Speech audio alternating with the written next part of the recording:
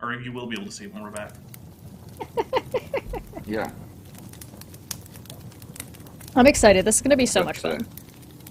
By the way, Chesh, the goblin in your intro, I've been asked multiple times if I made that. Oh, really? Yeah. I'm like, nope. That's from some program. I made that. Yeah, I made this. Yep. I mean, maybe I should get you to make me one. That has your style. Yeah, it's got my vibe. Yeah. I'd make a 3D goblin character, although it would be time-consuming and therefore probably not free. To be fair, you've also made a goblin character before, Murphy. Oh yeah, I mean, if you just want Murphy, you can have him. Ooh, I'll send you a blend file with Murphy on it. I mean, do be aware his rig is like a pile of crap, so you know. It's appropriate. He's a pile of crap goblin. Fair enough. He also does not have the dreads. Or the braids, yeah, the braids. He does not have the braids. Underneath that pot, it's just bald. Yeah. That's fine. So are goblins as goblin-y to themselves as they are to other people? Or is that... I would hope so. Like to each other? Yes. Yeah, they're pretty consistently goobers. From my understanding. And as a goblin myself. Yes, especially if it's to a goblin in another tribe. I should probably close my door. Oh, yeah. They're very tribal, okay. I've also met racist goblins who hate other goblins. Yeah. Goblins, at least in D&D, goblins tend to have some small amount of loyalty to their tribe, but then outside of that, other goblins aren't really normally seen as, like, one of us. It's just like, they're just another group that you might have to deal with. Maybe you can steal from them, maybe you'll have to kill them, who knows? I think the word you're looking for is capricious. Hey, welcome back. Yeah. Welcome back to Debate Hub. We're here. We got our drinking game for today. This is going to be hella fun. So make sure you got some water on standby. Make sure you're not driving anywhere and get your drinks ready because the drinking game is going to be awesome. I'm excited. We came up with the rules on the fly just now. By the way, this is the earliest I've ever played a drinking game because it's 2 p.m. here. Yeah, it's 4 p.m. my time. Yeah. Landon's like in the day still. 13. I'm at 13, so 1 p.m. for those that don't understand that an hour has 24 days. 24 hours. So everybody's actually in the p.m. at the very least. That was a joke, by the way. In case. Yes. It's a reference, kind of a reference to the Canadian. This hour is 23 minutes. Oh yes. Oh, hold on 1 second. Our chat's not showing. Let me make sure that gets fixed. Oh. There we go. Should be good now. Yes, chat is very important. Chat is. We also have our drink counter. Hell yeah! So we do have we can keep track of things. Now you'll have to rely on me. So if you see me miss one, you guys are gonna have to let me know. But I am also drinking, so I am liable to lose track of our number. So you guys are gonna have to keep me honest. And our rules as such are citation needed. So we're watching the History Channel and we're gonna be watching Arctic Aliens. And it was super appropriate with the two people I brought on today because Dapper is a history buff and Landon has not only been to Antarctica but has been in contact with the History Channel in the past. So my condolences, Landon. But it was brief, but we didn't. I've never been on the show. Yes. But so we're going to do with Antarctic aliens or Arctic aliens, or are we going to be bipolar? You know what? I'm not going to be able to tell the difference personally. So this one is Antarctica's secret alien cover up is the first video on the list. Oh, good. Ooh, okay. That sounds amazing. So it sounds like the land way down under, as opposed to the land slightly down under. Yes, we have which is nice. These guys don't know what we're covering. I kept it a secret from them, so this is their first time seeing this. So yeah, the most I've seen is a snowy landscape, and that's it. That's all I got. Yep. And I told colleagues don't tell me about this show because they started giggling. So, oh goodness! Wait, Landon, are you entirely unfamiliar with the show? I have never seen this ancient aliens things. I have. I'll be honest. It's a guilty pleasure of mine virgin. Because it's like a comedy, right? Like I watch Ancient Aliens sometimes when I need a good laugh because it's so absurd. Hi, Landon's colleagues, if you're watching. Yes.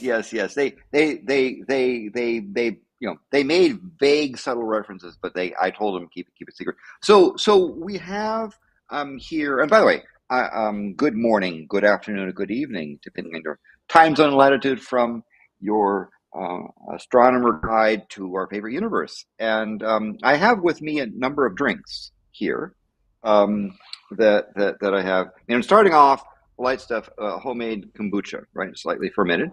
So that's sort of not really a drink. I have open a 2019 San Lucia Highlands Costa Brown Pinot Noir. One of my favorite appellations in there in Monterey County, California. So I've got a wine that's opened. Have a Lafroig Tenier there. We want to go for the tequila. We have Cazadores Reposado. I can't drink tequila anymore. I get in trouble. And we have a really nice Kentucky straight bourbon whiskey. Nice. Here. Nice. That's quite nice. We have a beer, in case you want to go beer. I'm mentioning this, folks, because I can get some guidance from the chat as to where to drink next. So I have a beer, Coastal beer. It's a Washington State beer, and of course for the hard stuff I have grappa. So I do have for the Landon wine, is a proper wine glass. Landon's basically at a bar right now. Right. And I was sitting here like, I got some hard cider. Whiskey's here, but the best part is for the shot stuff I have this particular glass here. You can see it, and actually is glass, recycled glass that was the cup was forged and marked at the. You see it says Atmos and Scott. So pull there. That's nice. So cool. All right. So real Antarctica glass. So chat. You go to the gift shop. You can get glasses like that. Chat's got to decide what you're going to start with. Is that what you're saying? Sure. All right, chat. So I do have a wine open. I've got whiskey, scotch. Maybe grappa should be held for later. I do have a beer, wine. So I guess beer, wine, or whiskey or tequila. All right, chat. You let us know what you think he should be drinking. Dapper, what you said you were drinking? You said you had some hard cider? I got some hard cider, and if needs be, I do also have some of the least expensive brandy money can buy on standby. Ooh. I've got, I saved some of my cobblestone stout specifically for this, so I've got these for today. Yep. They look like this. By the way, this is not a green screen. This is real fire at Treehouse. So I should have put the fire on my TV. You can't really see it though. Well, you have the dumpster fire animation for like the fire at the bottom of the screen if you're really feeling cold. It's true. We can set that up. That is right here. We can do that for when we're ready. We're having air from Canada coming down and getting us down to I guess we're forecast for -18. Which is 0 for those that are on. People seem to be suggesting that Landon starts with a shot, and then goes on to either the wine or the beer. Okay, so let's start with a shot. So let me start with the single malt whiskey. So do that now. Of course, we have a drinking rules, don't we? Yes. So let me go. Way, please.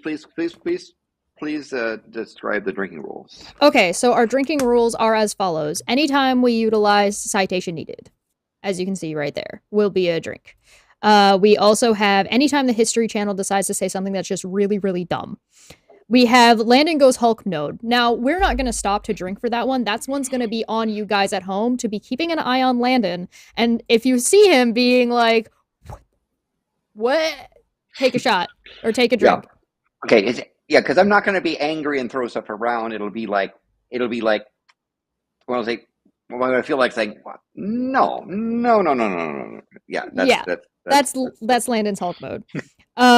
We have anytime they hedge their bets. So anytime you hear them saying like, well, if that's true, then maybe, things like that. So anytime you hear them saying something like that, that'll be a drink.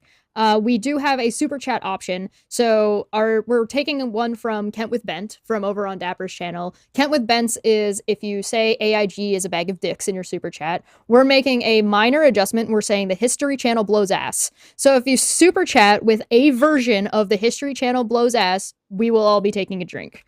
We also can't be exactly. You can't say exactly History Channel blows ass. You need to be creative, expressive, creative, that effectively gets around any censorship.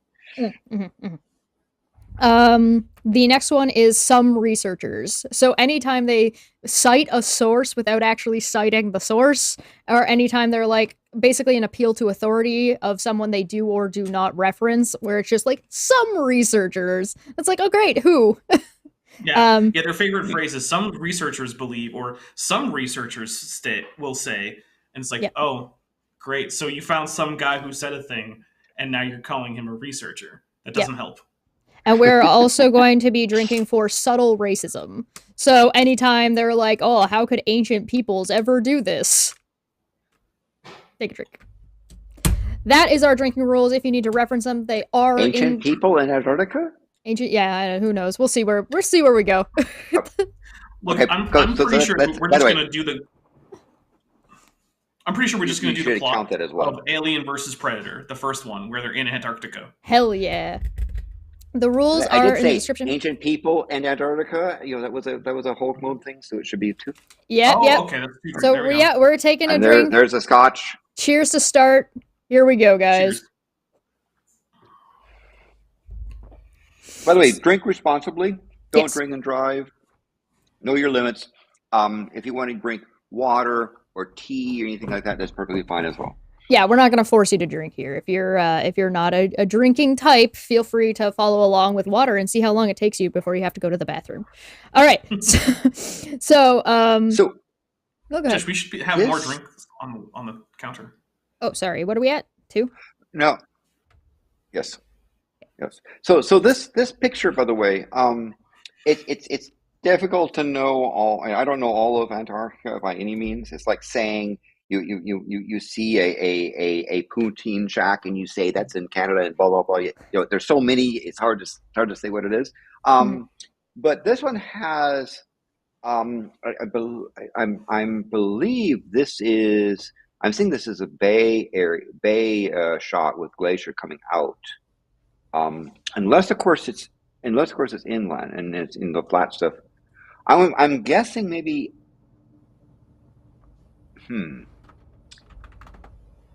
There is a really good chance that this is in the Ellsworth Mountains, but because I'm seeing land features there that look like it. So I'm going to guess Union Glacier, Ellsworth Mountains, but I could be wrong because there's lots of Antarctica. $5 says that they're not going to tell us. That it really does look like looking down Union Glacier, but there could be a lot of spots on there. The first video, now all of these videos that we're looking at are found on the History Channel's YouTube. So you can go and watch them for yourselves. They're also linked down below in the description. We are doing them in the order that they are linked down below. So this first one is called Antarctica's Secret Alien Cover-Up. That's where we're starting. All right, 3, 2, 1, go. Antarctica is a land of extremes. Nearly 98% of the ground is covered by an ice sheet up to 3 miles thick. A mountain as towering as Japan's Mount Fuji at 12,400 feet would not even break the surface. Temperatures regularly fall below minus 50 degrees Fahrenheit with winds of up to 200 miles an hour. During its peak season. That's like Casey. Okay, I've been there too, so I've been to both of those spots. Landon's just trying to figure out exactly where we're at, because this is why one of the reasons it's so good to have Landon for something like this. The dude has actually been there. Yep. Right. When you were there, how many alien artifacts did you come across? Approximately 0. Huh. Approximately. Hoskull for 2 said. I did. History Channel Gust's Galoots. Nice. Take a drink. I'll take a drink for that. Yeah. Excellent. But I have seen fossils in Antarctica. Oh yeah. And a lot of great it was marsupial.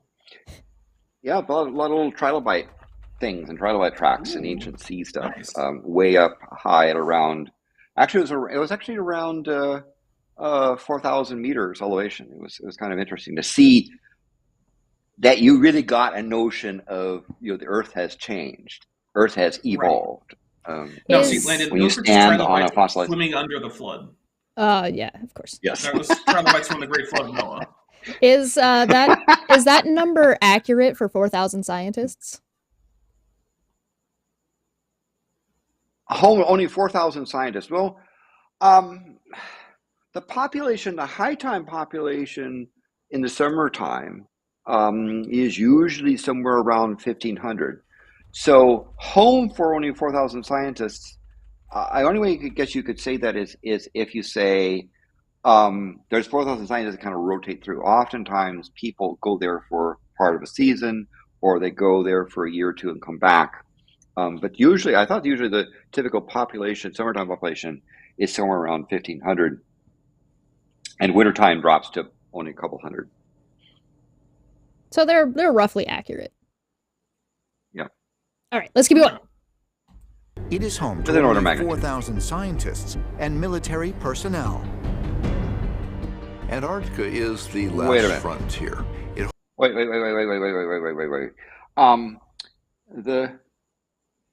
The Antarctic Treaty and countries abide by it forbid using it as a military base. There are military that go down there to conduct exercises. For example, India has a group of high altitude rescue people that practice in Antarctica, but it's not. And they have Chile has some people for training purposes, but it's not a place where you're allowed to actually have military bases. Now, military planes flying in and out because they tend to be rather rugged, but to say it's a military base is a little stretching it. Is it so they're kind of implying that there's more military activity there than actually is the case in presenting it the way they are? Yeah. Possibly, I think so. Would that apply to a drink? I think so. Okay, we'll take a drink. Take a drink for that one. Big dumb. Bad presentation. What are you saying, Dapper? Oh, no, I was saying that, I think the claim is going to be that because there's a cover-up, they're going to heavily rely on the fact that there is a military presence in Antarctica, because they're the ones who are doing the cover-up, obviously. Oh. Yeah. And understanding that in their, I have encountered people that are in the military for their countries. They're there doing research, and oftentimes, for example, those people are specifically trained. So the Finns and the Dutch, Norwegians are often there as well because they have a lot of experience in handling those situations, and they're handy to have around. But they're not sitting there military outposts and shooting and that sort of stuff. Would we call it subtle racism when they're going to imply that there's only one military there? Well, they haven't yet, so I think we should wait until they actually make that kind of assertion. Going to. I'm betting any money, because I've only watched parts of some of these. I haven't watched the whole things of all of them, because I wanted to let myself suffer a little bit. Yeah. So what is this Joseph Campbell Archives? I've been Googling that, and all I can find is that Joseph Campbell was a professor of comparative religion and mythology, and that the archives apparently have lecture tapes and items that he owned. I don't know what that has to do with anything. I'm adding a new rule right the fuck now. PhD, unrelated PhD. Yes, because so this person is a curator of this comparative religious archives thing. Okay, whatever.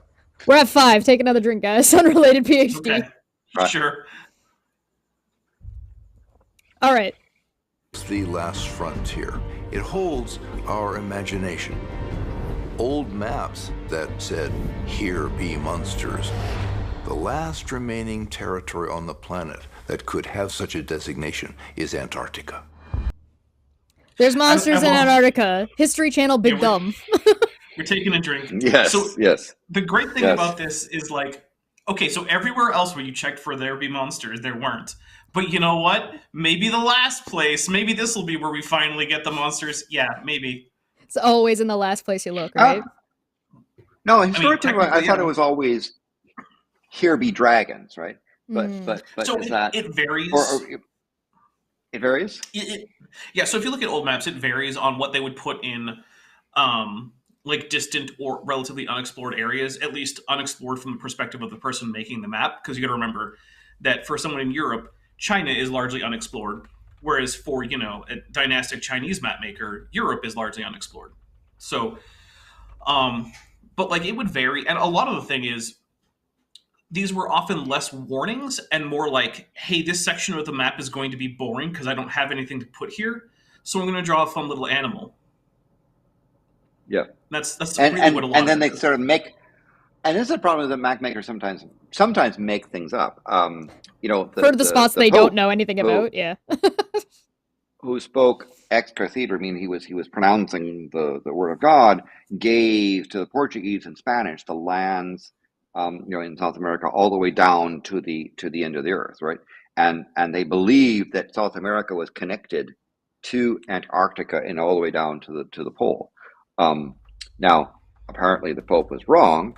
That might have something to do with his fallibility or infallibility. I like the idea of like monsters being like the way they're presented on the map and the way they're presented here as like big creatures. But I kind of like the idea that it's just one big angry snowman that is culminated of a bunch of smaller angry snowmen.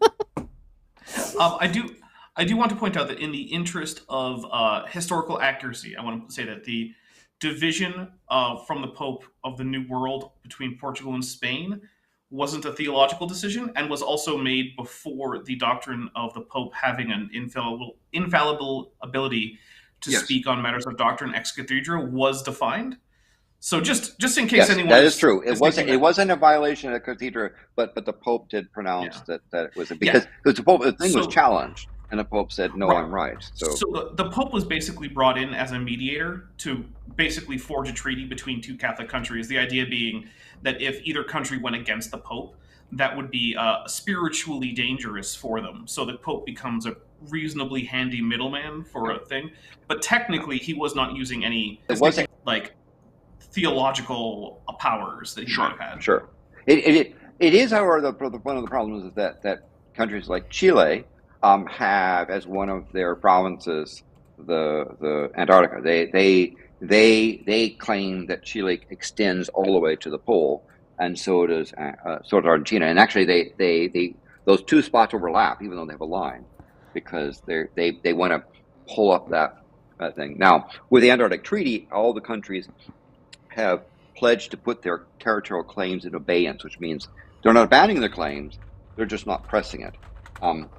Even so, when I fly back from, let's say, Union Glacier to Chile, Chile counts as a domestic flight. That makes sense. There's Rez in the chat makes a good point. He says, as a general rule, any conspiracy theory that requires a majority of governments from the major countries of the world to collaborate in order to keep it from the world can be dismissed out of hand. Yeah, that's fair. As well as I put the drinking rules in the chat as well and pinned it to the top. So if you're looking to follow along or if you're late coming in, the rules are all right there. Please feel free to join us, but drink responsibly. And let's keep going. Although it was discovered nearly 250 years ago, scientists have more questions than answers when it comes. Citation needed. Well, I think, science is about questions rather than dogmatic answers. So in many ways, there's lots of things we don't know about Antarctica. That's why there's active research down there. So it's just asinine then. It is something that's a little silly to say that, we have lots of questions about Antarctica. Yeah, that's That's what science is for. That's why there's a the lot geology, of scientists there. Mm-hmm. Yeah, but the geology down there is somewhat difficult because it is only about 3% is above the ice or is visible as rock. So we have most of Antarctica. We don't know the strata. We can only make approximations based upon things like One on Land and but Pangea. this is coming off of Here There Be Monsters, though. This isn't coming off of like, well, we don't really, only have this many people there, and we haven't been able to do a whole ton of research over the amount of time that we've actually had access to the area. This is coming off of Here There Be Monsters, and Antarctica is the last place that maybe we're gonna find a Leviathan. Is that the question science is asking? No, not normally. Right. I know of some people who've done paleontology in the area, and none of them are particularly thinking that they're going to find, a giant sea monster just hanging out in Antarctica. All right. Well, I won't there's some weird stuff around the oceans around Antarctica. It has a lot of weird stuff and things to explore. But yes, go ahead. Is it Leviathan poop? Maybe. We have more questions than answers, man. I don't know. There you go. Comes to this frozen continent. Due to the sheer depth of the ice covering its landmass, the surface of Antarctica is unable to be seen with the naked eye. And ancient astronaut theorists propose... It's right there. I can see it right here. I spent many weeks looking at the surface and have lots of cool pictures because ice does really weird things in those conditions. And it's fun to actually pay attention to the surface.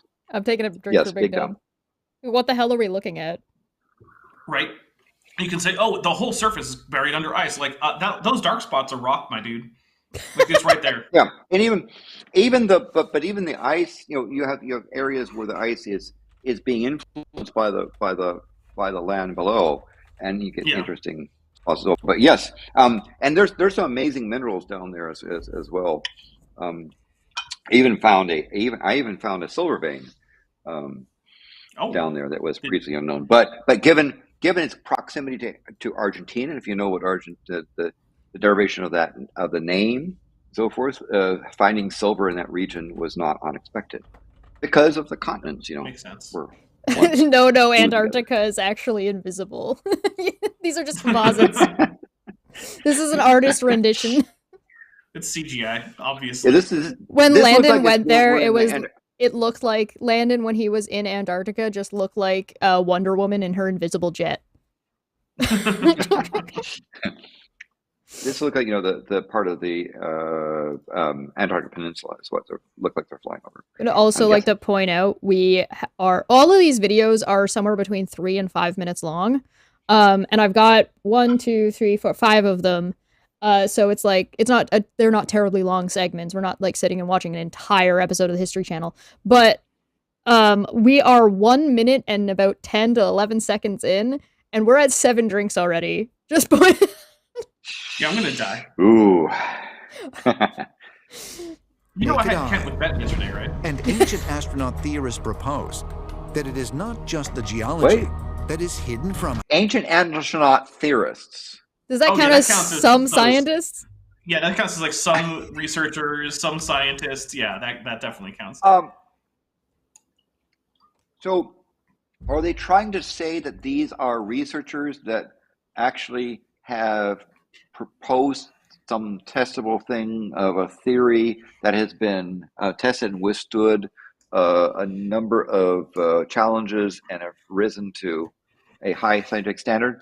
Or are there saying speculators of people that claim to be alien researchers? I like the idea that they are. I like the idea that they are ancient astronauts that are theorists. Oh, okay. I like that idea. Like, what ancient astronaut theorists are actual ancient astronauts who happen to be theorists, right? And they're proposing astronauts something from a long ago that have actually posed theories that have been scientifically tested to the level that elevates them to a theory. Okay. Well, they're like using theory in the colloquial term, not the scientific term, because they're ancient astronauts. So they're using the word theory like a guess. It's a game theory, an ancient astronaut theory. It's like the theory of evolution. Yes. Astronaut theorists propose that it is not just the geology that is hidden from us. I just want to point out, I'm sorry, I'm pausing this a lot, but I just want to point out when he says that there's just it's not just the geology that's hidden from us, we can literally see the rocks. Right? Yeah. It's right there. Does this count as does the editing count as big dumb? Because I could drink for that. Yeah, I mean it is true. My second bottle. Sure. Okay, I'm gonna go for the wine. Costa Brown, San Highlands, 2019. We are so screwed. But I guess the point I'm going to make here is it's hidden from us. I guess if you ignore ice, but there also we have a lot of stuff with ice cores have done a lot of things, and of course the physics that goes down there is actually quite quite extensive. Yes, it is frustrating that we don't have the type of rock samples that we'd like to do. We'd like to be able to drill regularly down through the ice to sample stuff deep below. But I'd like to regularly drill down beyond my ice, but whatever. They suggest there is far more human and perhaps non-human activity happening in Antarctica. They're hedging their bets. Yeah, that is hedging their bets. But I also like the non-human activity. That is just literally everything else. Yeah, those penguins are conducting a lot of non-human activity. Yeah, it's rather vague in terms of what's there. Even though the interior is pretty sterile, around the ocean, there's lots of biological activity. Mm-hmm. I mean, it doesn't say biological activity either. It just says non-human, which would mean ice, weather, everything else that's not a human. Yeah. Did that glacier move? Non-human activity, buddy. There you go. There was a temperature change. Than we've been told. Something seems to be going on this Wait, mysterious... what was that? What was that? Was that like one of those Star Wars? That was a spaceship.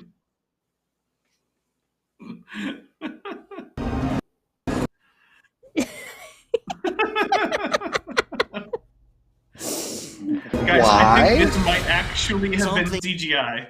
Yes. That might have been CGI. Just Maybe. Just a heads up. Maybe. Who is this guy? Seems to be going on.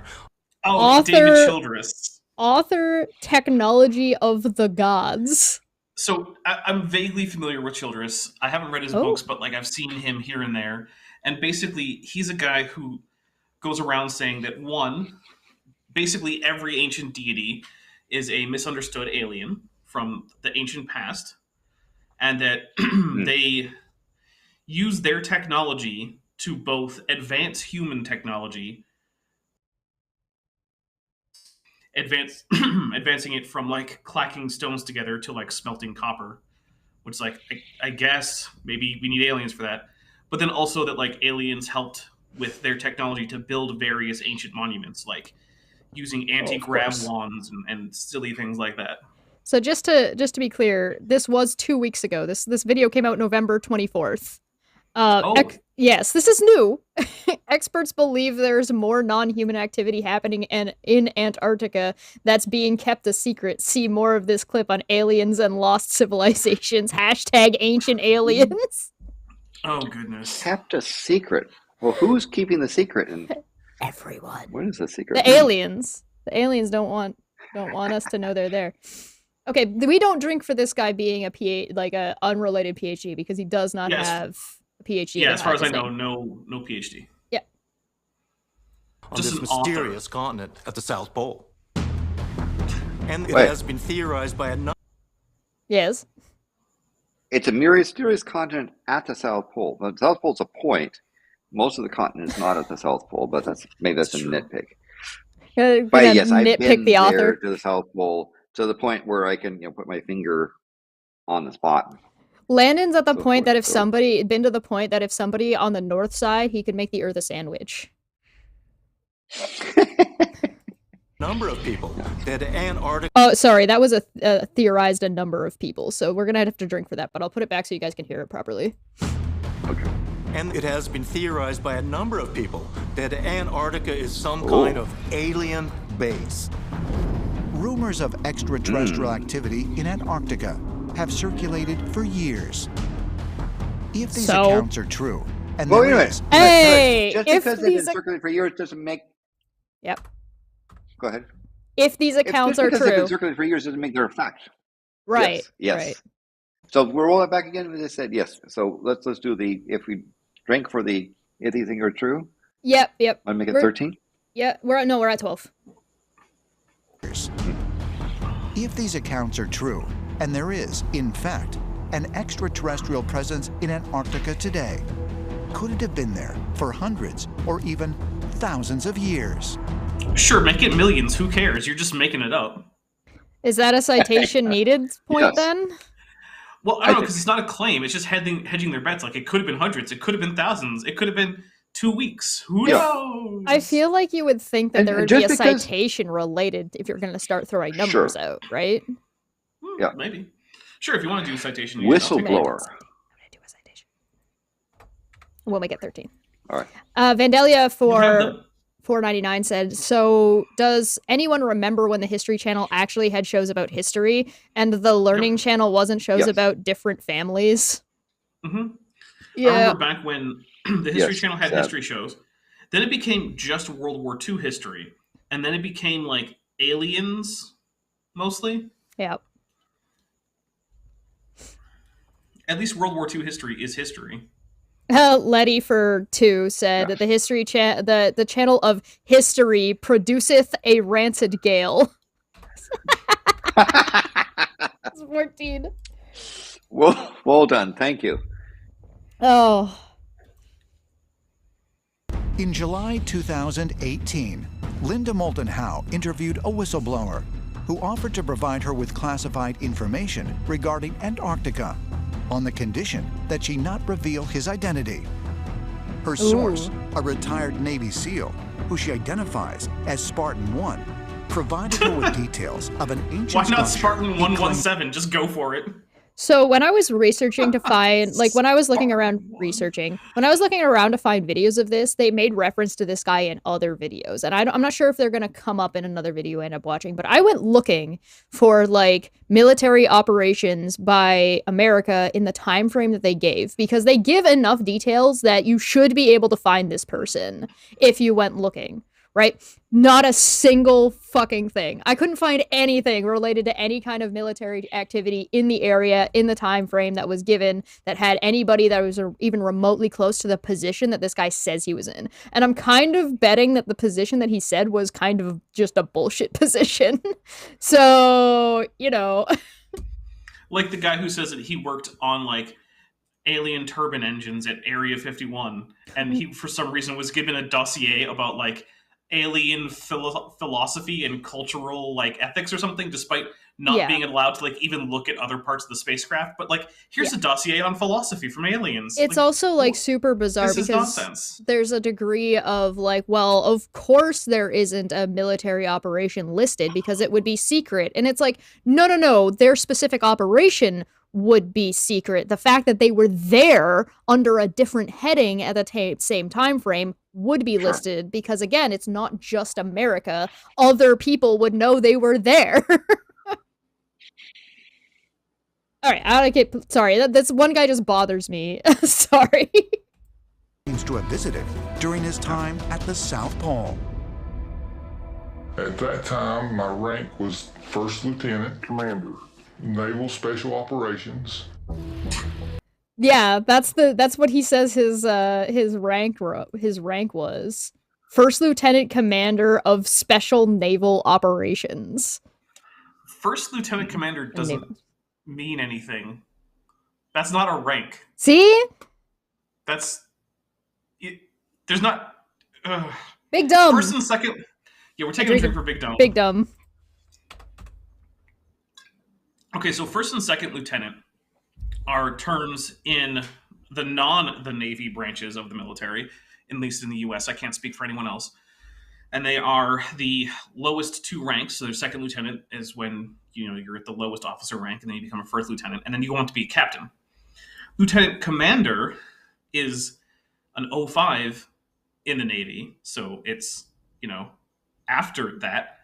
The first lieutenant commander is just mashing up unrelated vaguely related terms from the Navy and non-Navy officer ranks, as far as I can tell. I would like to point out anyone. So the citation for Dapper here is he was in the Navy. Yes, that is the citation. Yeah, I mean, the reason I know this is personal experience. Hey, so are you suggesting that this person might be have never been in the Navy at all? I'm suggesting that not only might this person never have been in the Navy, he couldn't even actually be bothered to look up what the ranks in the Navy were.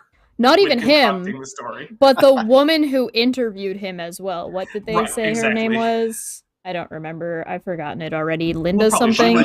Investigative journalist or something like that, yeah. Linda Howe or something, or Howie. Anyway, point being, we have this random dude with a random title that doesn't match anything, and the History Channel researched this and then decided to publish it. Big dumb. Big dumb. Oh, yeah. Oh, yeah. Naval Special Operations. We were inbound the southeast coast of Antarctica. Okay, can we point out also that this guy absolutely sounds like the stereotypical I was abducted by aliens guy? Well, I mean, that's the voice modulation. Well, I think the accent maybe. My question is, what's the southeast coast of Antarctica? Because I'm pretty sure most of the Antarctica has northern coasts. What is the southeast coast of Antarctica? I'm just big dumb for southeast coast of Antarctica. What would that even be? All right. Landon. I mean, there's a. There's a we have designated a so-called Eastern Antarctica, Western Antarctica, but southeast coast. I imagine there's probably some peninsula stuff that hooks around, and so you have a coastline that right. But then wouldn't you say that we were off the coast of this peninsula rather than saying we were on the southeast coast? Yes. I'm trying to figure out if there's any possible charity I could give to a designation of southeast coast. I'm having trouble imagining when it would be appropriate to say the southeast coast of Antarctica, but I've never been there, so what do I know? I mean, so the best I could say is okay, if you say East Antarctica is that larger section, and he's on the southern, do you suppose he means the southern coast in Eastern Antarctica someplace, which would be like, over half the continent edge, or I don't know. So did we drink for citation needed of what that was, or big dumb for what that was? Or are we just taking 2 shots? Big dumb. Okay. That's big dumb. Big dumb. We were dispatched for, unofficially, was a research reconnaissance mission.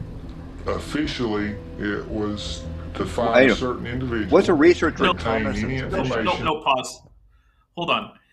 A research recon mission would just be like, hey, we're thinking about researching this area. Can you go out and see what's out there to see, maybe scout out a location to set up a base camp or something like that, right? That would make sense. Okay. But he's saying that unofficially, so the thing you're not telling anyone is that this is actually a research mission where we're trying to scout out a location or something like that, right? Mm-hmm. But officially, which means the reason you're telling everyone is it was actually a rescue mission. He's got these backwards. Yeah. There's no... So this guy might be the least convincing, whistleblower fake man that's ever been on the History Channel. We drink for this man, getting this backwards. Yeah. Come on, dude. There's no way this guy was actually in the Navy. And there's also, this... Is the number still at 17? Number is at 17 now. Yeah. I'm one step ahead of you, Landon. Nice Vermont Prime. What was the date? August 2003. Again, I went looking. There is no record that I could find of any mission. Isn't that the middle of the winter? That's a problem. That's a problem. A couple of things about so yeah, this is a Hulk mode. So Hulk mode. Drink for Hulk mode. Because shouldn't it be nighttime if this is supposed to be August? Yes, it's nice. It's nighttime, and the ice shelf will have the ice pack will have extended quite a bit from there, and most sane people don't travel in August. They stay under the ice. Not to say that this person isn't insane, but just this person doesn't sound. Not only is this person I think he's sound got like his calendar he's never been to the Navy. Yeah, I don't think this person's ever been to Antarctica. Or looked up anything about Antarctica at all. Right. I added another drink. I added one for what Landon had said. I also added another one for what Dapper mentioned of like, shouldn't it be nighttime? So big, dumb, bad editing. Okay, yeah. According to Spartan 1, when he and his team reached their destination, they encountered a large octagonal structure protruding from the ice. Cautiously, they proceeded to enter it. That's just a building. Oh, okay. At the very top of the first structure that we entered, there was almost 18 feet poking from the ice. The rest of it was hidden under the ice. Each door... Okay, can we point out that this is clearly buried in rock in their fucking diagrams here? Yeah, and their CGI, yeah. Yeah, this is not ice. This is rock. So I'm adding one more for Big Dumb, because this irritates the hell out of me with the consistency of what's going on. Also, hey, History Channel. This is just a pro tip for your like CG department. Most 3D renderers have an input for roughness, and you can make it so that your rock doesn't look shiny by changing the roughness value. You can even use the same map that you're using for the color and just feed it into that. And depending on your software, you might have to invert the colors, but it'll still work. Trust me. Just a pro tip. This sounds like a movie plot. Like, not even a good one. But with shitty CGI. Anywhere from 18 feet thick to around 30 feet thick. And even though these doors were that thick and that heavy... So wait, hold on, pause it. Finger and... Was this like a box shape or an octagonal shape? Because we've had both outlines now. Yes. Maybe the door was box shape. The door's definitely... Oh, is he saying that, like, this is the size of the door? Well, yeah, so that's one of his sketches, but earlier... That's one of those spring-loaded things see on the top, you know, for doors, yeah. Yeah. Earlier in this, the outline was given so that it was like part of like an octagonal structure, where it wasn't actually all parallel lines. Like right there, yeah. If you look at the CGI picture that they did, yeah, like see this, like, or maybe, yeah, that's an octagonal structure. So what is it? Is it a box or is it an octagon? He's saying that they came down this way and they found this and they found this big door, right? And then but the door is set on an octagon. Yeah, and he's describing, like, I want to say he's describing the thickness of the door, but it's very unclear. I'll play it again. Okay. Maybe I'm just very confused. Each door was the same. Anywhere from 18 feet thick to around 30 feet thick. And so not the same. These doors were... You can't be anywhere from 18 to 30 feet thick for all of them and then have all of them be the same. That isn't how the same works. Yeah. They're either all the same, thickness, or they have a very... Does that mean... thickness, I mean, are you about that they opened each door and measured how thick the door was? Or are they talking about, is he thick as in wide? It's very unclear. What he means is as like how deep it is. Like if you're like, so you have, I think what he's trying to say is they all had the same like height and width across, but the depth of each door varied from 18 to 30 feet. I think there's another problem here that you guys are missing. This box is being shown inside of the octagon. Oh, is that what's going on there? Yeah, see, there's the edge of the octagon in this top corner. Oh. This was very, very confusingly presented. Are we drinking for this? Okay. That's up to you. Yeah, okay. Landon says yes, we drink for this. with a big sigh. That thick and that heavy, you could take one finger and push them and they would open. There was no resistance whatsoever. The outside temperature... Are we taking a drink for all these random pictures that their CGI artist guy had to add to this? Technically, I don't think that's a drink trigger. Bad Wow. CGI. It's not that it's bad. It's that these are not being described in any way, shape, or form in anything that this guy is saying, and they're just being like all these like pictures are just being added in. It looks like the CGI guy got his 6-year-old or something to draw some aliens, and then he just scanned them and slapped them on as a texture. Hire Disney. Yeah. Doesn't Disney own these guys? Is show. Yeah, I mean, Disney could do. This is where Disney sends their intern animators. But you know this notion of building propaganda using emotional tricks on music and using imagery that over amplifies the text that's being said. One of the things you can tell with propaganda set is if you listen to it, you get a different impression than if you watched it. Obviously, this is a thing you watch. And so this little intro here is further indoctrinating you into their I wouldn't call it a cult, but in a propaganda set. Their idea, their rumors. It's dishonest presentation. Jesse Garrick said Lumiere fan art.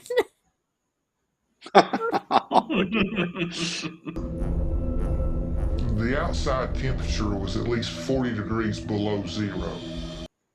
Can we Citation needed this guy with all of his references to sizes and all of his references to all of his number references? Because you'd think his sketches don't have those numbers, those dimensions written down anywhere. And it's okay, so what did you use to measure? You were on a research mission. You should have had tools. You should have had things, especially if you were going to go in, right? You would think. Yes. Cool. We're Citation needing this guy. So is he saying this is in the interior, or this is on the coast? This is in the interior now. The thing is on the coast, and this is in the interior of that thing. So minus 40 in August is not very plausible. I mean, if he said minus 60, minus 70, of course, I guess it depends on what units. And minus 40 Kelvin and Celsius are the same. Well, yeah, minus 40 is the meet point for Fahrenheit and Celsius. You can't do minus 40 Kelvin under normal circumstances, Chesh. Come on. That's not how Kelvin works. But it's I would think if it's in August, the temperature would be much, much colder. But that's just I don't think this guy knows that August is winter. Yeah. In Antarctica. This guy seems to be under the impression that it's the middle of the summer because it's the summer where he lives. It's America and not America. Well, yeah, he's clearly American. I mean, you can tell with the accent. Also, he's claiming to have been in the U.S. Navy, so... Right. Yeah. Once you stepped inside these structures, the temperature was an ambient 68 to 72 degrees. He's using Fahrenheit. Ambient. Yeah, he's using Fahrenheit. Yeah, because if that was Celsius, my goodness, that would be... quite the interior ambient temperature. By the way, this is one of those so what big buzz moments because it's often the case when you have structures that you can have quite a bit of temperature variation. I mean, I was one of my favorite tent makers would typically have a tent where it was minus 50 Celsius outside and 5 inside, right? Right. Almost 55 degrees Celsius difference. And the material is relatively thin, but it made use of UV light absorption and other things there. So having that kind of temperature range is not that was in a cloth structure and in a physical structure is quite there. And of course, if you go into Odmundson Scott South Pole Base, they keep it in a nice 15 to 20 degrees Celsius. So they keep it at that 68, 72 degrees Fahrenheit inside, and it can be brutally cold outside. So this temperature gradient thing is not anything special. I have a bit of a question about this because would there not be pictures that were taken with that kind of temperature variant when it's that close to the surface? Because it has to be that close to the surface for this guy to have walked in there during the middle of winter. Sure. And if this were real, you'd be able to see it from some kind of thermal anything. Well, so that depends on the level of insulation, right? Like maybe they've got super alien insulation so that the outside stays at ambient outside temperature, basically. Super alien blankets. Insulation. Yeah. And if this sort of thing is classified, then the pictures would only be available at Mar-a-Lago in Florida. They might have copies at the Pentagon, Landon. They might have copies at the Pentagon. EMP for 5 says, drink, as he said, the doors were heavy but opened with one finger, so how were they heavy? Ancient alien magic, obviously. I don't know what you mean, but I'll take it. I'll take it. All right. I mean, sufficient lubrication can make it pretty easy to move extremely heavy things. I think the question is how does he know that they were heavy if as soon as he touched it, it moved? Yeah, and we are not dealing with anal probes when he's referring to sufficient lubrication. Well, no alien anal probes. We're dealing with door hallways and doors. Hey, if he wants to be alien anal probe, that's his business. It's fine. What about the ceilings, hallways, floors? It was lighted from the inside, but we could not find the source of light. Okay, bullshit. Yeah, there's a difference like some nonsense. There's a difference between finding out how light is powered from finding out where the light is coming from. If it's like an LED screen or like a screen that has a backlight to it, you'd still know that the light was coming from that backlight behind the wall. So look in the direction fuck you. It's brightest. Right. This is absolute bullshit immediately out and the fact that it is not called out and presented as anything that makes sense is big dumb, and I'm taking a drink. As an artist, I'm mad. No, ditto, because you can't just say, oh, it's just bright. That doesn't mean anything. Couldn't tell where the light was coming from. Bullshit. Yeah. It was a lime green in color. Ew. The walls were lined with what I call hieroglyphics, but nothing of hieroglyphics that I've ever seen in my life. Convenient. Then why would you call it that? I mean, you could... Like, a vague sense of aesthetic similarity is probably what he's trying to imply. Oh, okay. We'll give him that one then. Okay. Could there really be mysterious structures buried at the South Pole? Okay. Could there really be? Oh my god, yes. Taking a drink for that. So another drink. Yeah. Could there be? Yeah, sure. Have we been presented with any evidence at all?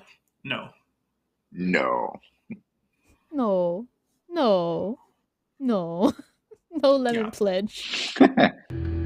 Structures built by an advanced extraterrestrial civilization in our remote past. Buried underneath the ice in Antarctica could well be stone temple constructions. There could be biological material, remains of beings that lived there. Biological material. Who is this guy? Investigative mythologist. That's a title.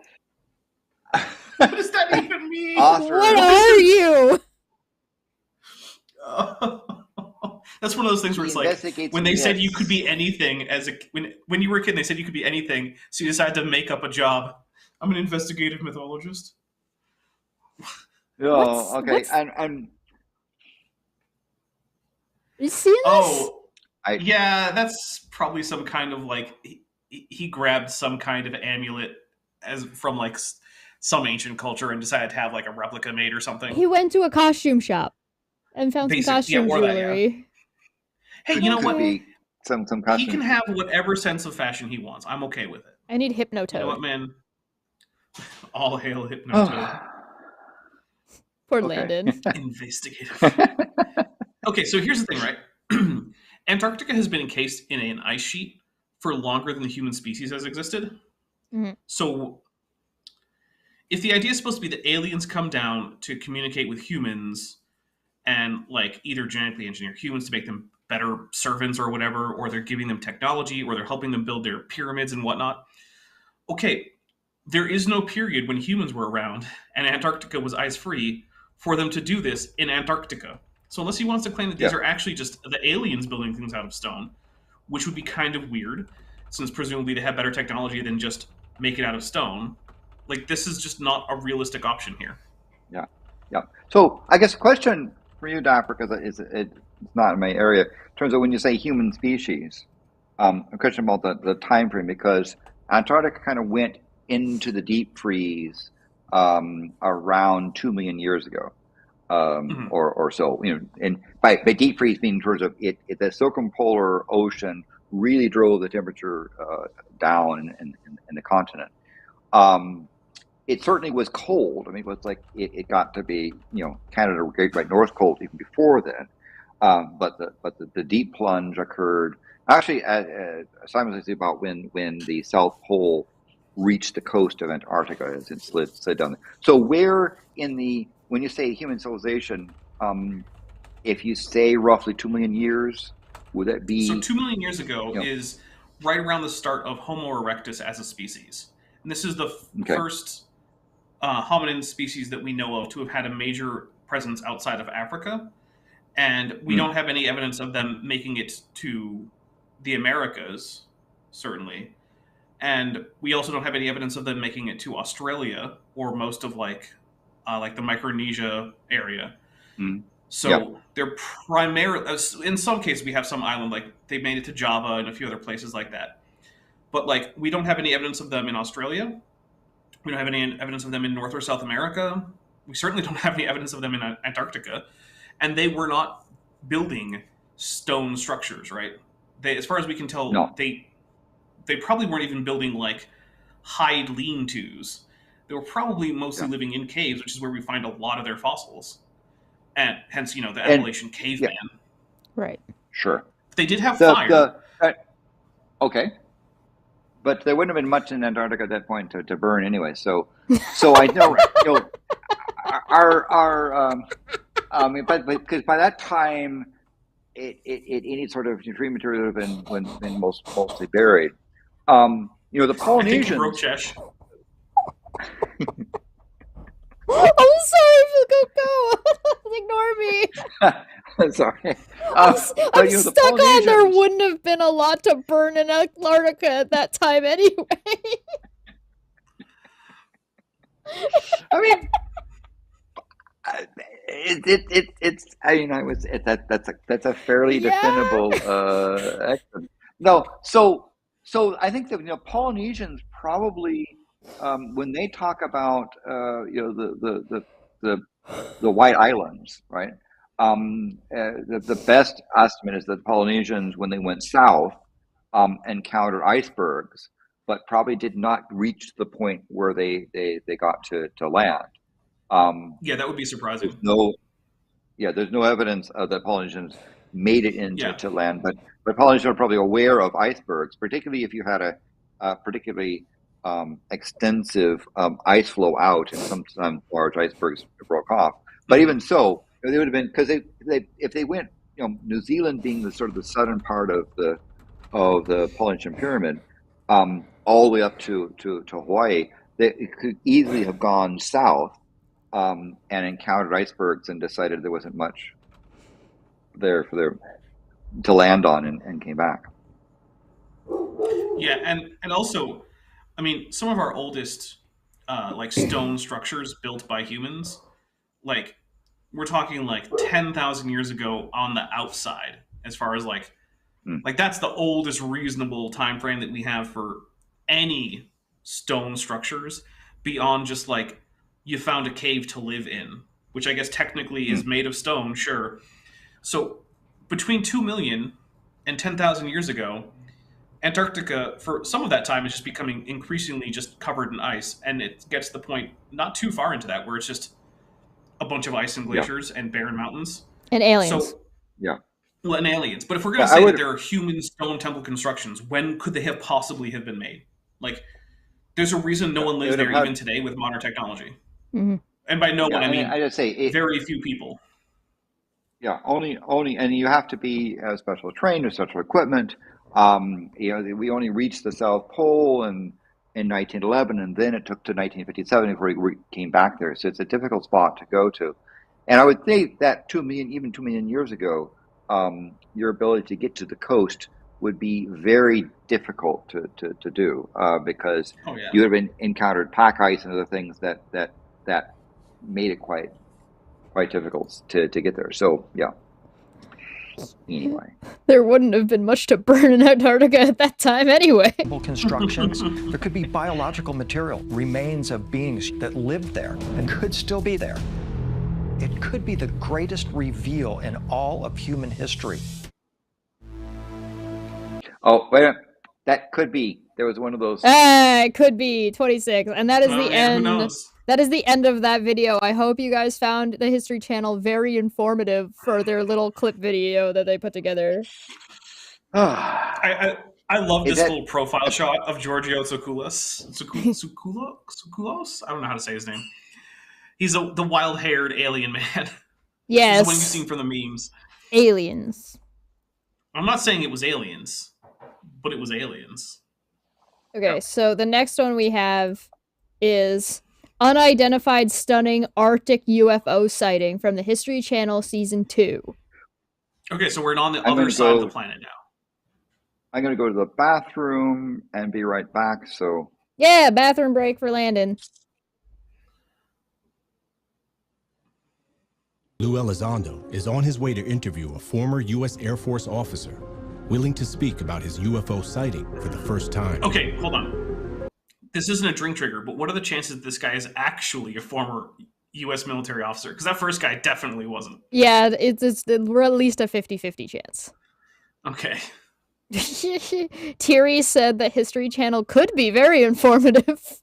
Yes, it could be. That's true.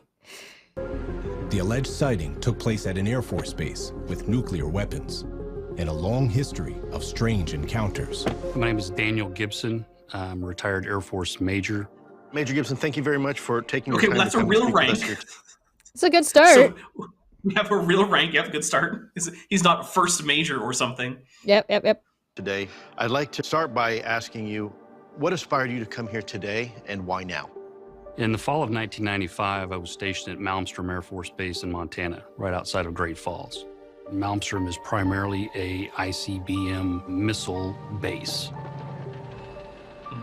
Since the 1960s, Malmstrom Air Force Base has housed hundreds of intercontinental ballistic missiles with nuclear warheads capable of destroying entire cities.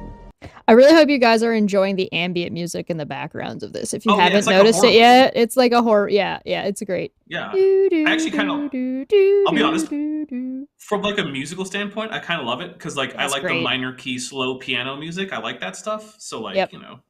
Yep. During the Cold War, the base was a key part of America's nuclear arsenal that provided a protective arc across the nation's northern tier. Is that correct? I don't know enough about the American military to know if that's true or not. So I don't know enough to know the names of all the individual bases that housed ICBMs. However, I do know enough to know that it is the case that there were numerous of them, especially spread across the northern United States, so they could easily hit Russia. And that each one did, in fact, house quite a few ICBMs, and they were run by the Air Force. So basically, in the United States, with the military arsenal, the Marine Corps is in charge of security around nuclear weapons for the most part. Mm-hmm. However, the actual operation of those weapons is divided between the Air Force for land-based ICBM facilities and the Navy for submarine-based ICBM platforms. So far, none of this is an immediate red flag. Like I said, I don't know enough to look up to like know all the names of all the bases. But like the general story we're getting here is, as far as I can tell, like, checks out. This checks out. Landon, you're muted. Oh. Still muted. I believe in you. He didn't want us to hear him peeing. I mean, that's fair enough. That's fair. Did I mute Landon? I'll make sure it wasn't me. It was not me. Yeah, nobody needs to pull O'Reilly. For anybody who doesn't know because I don't really cover this kind of stuff on my channel, Anthony Riley is a well-known flat earther who decided to piss on camera during a stream. Yeah, he did. Into very obvious. Into like a water bottle or something, if I'm remembering correctly. Well, I mean, what's the other option? Is he gonna like have is he gonna just stream from the toilet? Yeah, that's what Katie Joy did. She brought her phone into the bathroom during an Instagram live stream, and it was staring at the ceiling while she was taking a piss. Oh dear. Yeah. So Am I back? Gross. Yeah, we hear you, Landon. So did I miss anything intelligent in the film so far? Okay. It wasn't particularly intelligent, but it also wasn't obviously dumb, because like most of this stuff is just like the background stuff that checks out. Like when they said like Antarctica's really cold. Yes, that checks out. Good job, guys. Yep. And this guy does appear to be like his rank that he says that he was in the military is not like absolutely absurd. Right. He says he was a major, which is like a real thing to be in the military, unlike a first lieutenant commander, which is not a thing. I'm betting that there is actually some kind of like he saw an unidentified object and there was something that happened, but I'm betting that the History Channel is going to take that story and try to blow it up into obviously aliens. That's what I'm betting. Well, the thing is, so Air Force personnel, especially pilots, seeing an unidentified object is actually not that uncommon. It happens. Right. However, making the jump to therefore aliens are buzzing around U.S. nuclear facilities, it's a pretty big jump. Yep. Launch trajectories from the Soviet Union come over the poles across Alaska and Canada. A ring of bases were established across the northern United States to house both ICBMs and strategic bombers. And they were the bedrock of our strategic deterrence and our security and safety. That's all true. But what does this have to do with aliens? Just the fact that there were people there in the sky at the time? So I think he's going to say that the aliens have a special interest in human nuclear activity, because that's been a trope since like the 1950s. That's a good bet. What do you think? I think so. And I think they're also trying to establish that this person knows secrets. Because he will describe things, and therefore he has special knowledge. Maintain alert under Warplan Bravo. In the fall of 1995, Gibson was on board a KC-135 as it conducted mid-air refueling for a fleet of B-1B strategic heavy bombers, which can carry nuclear payloads anywhere in the world. Once the refueling was done, we started our trip back to Malmstrom. I moved forward to the flight deck to enjoy the Aurora Borealis above us. Flight paths for these refueling missions often included views of the Aurora Borealis, or Northern Lights. All of a sudden, there was just this very bright light. The aircraft commander and During the Aurora Borealis, there was a really bright light. I can't imagine what it might have been. I mean, yeah, it could have just been a particularly bright instance of the Aurora Borealis. That's like a definite possibility of something that could happen. I'm just pointing out that what do you think the aurora is? It's light, right? Yeah. So, yeah, maybe there was a flash and like, I'm not doubting the guy's story. I'm just saying how absurd it is to say the Aurora Borealis was happening, and then I saw a bright light, as if that's not what the Aurora Borealis actually even is. Yeah. Well, actually, the Aurora Borealis is not very bright. Right. Right, that's the thing. It's fairly dim. True. It's only comparatively bright because you're usually noticing it at night. Right. And actually, like that, the interactions that occur that cause the Aurora Borealis, which is basically ions hitting the magnetic field near the poles, that happens during the daytime too. It's just that you can't normally see it because it's not going to be bright enough. Yeah. Right. co-pilots. They saw it first. Time kind of froze for us, but it was probably a good minute that it was there. This light, we watched it all the way down into the Aurora where it stopped. And you could actually see the down Aurora. Into the Aurora? Because Aurora is above. Are you talking about in degrees above the horizon? I think down is relative here. So like he hasn't mentioned how close or far away the object was. So down could mean that it was actually, like, just from his viewpoint, it would have moved down. But that doesn't mean it actually did move down, if that makes sense. Because Aurora is generated, high altitude, like 60, 80 kilometers, way above where they would have been flying. And so I'm guessing the only way it can make sense is if the Aurora was ahead of them and beyond on the curve, and this thing happened to come between them and the Aurora. The curve that definitely exists, by the way. Definitely. Yes. I don't know, man. I haven't seen that curve with my bare eyes, so, flowing around it. Just like you've never seen the Antarctica. That's true. Antarctica might not exist. actually invisible. As if you see a bow wave going around the front of a boat.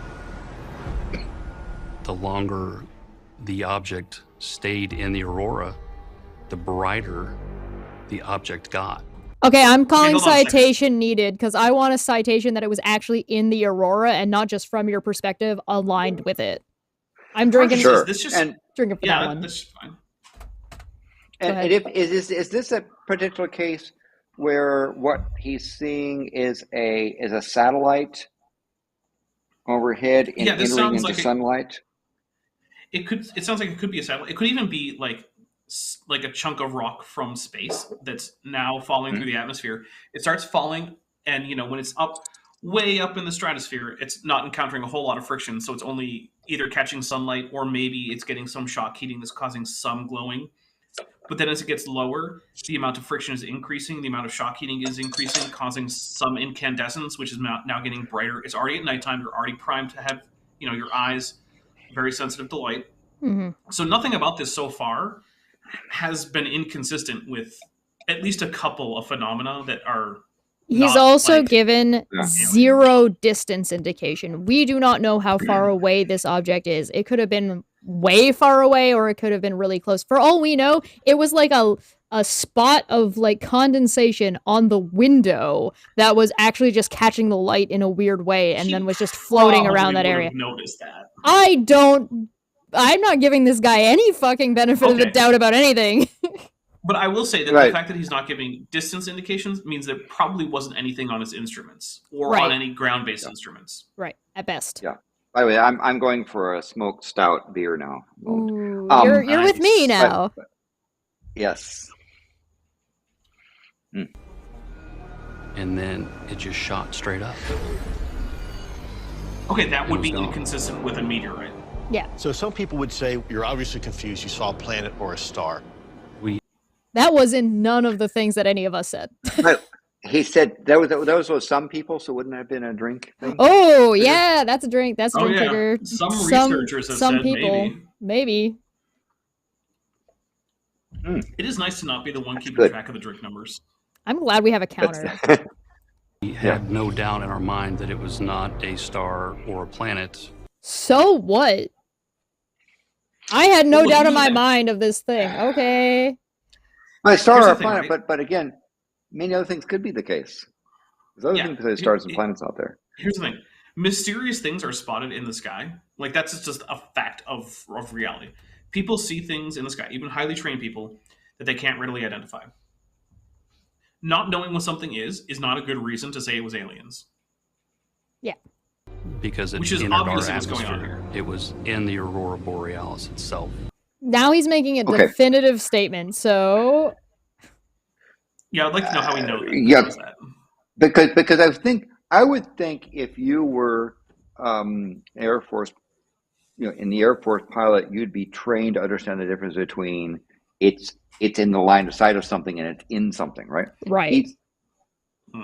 If he saw an airplane, he wouldn't say that could be in outer space, but way far, right? You have and some just really big. So notion of again, the aurora borealis is way above, and whatever it was that he saw or thought he saw wasn't necessarily that far and that high altitude. It just had it could very much be in front. I've seen the International Space Station. It moves at a very fast clip. This was moving 10 times plus. Citation needed. Citation needed. Yeah. 10 times plus. I mean, that presumes he knows the distance and he knows the angular.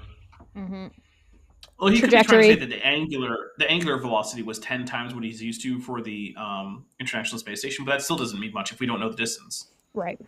And you see a meteor go across. You think, well, that's even goes even faster across the sky than the International Space Station. Yeah. But the International Space Station is traveling faster than that meteor. The space station's got the zoomies, that's for sure.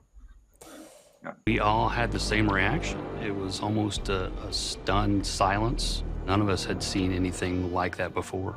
Not a single one of you were like, yo, you guys see that shit? That seems unlikely to me, but okay. Some folks will say, well, you know, it could be a Russian first-stage booster rocket coming in on re-entry. Well, initially, we thought it was. Drink for some people. Yeah. All right. There's a nice Mersenne Prime. Now we're getting to a power of 2. Shooting star. But then we saw the speed at which it was descending. And then it stopped. Okay, hold on. Well, okay, the stopping, yeah. I was going to say, the speed which is descending doesn't matter a whole lot because things falling from outer space go very, very fast. But the stopping is unusual. And I'm not here disputing that this guy saw something weird. Yeah. It just doesn't... What do you get from that? Like, what conclusion can we draw from guy saw weird thing? I'm willing to believe Nothing. A group of them saw something and were like, what the fuck was that? But that's all I'm willing to give. Mm-hmm. According to Gibson's account, the object possessed 3 of the 5 observables. Instantaneous acceleration. That's not what he said. He just said it went up real fast. Instantaneous acceleration. Isn't acceleration defined with a time in there? Yes, because to have instantaneous acceleration, assume that delta t is 0, which would imply infinite acceleration, would imply infinite energy, and the universe would be toast. I feel like this falls under I don't big know what dumb. this instantaneous. Yeah, because like, so the thing is, acceleration. Like if we think about it, like in terms of math, right? Acceleration requires time. Right. So acceleration is the derivative of speed, right? Yeah. You take speed, you graph it out, you take the derivative of that, and now you have acceleration. I think the equation is what, like velocity equals time divided by distance. Well, yeah, but there's you have to make distance sure there's divided by a time. Vector associated. Oh, okay. Yeah, distance divided. Listen, I'm trying to remember grade 10 physics. Yeah, velocity. Distance divided by time. Distance divided by time, and then you can interchange those. So if you have an instantaneous change in velocity, right? Your velocity graph is going to have a sharp corner rather than a curve. Now, when you have a sharp corner, you can't actually define the derivative at that point. It just becomes undefined. So are we saying that aliens have the technology to just have undefined acceleration? What does that even mean? Or transcend like physically, what does that mean? Yeah. Yeah. It's just a physically nonsensical idea. Like just the very basic math of physics, like Newtonian physics, just word fails. salad. So is it possible that they're instantaneous? What they were looking for is sudden. Yeah, sudden might work. Yeah, or enormous. Yeah, or like fun thing. Short. The if you take acceleration is the derivative of velocity. Mm-hmm. The derivative of acceleration is called jerk. I just like it because it's called jerk. Yeah. It's because you're a dinosaur and you like jerky. The ability to accelerate instantly from a standstill. Hypersonic velocity. Wait, no. Speeds of 3,700 miles. Accelerate instantly from a standstill. Yeah. Instantaneous acceleration. Yeah, the ability to accelerate instantly. The ability to accelerate instantly from a standstill. From a standstill, hypersonic velocity speeds of 3,700 miles. So we're citation needing this, right? Because where the f they pulling these numbers from? Oh yeah. Well, there's a definition for supersonic and hypersonic, but I think this notion of accelerating from a standstill, right? Right. That we're not going to get into sort of the Zeno's paradox of stuff, but things that are still relative to your reference frame that begin to move begin to accelerate from things. But I think what they're saying is I think what they want to say the writers should have said sudden or enormous rather than this notion of instant. They're trying to use like sci-fi language though, right? To present this that it's aliens, so they got to use like they got to use like things like the flux capacitor, yada yada yada. It's not instantaneous. That's just not how warp acceleration drive, works. And that sort of yeah.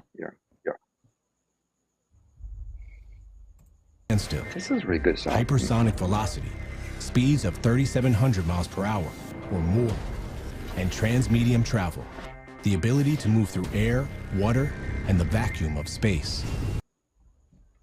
What? Is transmedium travel actually terminology that is used anywhere? Not that I'm familiar with. No. I mean, asteroids that come out of space pass through the atmosphere and slam into the ocean.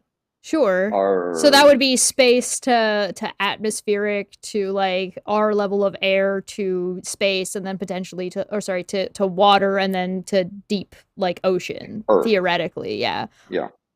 So the solid, right? Yeah, we do this all the time. When you go swimming, you're what did he say was the term? Transmedium? Transmedium travel?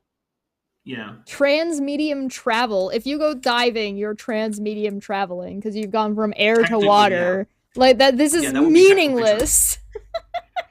Yep. Is this big dumb? If you're an astronaut who's ever gone swimming, you have completed the trifecta of transmedium travel. Congratulations. Good job, everybody. Big dumb. Yeah. And if you've been on a spacewalk when there's solar wind, you have plasma too. So if you've been on a plane, I count planes. Planes count. Okay. Yeah. No. You're getting to like way higher atmospheric pressure, so I would consider that like you're still in air, but like I think that's enough of a change. And transmedium travel. If they're allowed to make shit up, I'm allowed to make shit up. The ability to move through air, water, and the vacuum of space. Ooh. You're going from an atmospheric environment to potentially a vacuum environment. I don't know of any object in our inventory that has the capability to stop mid-re-entry, stay in position, and then once it's done, accelerate back out of the atmosphere. He's talking about basically what would be like a spacecraft helicopter.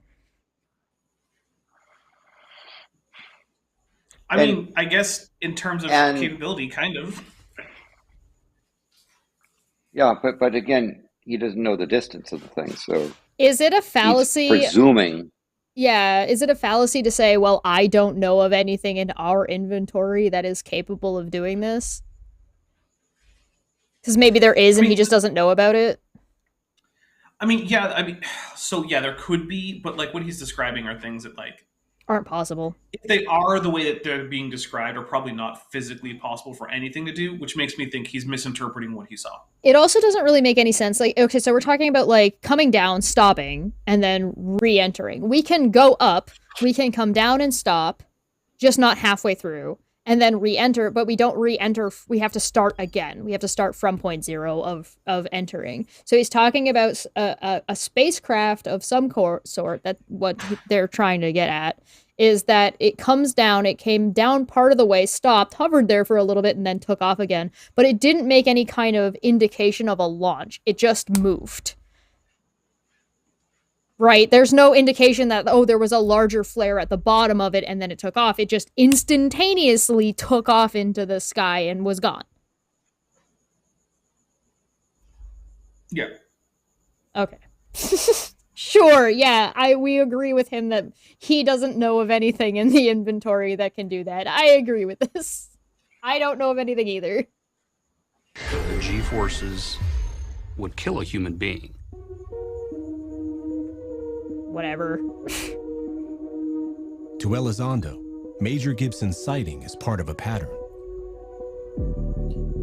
While working with ATIP, the Pentagon's Advanced Aerospace Threat Identification Program, Elizondo says investigators researched multiple UFO sightings around northern tier nuclear bases during the Cold War. These sightings were part of a recently leaked 500-page government-funded report detailing dozens of alleged Cold War UFO encounters. Investigative journalist Tim McMillan has studied the report. There's a chart that showed the number of UFO sightings within proximity to different nuclear facilities that house weapon systems. There's a distinct correlation that these objects appear to be encroaching upon airspace of the northern tier. Okay, this sounds like sampling bias to me. So here's the thing, right? Where is there going to be a lot of air traffic from... Because remember, he's working for ATIP, which was a real thing, right? Yeah. It was an actual Pentagon program. Tell us what ATIP is, Dapper. Okay, so ATIP, it basically was what the show was saying it was. It was an investigation into unidentified flying objects as a method of basically threat assessment of, do we know what's in the airspace around the United States, especially around these Air Force bases? But the thing is, of course, that program is going to report on objects flying around military bases because that's where it's looking, right? It's like if you decided, hey, I'm gonna collect ants, and I'm gonna see where ants live, but the only place you check is your yard, and you come to the conclusion the only place ants live is your yard, you're being stupid. That's not how that works. If the only place you're looking is around military bases, then of course you're going to find, oh my goodness, there's UFOs around military bases. That doesn't tell you anything about the actual incidents worldwide of UFOs around military bases versus other places.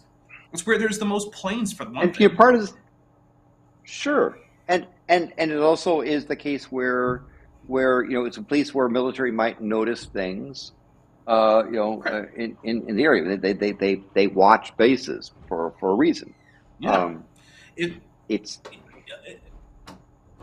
one of those things where it's like, you ever see the thing, it's like, there's a whole meme. It's maps that are just population density maps in disguise. Where it's like, oh, look where the most churches are in England. And it's just like, that's just a population density map. You found out the churches are where people are, unsurprisingly. It's like looking at Tim Hortons. It's the same thing. In Canada. Yeah, basically. Yeah, where's Tim Hortons the biggest? Oh, unsurprisingly, the biggest population centers, huh? Weird. Right over there. Yeah, right. Down the road, that way. So it's the same thing, right? Within walking distance, guaranteed. Yeah. By the way, so it's the same thing. Where's the Air Force finding the most UFOs? Oh, I don't know. Air Force bases? Where they're looking. Right.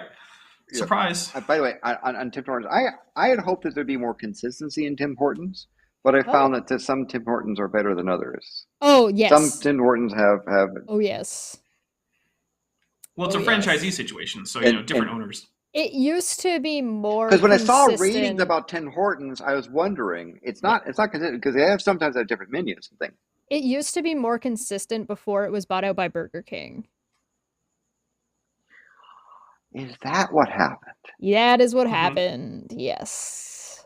Oh, that's why there was a whole thing about like, does Tim Hortons really count as Canadian? Yeah. And then all the franchise owners were like, well, we're still Canadian. Yeah. So please keep buying our things. Yeah, that's a whole other stream. We can talk about that another day because it's a shit show. Jack for 5 says, does anyone want to remind the class of what the U stands for in UFO? Unidentified. Yeah. Which means if you could say for certain these are aliens, they're no longer unidentified. I'm drinking for the numbers alone being alarming as a big dumb fallacy. Okay. Yeah, that's fair. Look at just those numbers alone. It's alarming. Your face is alarming. I'm sorry. That was mean. One of the most remarkable Cold War era sightings also occurred near Malmstrom Air Force Base, 28 years before Gibson's experience. In 1967, several Air Force personnel reported seeing a glowing red object flying over the base. The object appeared to move rapidly and was able to make sharp 90-degree turns, stop abruptly, and reverse course, much like the movements described by Major Gibson nearly 30 years later. Both the UFOs had this incredible ability to take off and basically go from a very low velocity, almost a complete hover, to an incredible speed in the instant of time. Citation needed. I'm just gonna say, well, yeah, first citation needed. That guy looks like he should be on like a show about restoring classic Harleys and not doing this. I feel like this guy. You missed your calling. Yeah, this guy looks like either that or tattoos or even cooking. He would like fall under any of these like reality TVs about like a trade. Yeah. So I'll rip this guy's career. Yeah, doing the alien thing, not the greatest call. You could have been a star in a whole bunch of other reality TV genres, but nope. Oh yeah. Instant squared. Yay, nice number. And there is one more detail that concerns Elizondo and his team. Ooh. Reportedly, moments after the sighting, 10 of Malmstrom's nuclear warheads were suddenly, inexplicably turned off. What is these? Hold on. Why were they on? What does it mean? What does it mean for them to be off versus on? Like, Yeah, Landon, maybe you would know. You have more experience with nuclear weapons than I do. I mean, are they saying that the telemetry was removed? Or are they saying that they were disarmed? Because at home, I would hope they'd be They in shouldn't just be armed situation normally. of disarming. This is during the Cold War, were they just all on all the time? No. Well, the thing is, what does it mean for a nuclear weapon to be on? Drinking for this. I would think that there's two possibilities. One is you're referring to instrumentation that makes sure it has connection with the device in terms of getting telemetry from. The other would be whether or not it's So, for example, when you armed it, the old style stuff, you would apply power to it and bring the guidance computer in the system online and up. But you wouldn't normally have those things running because you didn't want to have mistakes made.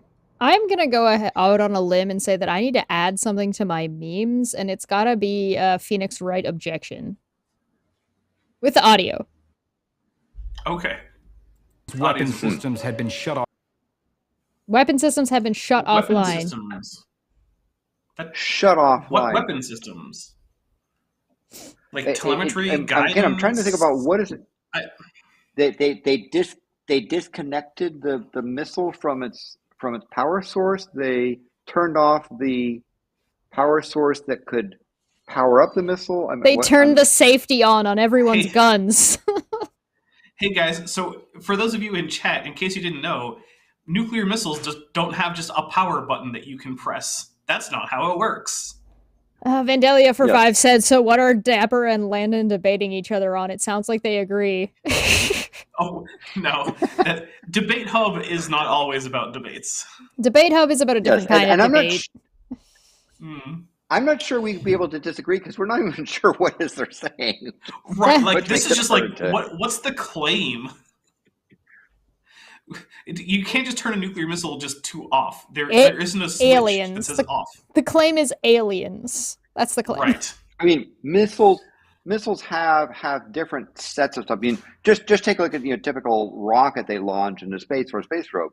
You go from it being connected to power sources to telemetry to gearing up the propulsion system to launch and so forth.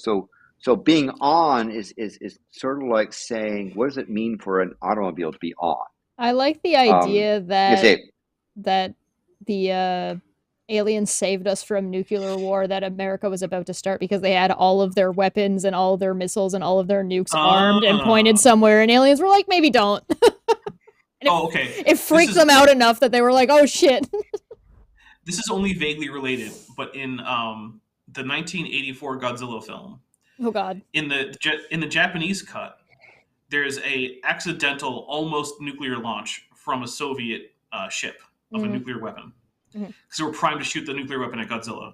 But then at the last minute, the ship's been stomped on by Godzilla or some silliness, right?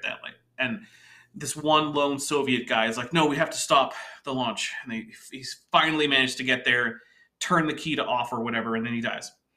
Then in the American cut, it was completely rearranged so that the Soviets were not the good guys there. It was the Americans. Of course. So what I'm saying is, with all due respect to Raymond Burr, who actually took the American cut quite seriously and reprised his role from the American cut of the original Godzilla, which is pretty awesome. Yeah. Still, go watch the Japanese version. It doesn't have a weird, America has to be the ones to save the day. And also, subtle it has racism. Fewer product placement. Yeah. It also has fewer product placements for Dr. Pepper. Because the American cut was just stock full of Dr. Pepper everywhere. Just everyone was just drinking Dr. Pepper by Dr. Pepper machines for some reason. It's all right. Just thought I'd toss in Godzilla trivia, because why not? Oh, no, it's not a coincidence. Dr. Pepper financed the American cut of that movie. Does that count as subtle racism against Russian people? Does Dr. Pepper count but on the as, part of soda? Hollywood? Yeah. Sorry, go ahead, Landon. Yeah. That was I heard that on your show. Does Dr. Pepper count as soda? Oh. That's a quote from one of your previous shows. Oh. Yeah. I mean, I say yes, it's carbonated. Dr. Pepper's nasty. Nobody cares. Offline, so they couldn't be fired. If these were Russian aircraft, if these were someone else's aircraft, the idea that something could possess a technology that could fly within proximity and take these systems offline, that's a terrifying capability. Does that count as subtle racism? No, I don't think so. Yeah, there's something like saying, well, couldn't be there because they're not that smart. Yeah. Well, I don't even know that they're saying that. Maybe. Sure, why not? I'll take the excuse. Yeah, we're taking the shot. But I'll also be right back. This is some sort of U.S. secret technology, or perhaps some sort of adversarial secret, weapon system or platform. There is a definitive link to nuclear technology, whether on the battle space or in time of peace. That, I think, is becoming more and more clear. The question is, why? What is the connection? And that's the end of that episode. What's the point of the episode? I don't know. They didn't even get anything about aliens in here. Disappointed. And it wasn't even, by the way, it wasn't Antarctica either, but it was Arctic. But yeah, Arctic. Never mind. Yeah. So this is one of those things where they said, "Oh, military person, high ranking, saw something. They couldn't explain it, so it's aliens because aliens were interested in military stuff." Yeah, they left it open ended. You decide. Yeah. What do you guys think? Do you think that was aliens? All right. Let's start the next one. This one's called Ancient Aliens, Not Nazis in the Arctic. Season 11, episode 1. But can you tell the difference? Oh God, I come back right in time for the Nazis. Is it Arctic or Antarctic? Okay, so the first one we watched was Antarctic Secret Alien Cover-Up, and that was the newest one. Mm-hmm. This one is Ancient Aliens, Nazis in the Arctic, Season 11, Episode 1 from 4 years ago. And this one we watched was Unidentified Stunning Arctic UFO Sighting from Season 2. So you can kind of see the degeneration of the History Channel over time, where it goes from being like, hey, this is a cool UFO sighting thing, and we don't know what it was, to Nazi aliens. Can we take a drink for Nazis? Drink for Nazis. Because fucking hell, it's always Nazis. Big drink for Nazis. God, what? It's never something like Vanderbilt or Carnegie or Rockefeller. It's always the Nazis, right? Elvis. Yeah. All right, let's go. Hamburg, Germany, December 1938.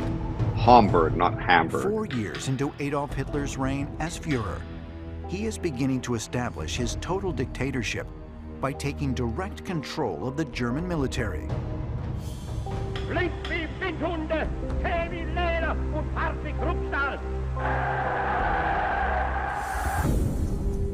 But on the brink of World War II, Hitler is also involved in much stranger endeavors that are hidden to the public. Is he now? So he actually kind of is. There were not entirely public research projects into nonsense crap, like researching things like the supposed mythical origins of the Aryan race, and there were parts of German military higher ups that were into silly occult things.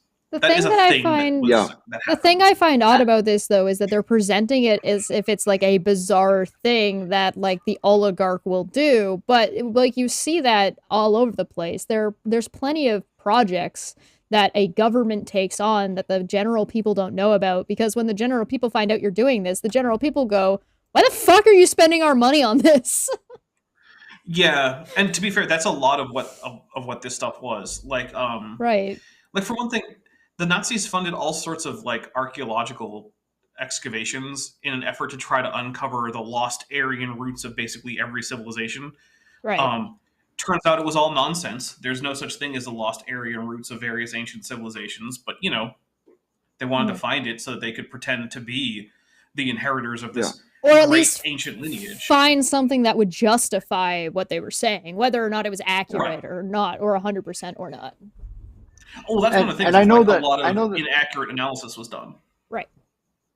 Yeah, that the Nazi Germany actually established a research base on the Antarctic coast, and Germany actually is the only country that's actually abandoned their claims in Antarctica, because apparently Nazi Germany sort of wanted to sort of establish that they had some belief about there was something going on in Antarctica, and they were down there to investigate it, but they didn't find anything, and they were actually in a lot of trouble elsewhere in the world, and so they abandoned that spot. And Germany itself later on renounced their territorial claims and there was something also where somebody was saying that there was a belief that the Earth was actually hollow, and that the stars that they saw were other cities and other things that they had. And I don't know if those are valid stuff historically or not, as to whether, but they seem to be a bunch of woo-woo stuff surrounding the Nazis at the time. Yeah. I mean, there's Marvel. Dapper, do you know anything historically about? They've made Marvel comics about it. Well, so yeah, there's clones of Hitler. So, well, I don't have any evidence of clones of Hitler. That would be very surprising. So basically, if you look at like the through line ideologically, you actually start out with this group called the Thule Society that ends up being a big way that the Nazi Party gets a lot of seed money. And they were into all sorts of weird stuff like ancient hidden civilizations underground using special spiritual power to generate high-tech equipment and all sorts of this nonsense. Mm-hmm. And then they also, had this racial ideology that said that the Germans are like the most racially pure group, and then there's a few other groups that are less racially pure, like the English or the Swedes or something. Like literally everybody else. Well, I mean, they had tiers, right? So like, no, I understand. Like if you were like, according to their racial ideology, people like Scandinavians or the English weren't as good as Germans, but like, they weren't as horrible as those people from like, sub-Saharan Africa. What about the Austrians? Well, I mean, they were in an effort at political unity. They were just kind of lumped in with the Germans for the most part. Of course they were. Sometimes seen as sort of like, they were still seen sometimes as like sort of like country bumpkins or something, because their German wasn't quite proper and things like that. But okay, Hitler from Austria. Well, yeah, look, there's a lot of hypocrisy going on with Hitler, unsurprisingly. So then this ends up more or less funding the first, like some of the first like Nazi Party stuff, and so a lot of this gets kind of adopted into like the higher up Nazi Party stuff. But then when it comes to like on the street, they were not primarily talking about like ancient civilizations from underneath the earth. They were like talking about things like economic problems in Germany caused by, one, the Treaty of Versailles, and two, of course, the Jews. Because you got to find a group that you can target your anger at, or it becomes hard to unify people under the banner of anger. And the Jews are always a convenient group. They are the ones, and they killed Jesus, and that was really important to the Catholic Church at the time. But so, yeah, the Jews have always been sort of a convenient scapegoat because they have a widespread presence in a lot of places. They maintain their distinctiveness very well across time. And also, they aren't usually just... Like, most people don't know all that much about Judaism in terms of its practice or history or things like that, right? Mm-hmm. So it's an easy group that just about anyone in history can point to when they need a quick scapegoat. So that's one of the reasons why throughout history, they've been a scapegoat. And another group that was persecuted by Germany during this time were, the Romani, or sometimes called the Gypsies. Because there's another group that maintains their distinctiveness and are an easy minority to point the finger at. So that's why they were also rounded up. All right, we're getting too serious. Back to Hitler Nazis. I mean, Hitler Nazi aliens. Yeah. All right. Yeah. He is committing every remaining resource to searching for ancient relics that he believes could hold incredible powers. No, every remaining resource? No, we're taking a drink for Big Dumb. He was diverting every remaining resource for the most part to things like make enough steel so the trains can keep driving. blatant misrepresentation of history on the History Channel. Look, lots of money did pour into archaeological digs and whatnot. Like, that's not a lie, right? That happened. In fact, a lot of what we now know about archaeology, if you trace it back, it ends up at Hitler, which is not great, but, like, what are you going to do? In fact, it's kind of horrible, but again, do you just toss out that knowledge? I would argue no, probably not. Oh, you can say the same thing about, like, medical advancement and dentistry. Yeah, so, but to say that Germany was pouring every spare ounce of money into, like, this is nonsense. For one thing, the Nazi government was funding research into whether or not they should publish a German version of Lord of the Rings. I mean, if they did that, were they literally spending every last resource on looking for occult objects? Obviously not. I'm adding a rule. By the way, it turns out they did not. Now. I'm adding another rule, and we're also going to call it Dapper Hulk mode. Okay, Dapper Hulk mode. Are we drinking for Dapper Hulk mode? Yeah, so we're drinking for that right now. Because he's like, nope, we're getting a history lesson now, boys. Yeah. Also, in case you're wondering, no, Nazi Germany did not publish a German language version of Lord of the Rings, because when Tolkien was asked whether or not he was of Jewish descent or if he had Aryan ancestry, his reply was rather scathing and is available online, and it did not end with him being like, oh yeah, sure, I'm totally on board with your racial policy and you can totally publish my book in German. So you're telling me I need to go and find this now and be like old-timey Burns. Old-timey murder by words. It's full of that wonderful, like, early 20th century academic tone that basically just, as a summary, it's basically just, hey, fuck all of you. But, like, it's said in, like, the most polite and smart way imaginable. Ooh, okay, all right. Noted. Yeah, remind me later. We'll amazing. Look at this on a Tuesday. All right, I'm going to keep going. December 17th, the German freighter MS Schwabenland sets out on one of these top-secret missions. Its 33-member team is rumored to include scientists, military experts, construction crew. Scientists. Is rumored to count as some scientists say? All right. Yep. Yeah. Go to the prime. 41. Nice prime. Part of a twin prime. And key members of the Thule Society, an elite group first of all, associated with the Nazis. This is a great place to pause. I'm sure my channel will not get like shit on for this shit. Thanks, History Channel. No, anyway. I stand by my poor decisions. So first, the society is spelled Thule, and it's really Thule Society. The E isn't silent, and it really shouldn't be pronounced with a th sound since this is German anyway. But like, whatever, mispronounce it. It's not super important. But yeah, this is the organization that, like I said. Well, yeah. But this is the organization that, as I pointed out earlier, provided like seed money for, the National Socialist German Workers' Party. So yeah, it's not surprising that when they're doing crazy archaeological stuff, that this group is involved. It's also, one of the most frustrating things in all of history. They had some of like the best crests and like club rings that have like ever existed in terms of like aesthetic value. For some reason, they had like the best graphic designers in history, and it's not fair that the best graphic designers in history were basically just stolen by these horrible assholes. I mean, if it makes it feel any better, currently AAI, there's a discussion going around for the Atheist Alliance organization that they got rid of their guy who used to do the publication and the distribution of their magazine, which was geared toward having a physical copy. The new director who took over was like, this doesn't have enough internet clicks. This physical magazine that we're making for people who don't have internet access doesn't have enough clicks on it. Therefore, I'm going to take this $6,000, which a year, which is too much for an Indian person. This is what he said. And I'm going to take it for myself and do it myself. And if you look at the difference between the publications and the graphic design that was being done by the professional who happened to be Indian and the guy who took it over is like so drastically different that I couldn't possibly point to an example of thumbnails of a similar situation at a certain channel that might exist.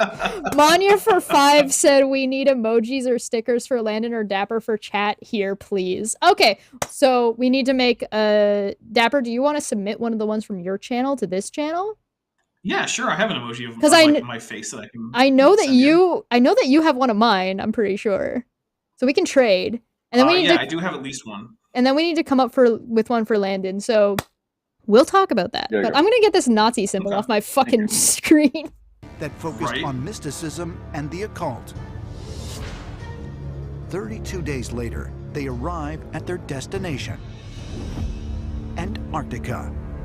Hey! Wait, you said it was Arctic. Ooh. Wait, no, the title of this video is about the Arctic, isn't it?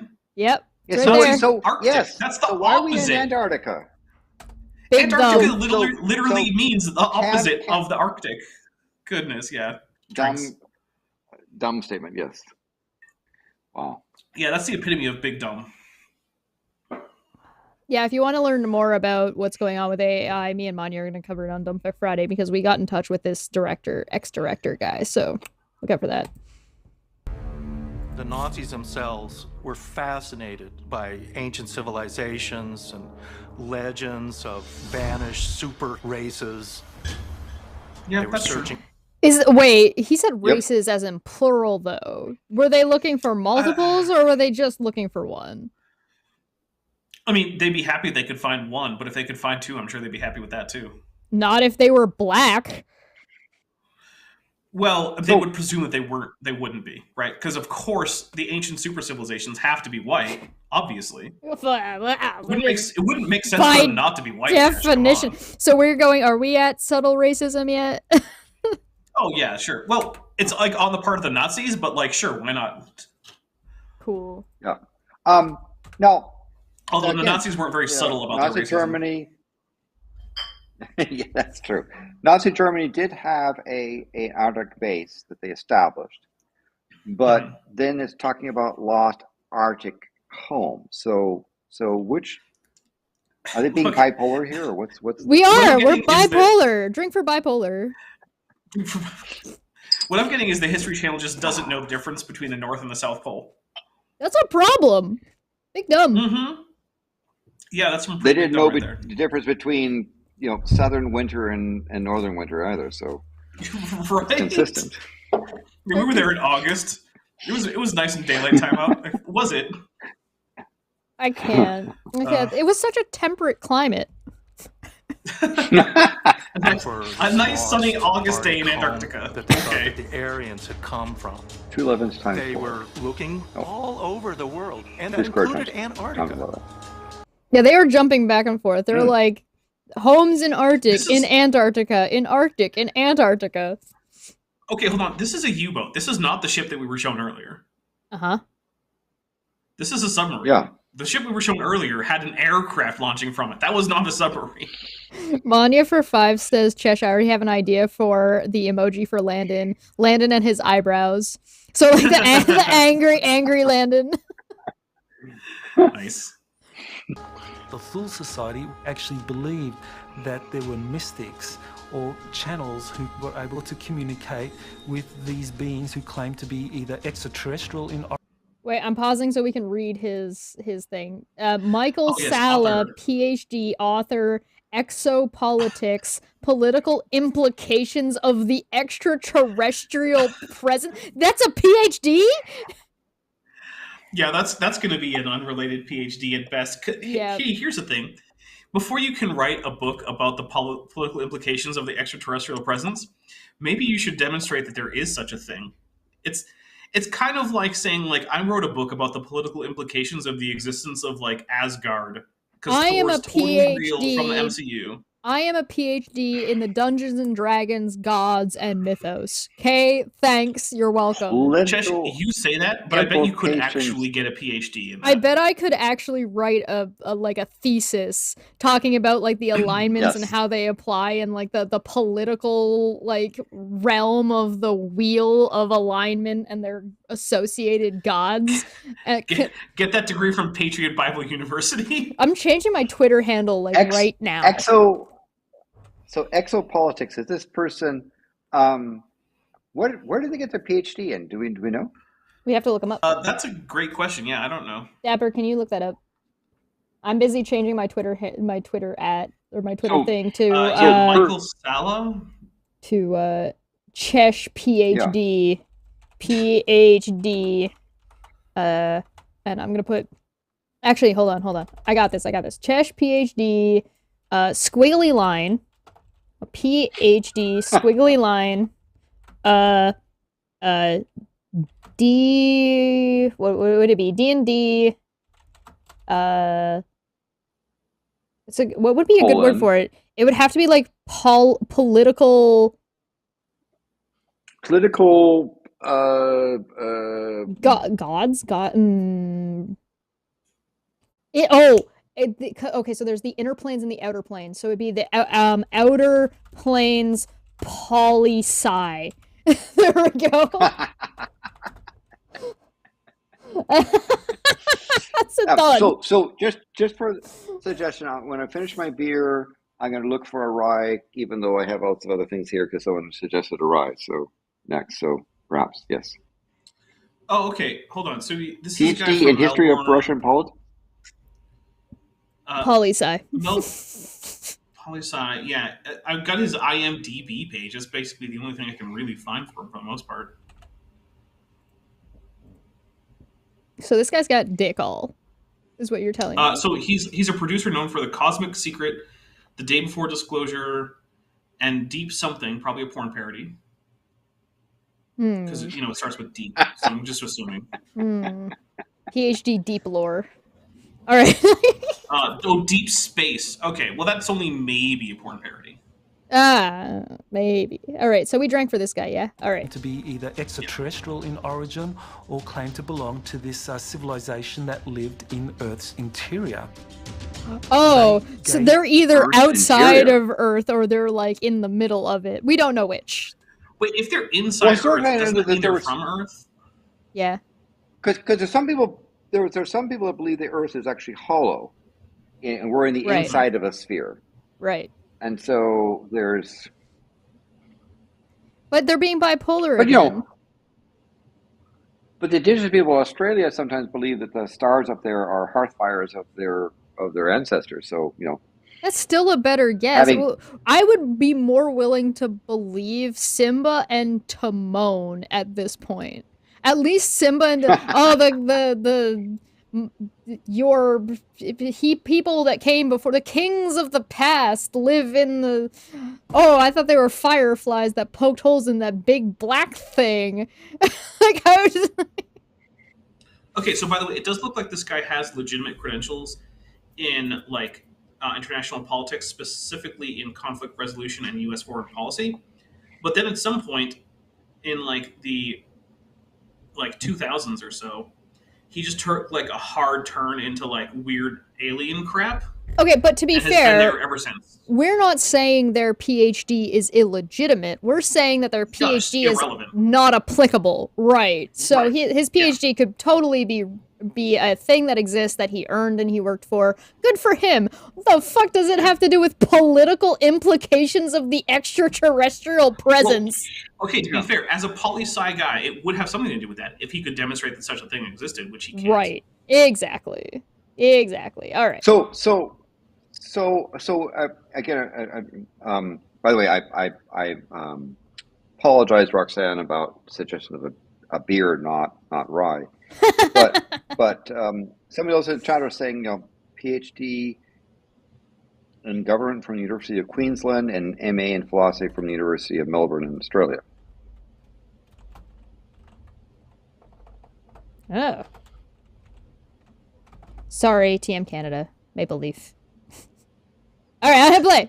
Citation that lived in Earth's interior. They gave a lot of information about the building of advanced aerospace vehicles, flying saucers, and I think this is where Hitler's Nazi party got a lot of its information about Antarctica. That He thinks that Hitler and the Nazi Party got their information about Antarctica from aliens. Not just going there, because they did do that. Aliens! Yes, they did do that. Drink. I'm just taking a drink. Yeah, that's big dumb. Yes. They certainly couldn't have gotten their information about Antarctica by, going there. In Antarctica, there is this ancient civilization or bases where they could find a lot of these advanced technologies. Yeah, citation needed on that one, buddy. Citation needed. Yeah, definitely. In Antarctica, the 47. Nazis were believed to have mapped huge swaths of the icy landscape by air. We're believed to have mapped. That's another one for our thing. Okay. Yeah. It's not the most extraordinary claim, because, like, yeah, they did have airplanes. But, like, yeah, like, what do you mean we're believed to? Right, either they did or they by didn't. By that time, they didn't. There was a lot of stuff that they didn't have mapped by air, as well, because air travel was very difficult in that area. Why didn't they notice that big old octagon? Right, good point. It wasn't August, so it was too dark. Believe they also established an elaborate underground headquarters known. Oh, ancient astronaut theorists. He said 11. Drink for some theorists. Yes. Hitler and the Nazis were particularly interested in Antarctica. I think they really believed that there were things going on. Radio host Coast to Coast AM. Oh, wow. Goodness. I know this isn't a drink, but you're scraping the Yep. Proverbial bottom of the barrel. It's also a barrel of monkeys. Deep under the ice. And there have always been rumors that the Nazis, with their submarines, have underwater caverns, small cities, that they escaped there after World War. There have been rumors? Have been rumors. Okay. Yeah, I mean, to be fair, there have. That's true. But, like, and... War II.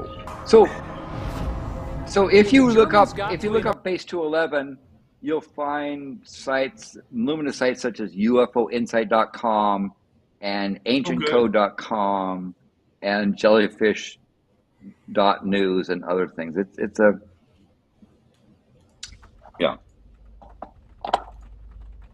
what can I say? Antarctica, what they found were massive cities that were highly technological. And these buildings were not just on the surface, they went deep down underground. So they began relocating. That's a claim. It is a claim. That's true. This is a citation claim. Needed. Yeah, that's a citation needed. Yep. By the way, Chesh, you have the best citation needed of all the citation needed animations. I do. It's true. Made by you. Yes, it even has subtle Klingon on there. Yeah. That makes it genuine. Yep. By the way, that Klingon says, "I won't believe you," in case anyone was wondering. Okay. Thank you. I wondered about that. Of equipment and personnel to Antarctica, repressurizing these ancient facilities and reoccupying them. So we've got citation needed. Yeah, we've got a claim of these buildings existing. We've got a claim that the Nazis were there. We've got a claim that they then reoccupied and repressurized them. Well, they were underwater. Fuck. So you know. So they like drained them of water and then like put air. Yeah. What did they have? Like one of those pushy pumps that you step on to like do your inflatable fucking. They use the actual bellows.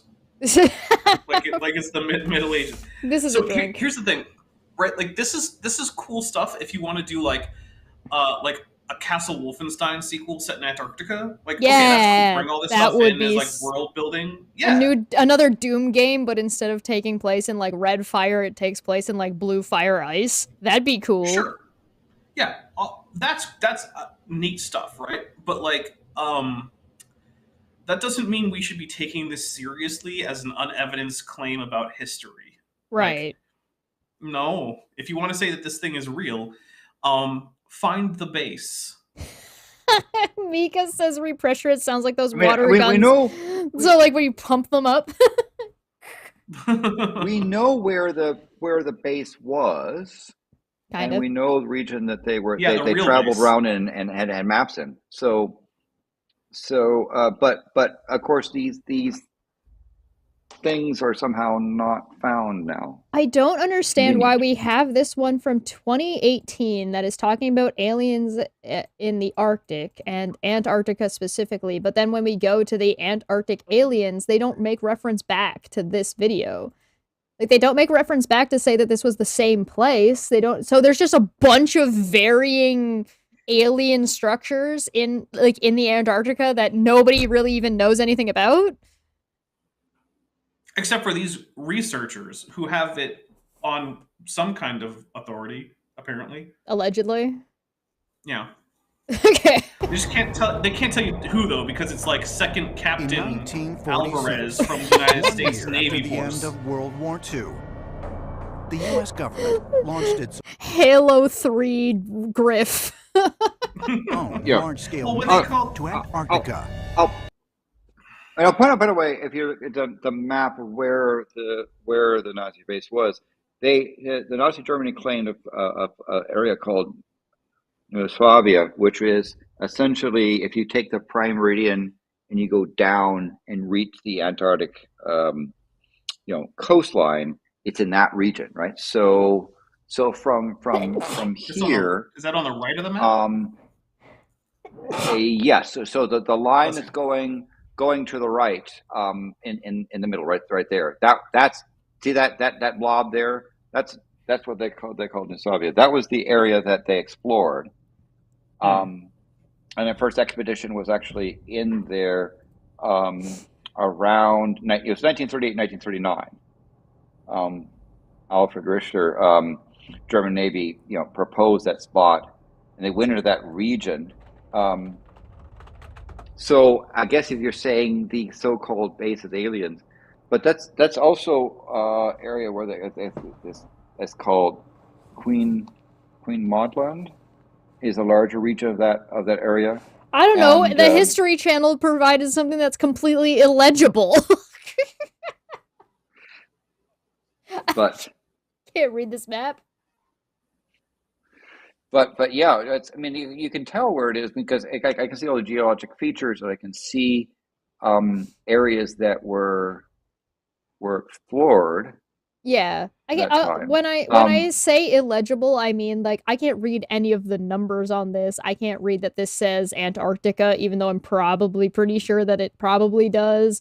I can't read north. They don't actually give you a compass rose, so you have to, unless you've been there like Landon has, you have to assume that that this is in north, south, east, west. But if you don't know, you just have to assume because that information is not given to you in this picture.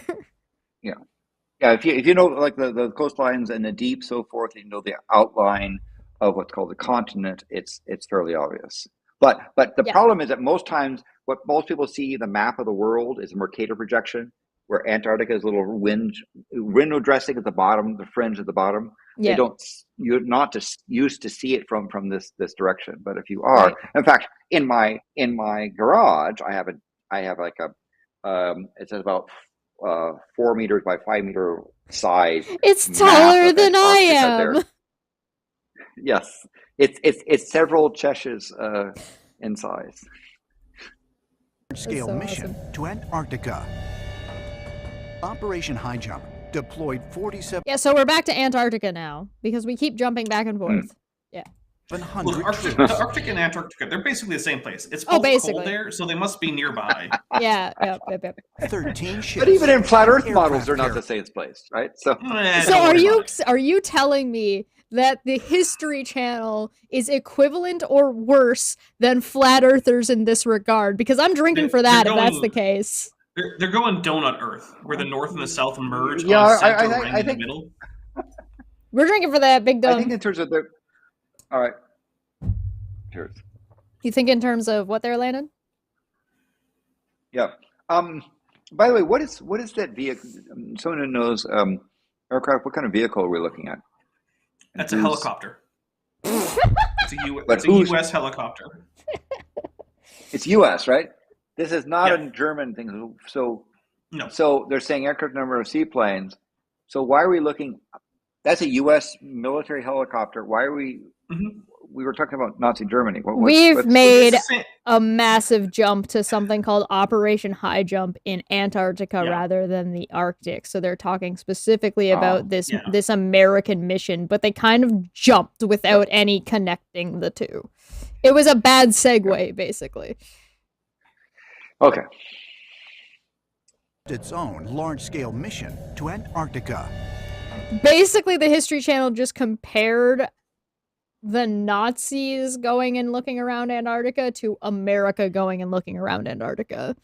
Whether or not that's racism and whether or not that's subtle or appropriate. Part of the push to the South Pole again, after, when Amundsen got there in 1911 and came back and survived, and that British guy Scott went there and died because he didn't know how to manage his supplies.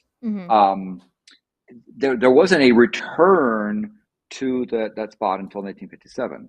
And part of the motivation of the return was that the U.S. and the Soviet Union were sort of racing to see who could establish the base back in. But that's not, because this is so difficult.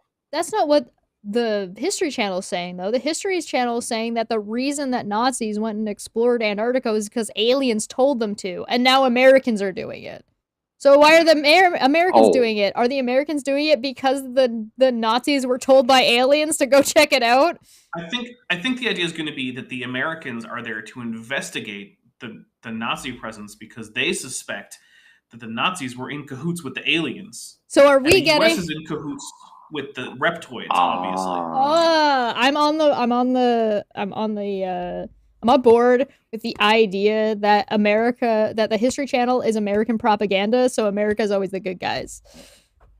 I mean, it almost certainly is American propaganda. It's a U.S. based thing. I'm gonna ask I'm gonna ask chat to vote, and you guys tell me, is the History Channel American propaganda? Yes, no. Operation High Jump deployed 4,700 troops, 13 ships, an aircraft carrier, and a number of seaplanes to Antarctica. Although the government denied it at the time, it would later become known that one of the operation's primary objectives was, quote, extending the United States sovereignty over the largest practicable area of the Antarctic continent.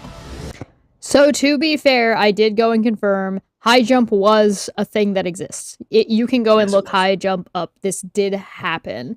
Their History Channel is kind of implying that their reasoning for doing so was not their entire reasoning. DC3. But yeah.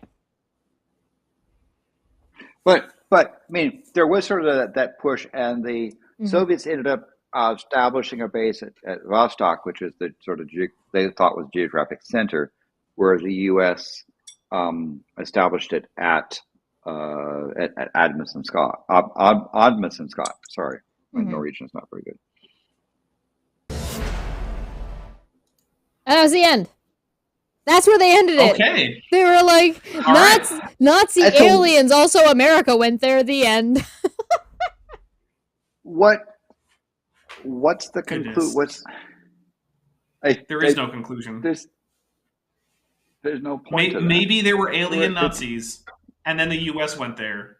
Done now. I love how they just end. Maybe if we had watched the entire 40-minute episode, there would be some kind of conclusion, but I kind of doubt it. But the thing is that this is still what they're presenting, right? Yeah. Yeah, I'm not seeing a coherency here. Yeah. No. Sorry, go ahead, Landon. What was that? I'm not seeing a coherency there, so I wouldn't think that having it back to back would give you any more of a better context. All right, so the next one we've got is Ancient Aliens, a pyramid in Antarctica. This is from the same season, 11, but this is episode 1. A pyramid in Antarctica. I hope they're not going to Antarctica. Well, okay, so Ancient Aliens, Nazis in the Arctic, which focused on Antarctica for some reason, is season 11, episode 1. This one is Ancient Aliens, so same one, a pyramid in Antarctica, season 11, episode 1. So this is from the same episode. Oh. Yeah. Okay, weird. Are they going to do what they're going to do? Oh, I hope. Okay. Yes, they will do what they're going to do. I'll reserve judgment. I'll reserve judgment. Why? Until it happens. Until it happens. Until it's going to happen. Okay, all right. While it may... Again, props to the music team. Just saying. While it may seem unthinkable that pyramids could exist in Antarctica, in recent years, archaeologists have found pyramids all over the world that... Drink. Yeah. Archaeologists have found all over the world, not Antarctica, but everywhere else. I mean, had been lost. If you're going to build a polygonal, three-dimensional structure, pyramids are kind of the thing to do. Although Dapper, did anyone do three-sided pyramids, or were there always four-sided pyramids in terms of civilization? So I can say for certain that no one did like a tetrahedron, but I'm not familiar with any. I haven't heard of any. One of the things about the pyramid is that it's easy to get the angles right if all you're doing is 90 degrees, right? You do 90 degrees, 90 degrees, 90 degrees at the base, and then you have one more angle, which is the angle that it slopes up at. Whereas if you're doing like a tetrahedron, it becomes a little bit more complicated because you can't just use a square, right? Mm-hmm. You have to use some kind of fancy angulometer that does increments that aren't just 90 degrees. That makes sense. Yeah. So I'm not aware of any tetrahedral structures like that from the ancient past, but like I'm also not aware of all the structures from the ancient past. So I mean, the base, the base is typically four-sided. Now, there are ones where the base is rectangular, and there's ones, but you don't know any triangular base. Is what I'm talking about. No, as far as I know, and technically it wouldn't even be a pyramid at that point because technically pyramids do have to have rectangular bases. So it would be something else, but I'm not aware of any of them ever having been built by ancient people. I mean, people build all sorts of weird stuff today, so who knows? That's fair. But, yeah. The world that had been lost for centuries, mistaken as natural formations, or hidden in the most unlikely place. Citation needed? That sounds like citation needed. Some of the Dapper rant. Well, yeah. Oh, and a Dapper rant. We're Yeah, going I'm a gonna take 55-2 for that one. Goodness, I'm gonna I'll die. drink and be back. I'll listen to Dapper. Okay. Go ahead and rant. Okay, so it is the case that there have been some structures that have been mistaken as natural formations. Most of them were not pyramids. Most of them were things like burial mounds that were sort of like irregularly shaped or sort of like ovalish, right? That happened a lot in North America. Basically, especially in North America, through a ridiculous number of horrible things happening, including diseases coming up from South America from Europeans. Entire cultures were just wiped out in North America at various points, even before Europeans actually really started colonizing North America. So by the time European settlers or European descended settlers get to places like the Midwest and things like that, the people who had built these structures were pretty much gone. It had been several generations at the most generous, more than several generations had already passed by the time these were discovered by Europeans who were going to write this down in some kind of journal or something. And so a lot of these were mistaken for hills, but also there have been other things like in Europe and Asia where there's been some large earthen mound or something, and it turns out it's actually the remains of some kind of earthwork. But also, one of the things about pyramids is that they are very resistant to weathering. Right. Which means that if some natural formation just happens to have a vaguely pyramidal shape, it's going to maintain that pyramidal shape for a very long time. And so some of the things that are supposedly like ancient pyramids that we thought were mountains or whatever, no, they're just mountains. Mm-hmm. They take on that They're shape vaguely because it pyramid. makes the most sense given what is given like the environment that they're in. Right, and these are usually not things that have like sharp 90-degree angles at the base and like a consistent like whatever degree slope or whatever. These are things where it's like it's kind of vaguely pyramid shaped if you kind of squint and tilt your head a little bit. Mm-hmm. And yeah, those are mostly just actual geological formations. And I'm pretty sure what we're going to hear about is a vaguely pyramid-shaped mountain in Antarctica. Because if I remember correctly, there is such a thing. And you can't just look at a rock and say, oh, this is a pyramid, because it kind of vaguely looks like one. Right. It's like calling the Isis Temple in the Grand Canyon an actual ancient Egyptian ruin. It's not. It's just a rock. It's called that because it kind of vaguely looks like a pyramid. Like, that's it. I did see somebody recently arguing that science needed to use less jargon and use more like colloquial terminology for what they were talking about to be more easily understood in general. And then my brain immediately went to DNA is a code. And then everybody completely misrepresenting the idea that DNA is a code. So it's nonsense in my opinion. So the thing with jargon and science is, on the one hand, it does make science less accessible, but on the other hand,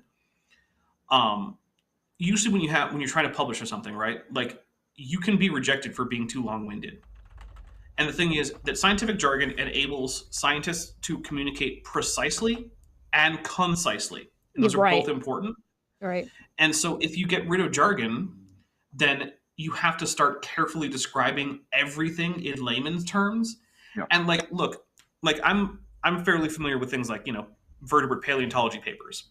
I do not want to have someone carefully describe to me what a promaxillary fenestra is every single time it's mentioned in a paper. That would be a freaking nightmare. And oftentimes a journal or organization will have sort of a dictionary to say, when you say this, you mean this. If you want to have something different, then you need to have modifiers. Well, that's what like an index or a glossary is for at the end of your paper, right? These are not uncommon. Or the publication itself can have something like that. Right. So, I mean, astronomy typically defines terms in the very introductory section of the paper as well. But back to say with the case of Antarctica. Good. Like, Landon, can you imagine how annoying it would be if instead of saying, hey, the metallicity of this star is, and then giving a number, you had to say, hey, the proportion of this star made up of elements that are heavier than helium is, like, just say metallicity. And sure, other people aren't going to know what you're talking about, but whatever. Why are they reading this anyway? Well, there's a difference between like context clues. The demographic that it's whatever is being produced is aimed at, and then there's then read the paper with a glossary beside you, so you can be like, okay, what's this term, what's this term, and then you can follow along. It just means you have to put in the smallest bit of fucking effort when you're reading it. Yeah, if you if you're inclined to read technical papers, you're going to have to learn jargon. Just deal with it. Yeah, and so in an astronomy paper, you might have for something at the very beginning section, they might say, we use the mass of the Earth m sub e value, and then they don't have to go down the paper thinking about orbital mechanics. You use m sub e, and you can refer to it. Why do you think? Oftentimes, will define their symbols. Why do you think your layman jargon is better than the scientific jargon of that field? I think is a question to ask. Yeah, that's a good question. Now, the other thing I'd say with Antarctica and its environment, and it's how you can sort of tell the difference between, let's say, a photograph of something in Alaska mountains and Antarctica. Antarctica tends to have very sharp, jagged mountains because there has been relatively little liquid water smoothing the landscape for a long time, and so typically you see in Antarctica these very sharp edge things, featured in mountains. Landon, and so, what drink did you make? Also, by the way. Oh well, I went to do some. I have some. Vanilla ice cream from the local Edlin Dairy, milk, and I'm going to add something to make. So I'm making sort of like an ice cream slushie, and I'm going to decide which alcohol to add to the. Oh my god! Is it vanilla? Is it vanilla ice cream? It's a French vanilla ice cream. I don't mean to be racist. Show it again so they can see it. That's what they call it. I made you big. Ooh. Okay. Nice. You got to tell us what you put in it when you decide. So I put a little bit of nutmeg in. I ground some nutmeg. I put some milk, a couple scoops of ice cream. And now the question is, what alcohol should I have? Because I've had grenadine. I could do the. Would you recommend grenadine? I would recommend grenadine. I think I have some grenadine. Oh my god! Like a nice like Shaka Red would look. Okay, but what alcohol though? So back to say, but before I say so Antarctica has a lot of these features where you have very, very sharp edges. Is what makes the topography there quite beautiful when you're dealing with the mountains, the few mountains that are above the ice, and you can get things that look pretty pyramid shaped. In fact, I've had a photograph of mine used by wackos to sort of say proof of aliens because they took this picture. There's actually, and I'm guessing if it's not my photograph. I'm going to guess which mountain they're going to use as the proof of pyramids. But it's a feature of the Antarctic topography because you don't have liquid water smoothing off the edges, so you get very jagged edges in Antarctica. But grenadine. Okay, but Landon, you also have to add some alcohol because unless you've got very special grenadine, that's not normally alcoholic. Yes, I'm going to add some other alcohol to it. Okay. Let's see here. So Landon, what's the name of that mountain that you were referencing? There's a couple of mountains. I don't know if you can hear me now. I can. So one of them is called Pyramid Mountain. Another is because it's sort of pyramid shape, although it's closer to three-sided. Another one it's gonna come in a moment because it's near the it's on Union Glacier. It'll come in a moment. And so when I see it, I'll recognize it. But I'm going to see for cream. Did we all get drinks? Is that what just happened? Because I had to run all the way downstairs to go get my last one. Well, by the way, Chesh, your mom asked when are we playing D&D? Well, you tell me. You told. Okay, listen. Hold up. I keep recommending this, and I keep getting shot down.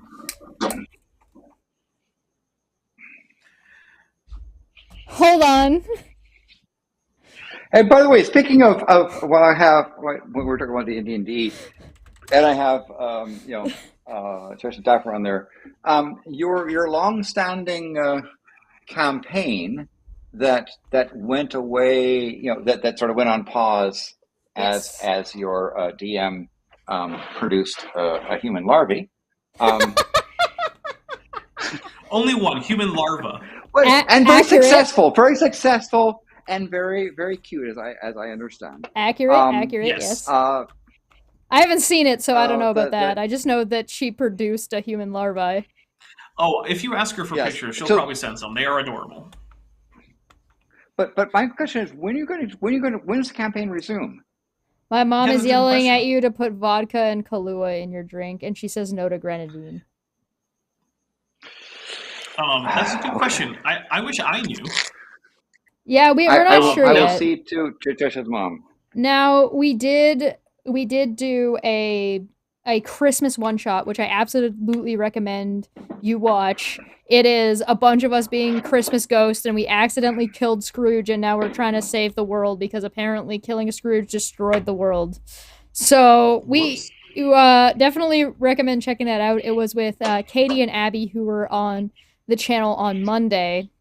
They were both players. Maddie DM'd for us, and I was a player as well. And so I definitely recommend checking that out. I can link it down below once we're done here, because I think there is now there should be now a YouTube VOD that you can go to and look. Yeah. We played it live on Twitch. But But is there plans for resuming the campaign soon? As far as I know, not quite yet. Maddie is like, because baby is inconsistent, Maddie is inconsistent, if that makes sense. Right. So there's some. So this is the vodka I'm using. As long as it's not the greatest vodka, but it'll do for Landon, a little vodka. If you'd like, I can send you the playlist for my Power Rangers RPG Let's Play on YouTube. Yes, that's an interesting. In fact, I've yeah, your Power Ranger stuff is very amusing. Recently, so I do not have Kahlua, but I do have Amarula, which is the African sort of variant. Similar style. Very nice. Okay, try it. We gotta see. We gotta see how it tastes. We need a review, Landon review of this chaos that has been created. Okay. Because it actually she is correct. The grenadine would not have done well with the dairy of the ice cream, but really, I feel like it would have been fine. Yes. All right. The Amarula and vodka, maybe a little bit light on the vodka, but we'll give one. I mean, it's basically. I can add more when there's more space in the glass. It's basically a White Russian milkshake. So Does White Russian use vodka? Or does White Russian use? I guess it would make sense that it use vodka. White Russian is vodka, and Kahlua or another coffee liqueur, as well as some either milk or iced cream, maybe if you have iced. Mm-hmm. Yeah. So I'm going to add a little bit more of the vodka to. It's also so when of course, I take sips famously of it, the go-to drink of the dude. I have the best Christmas present setup that I'm gonna go finish doing the buying for tomorrow, and I'm so excited for everybody to. So there's my mom, there's my sister's significant other, and my mom's husband, and I have the best setup, and I'm so excited for it. But I can't tell you because my mom's in the chat. After we go off air, of course. My mom wants Landon to come over for dinner. Okay, let's go back and talk about whatever the fuck these guys were talking about because I've forgotten at this point. I mean, I don't know much about. The only thing I know about your mom is some of the cool things she says in chat. So, in that sense, discovered in the plains of northern Peru, buried beneath dirt and rubble in Indonesia, and one may. Okay, hold on. Pause that for a second there. Okay, that thing in Indonesia is not a pyramid. It's like a Neolithic town that had used. So there's this thing called basaltic pillars, where when basalt cools at just the right speed, it breaks into these hexagonal pillars, right? And this group of people grabbed a bunch of those, hauled them to this location where their village was, and then basically built the foundation of their village out of it. It's not a pyramid. So is that a drink? Wanted to put that out there. What would that be under? Yes, that's just generally Dapper Big Rat. Dumb. Big Dumb. Well, yeah, Dapper Rat. It could be one of those two. All right. Yes. Yeah, that's not a pyramid. In Los Angeles, California. All the way around. Yeah, I'm gonna press X down on that one. Los Angeles. Yep. Yeah, they just showed a rock. They just showed a rock and said it was a pyramid. That's it. That's all it is. That's a rock that has sharp edges. Yeah, I'm taking a drink. That's Big Dumb. Big Dumb. Yep. All the way around the world, we find evidence of pyramid structures. We should start looking at the possibility. Citation needed. Well, I mean, okay, look, to be fair, pyramid shapes are found all over the place, right? I would agree, but that's not what he's saying, because the context is that pyramid shapes are made intentionally. So he's saying all around the world we find these pyramid shapes, addendum, that are purposefully made by someone. Okay, yeah. I have a problem with this because the context matters. There was habitation on Antarctica. See? There was habitation on Antarctica. No, that's not Antarctica. Why are they showing a pyramid in Egypt when they just said? Oh, ancient astronauts. Okay, this is the thing. This is a subtle racism thing where supposedly the they're gonna Egyptians were fade not smart enough. into. Oh yeah, it's Well, gonna. Yep. They're gonna fade into the supposed Antarctic pyramid. That's what's Can about I to happen. We're gonna get point out that we've now seen this guy with no citation about who he actually is? Yes. I just want to point that out. He's nowhere else. I just scanned through. He's not anywhere else where we see him listed, and he's not listed in the other video as somebody. And this is another section of season 11, episode 1. So we don't know who this guy talking actually is. So we got to drink for like 3 things over the next like 2 seconds. All right. So Cheers. that puts us at 61. I'm just finishing my drink. Could it be ancient astronauts? By the way, and don't forget is there's that your anything picture? about the which one? That one? No, that. No, this one. That one there. This one is near. Actually, this is near Mount Massif, Vincent Massif, Mount Vincent in the Ellsworth Mountains. Yeah, I recognize that spot. In fact, that might be the southern side of Mount Vincent. Okay, but I want to slow play this transition. I want to slow this down because it's really funny to me. Okay. I put it at half speed. Watch this. Lost civilization. Could it be ancient astronauts? No. that's part of the Mount Vincent. Could it be in the Ellsworth Mountains? Right, but could ancient astronauts have built that mountain? It's the highest point in Antarctica, and. All right, but Landon, are you saying that this mountain was built up by geological processes instead of the more obvious and much more likely conclusion that it was constructed by ancient astronauts? Though, if you're playing the History Channel game, the Ellsworth Mountains has this. It's part of the Transantarctic Mountains that are oddly turned to the side. About the train from Andes Mountains through the Antarctic Peninsula down across the Transantarctic Mountain Range. Ellsworth Mountains are oddly twisted to the side. I mean, don't quite know why. But that sounds like aliens to me. This is. Usually they say God did it. If you don't understand why, but I'd be more willing to believe God did it.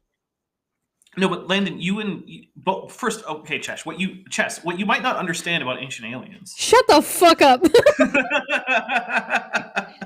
I'll break your arm if you say who's the tank. You see, Chesh, at level 100, when Mario goes to ancient aliens. Okay, but the thing is, when you say maybe it was God, to the ancient astronaut people, they think that all the myths about gods are actually just misinterpretations of ancient aliens. So when you say it was God, they're like, yes, but God was an alien the whole time. God has to be an alien. He exists outside of space and time and materialism, so either way, he's an alien no matter what. Well, yes, but they mean specifically like a physically existing extraterrestrial. Well, yes, but what you don't understand. Yeah. So just to explain, I've been to this location, not at this angle. I've been to a slightly different side of this mountain, and it is. I've only been to the base. I've not, climbing this mountain. They built a couple of the 7 summits, the 7 highest points of the continents, and this is the most difficult to reach because not only you have these sort of sheer walls of stuff. But you have brutal winds and cold, and they say that climbing Everest, getting familiar with climbing Everest, and going up to top of Denali is a really good training ground for trying to go to this spot. I've only been to the base, and going up to the top of this mountain is a really difficult technical thing. The other problem is, of course, is the high altitude. Right, the in Antarctica.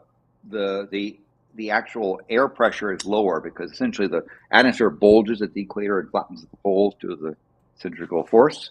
And so you have very, very thin air, brutal winds, low temperatures, even during the daytime. But it's incredibly beautiful. But it's not a ancient air pyramid. It again, you see these jagged lines. This is very typical of Antarctic shapes. You don't have liquid water smoothing and rounding out features. You have ice cracking rock along fracture lines, and so you're seeing, fracture lines that cause those very, very sharp edges. Which is why it just makes Antarctica just gorgeous. I mean, I just feel like you're ignoring the potential of ancient astronauts because of your geology and planetary science bigwig talk. I mean, why do you say these are ancient astronauts? They could have been ancient truck drivers. Well, yeah, but we know that there weren't truck drivers at the time, so obviously it had to be aliens. Were you there? Actually, as a dinosaur from the Jurassic period, yes. Actually. By the way, I want to point out that the 61 is a Mersenne power because 2 to the 61st minus 1 is prime, so it's a Mersenne power. It's a nice prime there. There's a question for Landon in the chat that says if Antarctica is trying to tear apart, like the continent is rifting into two. I believe that they may be referring to Africa, which is in the process of tearing apart into two. Although I don't know if Africa will get to that far before the continents recombine. But I don't think Antarctica is being torn into that I know of. Now, it's true. There's a lot underneath the ice we don't know. Sure, so it's possible. But given what we know about the continental base, I don't think it is tearing. The Transantarctic mountain range that goes through is sort of the southern equivalent of the Alaskan range. The ring of fire that goes. Is it more or less possible than the Octagon alien base that we talked about before? Antarctica having some odd things happening way beneath the ice in terms of its continent block is more plausible than the Octagon. Well, the History Channel is dumb. Yeah, well, we knew that. Well, yeah. Is it a good drink for that? Because that's part of the History Channel is... Yes. Sure, why not? The History Channel is a emitter of methane out of anus orifices? Yes, remember, you can super chat to make us drink by calling the History Channel, saying the History Channel sucks ass. That's what it was, right? But you have to be clear. Blows ass. Sorry, blows ass. Blows not ass, sucks ass. That's important. Blows ass. All right. It's like the opposite of sucking. That is the opposite of suck. She's gone. Mega Maid has gone from suck to blow. But if you were a sea sponge, where your ass is your mouth, then it's just upchucking. Oh my god! The History Channel is just like ass and mouth same time. Verbal diarrhea. Random words, doesn't matter. Sucking and blowing is the same thing. The North and the South is bipolar. May as well Arctica, Antarctic, same fucking thing. Just drink your drink. And just maybe the earliest monuments of our own civilization. Just maybe. Came originally from Antarctica. Sure, why not? Citation needed though, buddy. A cool 63. Take a drink. It doesn't even look like a pyramid. What is this? It's like it looks like it has 5 or 6 sides or something. What's happening?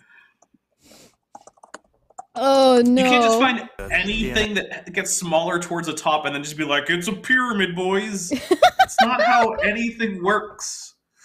Antarctica is an artificial structure. It would... The fuck is an artificial structure?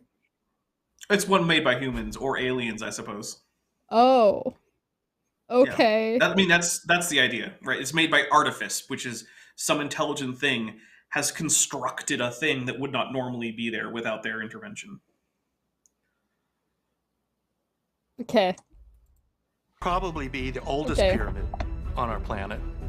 Yeah, or a pyramid, no, sure. He legit called this a pyramid. 1, 2, 3, 4, right? This is the square that they're going for with 2 different peaks on it. I would think this is more like that's more like a Pentagon base.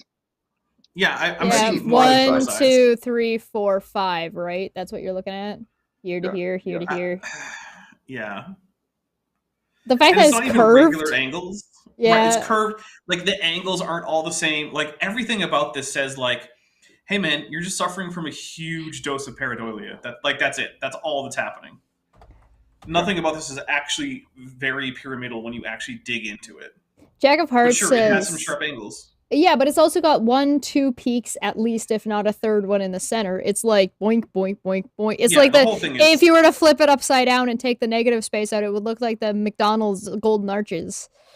Well, it's the same thing as the face on Mars, right? Yeah. You saw something, you thought it looked like a thing. It isn't. That's it. That's the whole story. It just isn't. Jack of Hearts asked, isn't a structure by definition artificial because it is a structure? I think it's just a differentiation of the term structure. Structure. I mean, yeah, you could call like a cinder cone volcano a structure, but I wouldn't call it artificial because no one sat there and made that. It would be a natural structure. So if you were to go through like a cave system that was just like formed via geological, whatever the fuck happened. So event, I guess, geological event, then that would be considered a natural structure because it does create a cavern or a cave or a tunnel of sorts. Yeah. But yeah. I will point out from the person asked about Antarctica being split in two, there are some people that have hypothesized that Antarctica has had a rift in it about 30 million years ago as one of the explanations for the Ellsworth Mountain split and the as well as the Antarctic Peninsula bend. So I stand corrected on that. There's been things, but I don't know that there's strong evidence that that's there. And it's not the kind of rift type of thing you have like the Rift Valley and what's happening in Africa, but there may be a tearing at that spot. So I'll have to look into it. So thank you very much. I will look into it more. Yeah. But part of the problem with Antarctica is so much of it is under the ice. It's hard for us to tell. Command Cyborg gave like a member super chat version. It says for 13 months. It says the History Channel is Sea Sponge Orifice, and with a blowing emoji, the wind emoji. That counts. That counts. We drink for that. Well done. Thank you very much. I definitely think that saying the History Channel blows ass is definitely a more difficult euphemism than AIG sucks dicks. Or, sorry, is a bag of dicks, is what it is. Because it's all noun versus, like, there's an action, right? An action, the verb makes it more difficult because you have to find euphemisms for blows instead of just is a bag of dicks, right? This is hard mode here. History Channel expels methane from the orifice of your digestive tract. Yeah, there you go. That was a good one, actually. Yeah. All right. He gave you a freebie. On our planet. And in fact, it might be the master pyramid that all the other pyramids on planet Earth were designed to look like. Well, okay. This one that doesn't look like a pyramid at all? I will... This is Landon losing it, so I'm drinking for this. Because what we're seeing here is, we're certainly seeing, bare, what we call blue ice or bare ice where the wind is blown off of it, and you're seeing crevasses around a mountain structure. I wish I knew where this was. Given what's happening at the upper right and upper left, I assume this upper right and upper left is ocean. This is near the edge, someplace. Okay. Dapper, you missed it. The guy just said that this pyramid, it was the predecessor of all pyramids. Yeah, I'll take a drink for that. Because people couldn't figure out what pyramids are. They had to have a pattern or template to train them. Yeah. As to no, pyramids couldn't be invented more than once. That's are we in subtle racism? There's no way the Egyptians or the Mesopotamians would be able to. All right, drink for subtle racism. On our planet. And in fact, it might be the master pyramid that all the other pyramids on planet Earth have to submit to designed to look like. Does that include ants? In my head, in my head canon, anthills? No. All right. No, probably not. In my head canon, the Master Pyramid is actually like in a dom sub relationship with all the other pyramids, who are all part of its pyramid harem. In my headcanon, the Master Pyramid is actually just Pyramid Head from Silent Hill. Oh, okay. Hey, are the But Master is it Pyramid still like a dom Nazi sub relationship? Master Oh, race? yeah.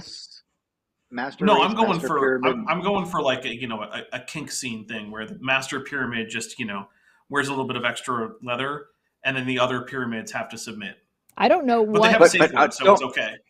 But master may not be the politically correct term. You may have to say primary pyramid. Oh, primary would be a better term, yeah. Well, hey, look, I'm not going to intrude on their particular dynamic for their dom sub relationship with the pyramids. That's I was just pointing out because I referred to something as a master bedroom and was told I can no longer call it that because it's associated with master pyramids in Antarctica, I guess. I need to add some more wood to the fire, so please keep going. Yeah. There has been extensive research done on pyramids throughout the world in terms of their structure Oh, this guy's and what back. it is that they really are. Goodness. And one of the theories is that pyramids are power generators.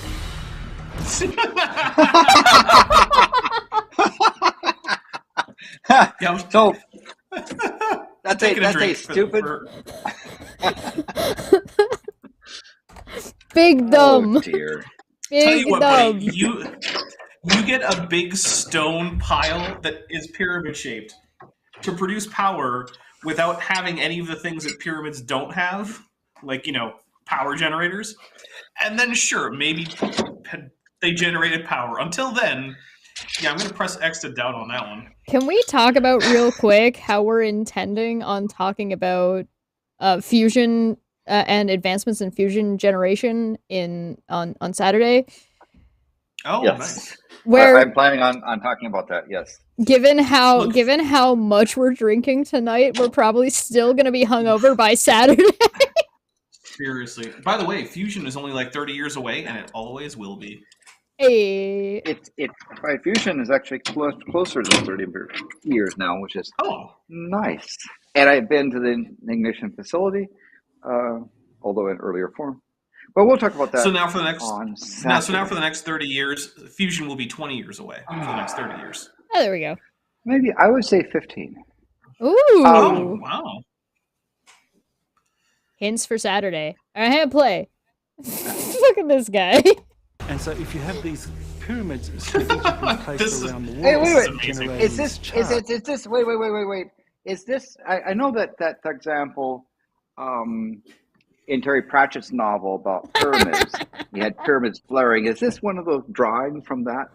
I don't know. Yeah, this is... There's just beams of light coming out of triangles. I mean, look, it's a neat visual. I'll give him that. I guess. Look, this looks better than their octagon. Do we drink because we got to 69 drinks because we're at 69 and that number's funny? Nice. Yes. It's the sex number. It's not prime, but it has interesting properties. Drink to get us off the But you sex don't need to number. go into it. Okay, there we go. You don't want me to go into it. You don't want Landon to go into 69? Okay, yeah. It's possible to create a Why is the 70 standing cut off? wave around the world that is basically a wireless transmission of energy. Of course. The aliens made pure wireless Wi-Fi. transmission of energy. Measured by Oh, my what? goodness. Measured by what? Like you should By the be able thermometer. But okay, listen, we've got satellites in space. We have radio broadcasting, we have satellite broadcasting. We have ways of measuring different gamma rays and different types of like microwaves and yada yada yada yada. Like we've seen the spectrum, we've measured the spectrum. There are ways to measure the spectrum. Where do these fall in Chesh. that spectrum? 2 words, 3 syllables. Dowsing rod. It's measured by dowsing rod. There's, fuck you, we get 2 for this.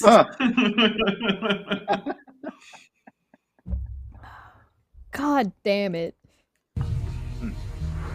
been theorized that ancient ships, it's been theorized. Drink for that. Fuck. That literally just means some guy once made it up. This interconnected wireless energy system to navigate that doesn't exist around the planet. Why? Why? Wireless energy system we've never detected. Yeah, why would an energy system that we've never detected be needed to navigate around the planet? There's been people navigating... Is this subtle racism? Because we've been navigating around the planet for fucking ever, requiring nothing. Rocks can navigate around planets. Why do they need energy system to navigate around planets? Do you understand gravity and orbital mechanics? Do you, a fucking compass? I looked at the stars and measured it. I fucking... The Embiid makes a good point. They say, at least they didn't say they were grain silos, which in case you don't know, that's Ben Carson's explanation for the Great Pyramids, is that they were grain silos, despite the fact that they are fundamentally unsuited to being grain silos. I'm drinking that's part of his today Seventh-day Adventist young Earth creationism. The History Channel is making me drink enough today that I'm going, after this stream is over, I'm going to make breakfast. Nice. I'm gonna go make bacon and eggs. Send someone over this way. Okay. Yeah. One of these days, I will make it down to go and visit Dapper. And you make bacon and eggs. Well, yeah, at least, yes. Go. I think you're down from where I am. I'm more south than you? East, aren't you? Probably. I think so. Because you're in southern Canada, right? Yeah, I'm southern Ontario. Oh, so okay. That's about as far south as you can get in Canada. Yeah, I'm a little bit north of Niagara Falls. Yeah, which is south of the BC so-called tree line. So yeah, I think so. You're south of me. Yes, I think so. I think that's right. Yeah, it's hard to not be north. My mom is making breakfast. Nice. Oh, god damn it! If you're in southern Ontario, it's basically impossible to be south of you unless you're also in southern Ontario. I'm in the southernmost part of Canada. I am because it's the only part that's barely habitable. Well, as opposed to Nova Scotia, which is the eastern southern part. Yes. Yeah. I have a question for you guys. Did either of you watch my video from yesterday? No is acceptable. I watched some of it, I think. Okay, so yesterday I brought up the nuclear family, right? And I'm only saying this because my mom mentioned she made breakfast, and I was talking about the nuclear family because Ben Shapiro was talking about it. Because of course I was talking about Ben Shapiro. Yeah, and you made comments about your mom, which your mom was a very good sport on, I must say. I thought I was nice about it, but okay. You were, but she was also a good sport about it as well. Yes. So, I was talking about the way the nuclear family appeared in the 50s and how that's not really that old of a concept. There's a relatively new concept when it comes to families as a whole. But then I also talked about how the nuclear family actually takes away from the family unit comparatively. Right? It removes younger people from adults at an earlier age and then creates a 4-person family, which then was at an older time was before the 50s was a family unit that would consist of at least 6, if not 8. Right? Does that make sense? Was I way off base with what I was saying there, or am I stupid? You're doing fine. Oh, thanks. As a small kid, I thought the nuclear family. As a small kid, I thought the nuclear family was protons, neutrons, and electrons. But wait, electrons aren't part of the nuclear family, Landon. Come on. Those aren't in the nucleus. No. To be fair, they're involved in K-electron capture, right? Where does the Higgs boson fall? Are they the weird uncle? When a nucleus undergoes K-electron capture and a proton turns into a neutron, that involves the electron. So. Yeah, but it's like an intruder into the nucleus. Yeah, but there's many intruders. So they're married in. Well. It's the guy next door and other things. There's always people always butting into nuclear. The milkman, the nuclear milkman. The nuclear milkman. I didn't play. We're so. I'm sorry. That was my fault. I brought this so into left field because I was curious about their opinions. Fuck me. Got it. And it makes sense that if there was some kind of worldwide pyramid power grid. Okay. It would make sense if, yes. I'm drinking for this, but also, can I point out that this guy looks like a weird mix between, like, the guy who is the director of The Lord of the Rings? Peter Jackson. Okay, he looks like, yeah, he looks like a mix between Peter Jackson and who's it? My brain is blanking on the name. There's like, are you guys seeing what I'm seeing? I don't know. I mean, I see more the Family Guy Peter Griffin in him. Peter Griffin with a goatee. Peter Griffin with a goatee. Fair. Yes, and Griffin. Yeah, and like not circle glasses. George Lucas, thank you. Yes. Yes. Excellent. Yes, that was what I was thinking. George Lucas. Yeah, I can see George. Like this is the weird love child of George Lucas and Peter Jackson. Yes, that's exactly what I was George thinking Lucas, of. I remember wasn't as rotund as that person. Not that there's anything wrong with Peter rotund. Jackson. But Peter Jackson is rotund. That's where we're getting the rotundity. Okay. Yep. That's where you're getting the face shape is Peter Jackson. You're getting like the hair and goatee from George Lucas. Okay, aliens. Back to Star Wars. Like this, that Antarctica would have pyramids as well. The whole idea. Citation needed. I'll give it. As well, right? Yeah, it's the so as you have well. a bunch of pyramids around of different times, and it's totally this grid of like wireless power thing, and then obviously he's saying Antarctica pyramids as well. There would have to be, because this place that had no people in it at any point in time of this degree would obviously have to have a pyramid in it for the power grid to work. I mean, I don't know. So a bunch of stone structures that emit what, electric field? Is that what they're saying? They didn't say electric. Or they're just field. power and like it's just shock rod energy. It's just power. Yeah, it's chi. Well, that's why you can only define it by dowsing rod, obviously. Because if it were anything else, we would find it with normal detectors. Clearly, Elon Musk is an alien, and all of the Tesla cars are definitely powered by that, and definitely not by fossil fuels that are hooked up to the. Never mind. That's a whole different conversation. I'm sorry. These pyramidal structures. Where did it come from? Because it's not an arbitrary thing. I've been there. These structures, they exist worldwide. I've been there, and I've been there. Drink if Landon's been there. We all die. We're all dead. I'll give us 1 for Landon's been there, and I'm adding that to our drinking list. Because this is up in the Gobi over there, and it's a nice spot. But I'm assuming yes. I'm making notes about like what we're drinking for and what makes sense, because I'm assuming we're gonna end up doing this again sometime. Oh God.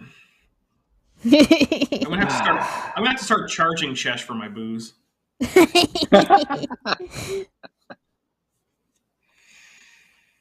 Landon has been there is going to be another one that's added later. We're not counting it for this one. We're only counting it as 1 drink for this one, but next time this will count as 5 because that's what just happened. So I didn't think of the origin. Oh God, he made it! Yes. It's Giorgio Tsoukalos, I think, maybe. Sorry, what were we gonna say before we got it? Really I was excited? just saying the one that's on the right. I didn't really think of it as pyramid because it's quite long, right? They're cutting it off, but you see it's a long structure as opposed to it's like more cylinder based rather than square based. But it gets smaller at the top. That's all that matters. Right. That's all that matters. It gets smaller at the top. Most people get smaller at the top too. So. Yeah, well, your head's a pyramid. Deal with it. All right, Conehead. No, what's the origin? And even more fascinating, did they originate on the Antarctic continent? Why would you think they would originate down there? Because aliens. They found a mountain. Because Nazis. It's because they found a mountain. Wait, that was a different they found video. a Nazi mountain. Nazi mountain. If the Nazis were so interested in alien architecture and what aliens were doing with their power grid and this weird octagon shape, which was an octagon instead of a pyramid, why was the swastika what they used? Yeah, why didn't they use pyramids? This isn't. Come on. So I've flown over this is part of a glacier. Okay, that's another drink. Shelf in West. Oh, I'm sorry. and it does have these gnarly, spots where there would be no way you'd be able to cross over that stuff because there's all kind of grasses and things to fall into besides the thing, falling on into the ocean. It's one of the only place you can get to is fly over because no way would you want to walk on that surface. I can't get over that this entire thing breaks down to pyramids are just easy to make and last long. Yeah, basically. So complicated. Yeah. Might the pyramid Joseph White claims to have discovered near the Shackleton mountain range? That's so much citation needed. That's a drink for sure. My goodness. Okay, that's why. Okay, Shackleton mountain range. So now I know the area where they're talking about. I've been to Shackleton. Landon's been there. Take a drink. Oh God. This was a bad idea. Yeah, it is. Yeah, this is a terrible idea. That's why we're not adding it this time when we did the Antarctica episode. When we do the Egypt one, we'll add that one in. Might the pyramid Joseph White claims to have discovered near the Shackleton mountain range and other pyramid-shaped formations recently photographed in Antarctica Wait, is that your photo? Of extra... Landon, was that your photo? My back?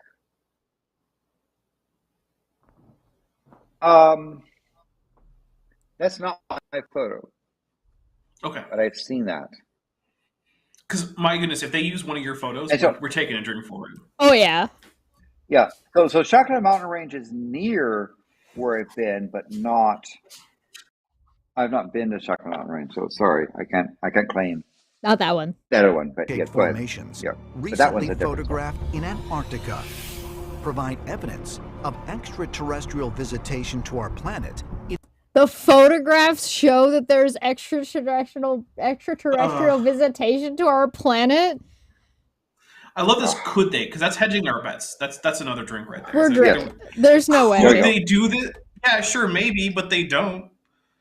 Could the Ninja Turtles actually be protecting New York from the Foot Clan? Yeah, I guess. Do you have evidence they are? No? Okay. All right. I would be more willing to bet on the Ninja Turtles existing because pizza exists.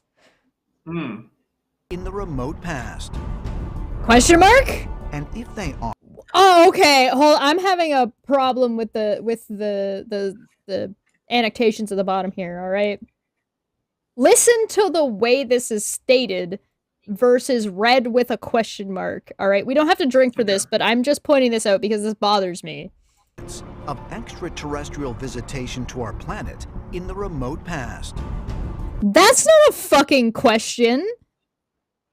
No, yeah, they didn't really articulate that like a question. There wasn't that distinct rising tone.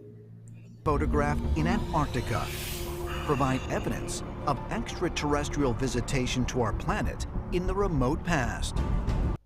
That is not you did not say that like a fucking question. And the fact that you're adding it in after the fact to make it a question makes me like question your integrity at that point. Anyways. I mean, like, you haven't been questioning their integrity this whole time. All right, yeah. Okay, but it's a way more subtle, like, go fuck yourself. You know what I mean? You know what I mean? All right. Yes. Sorry. They are actually man-made structures. Snow. That's just snow. Are we drinking for just snow? It's nothing. It's just some snow. Yeah, let's drink that. What the hell? Big dumb. Structures. How is you have an ice scoop on the side? Yeah. They did hedge their bets here too, with just like and if da. So. Yeah. In a place that has been buried beneath the ice for over 12 million years.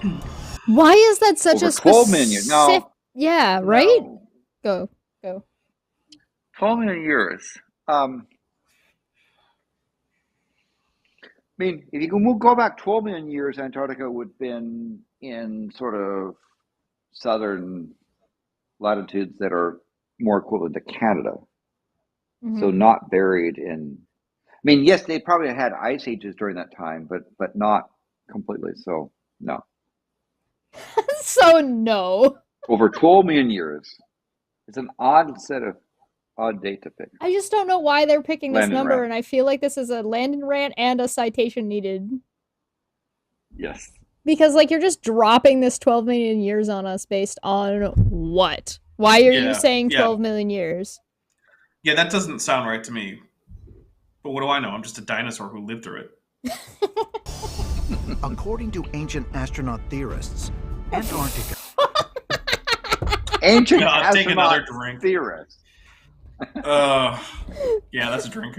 Ancient astronaut theorists, man, they're like the best source you could ever cite. I really hope somebody watching this video who is perhaps still in school that can submit papers, or anybody who is still able to, that are submitting papers to any kind of authority, please cite ancient astronaut theorists. See how that goes. May not have been a frozen continent for as long as mainstream scientists suggest. Wait a minute. And they say. So what? We got scientists. We got ancient aliens. It's only been a frozen continent for about 2 million years, right? Because if you talk about frozen continent, I don't claim North America as a frozen continent just because it's cold in Canada, right? You have to have a significant ice pack, ice shelf, ice boundary on top of the land to call it to be frozen. Right. And I think that when you get to about 12 million years, you're dealing with parts of Antarctica that are closer to some of the tropical areas, but certainly Landon. temperate. I mean, not tropical, temperate.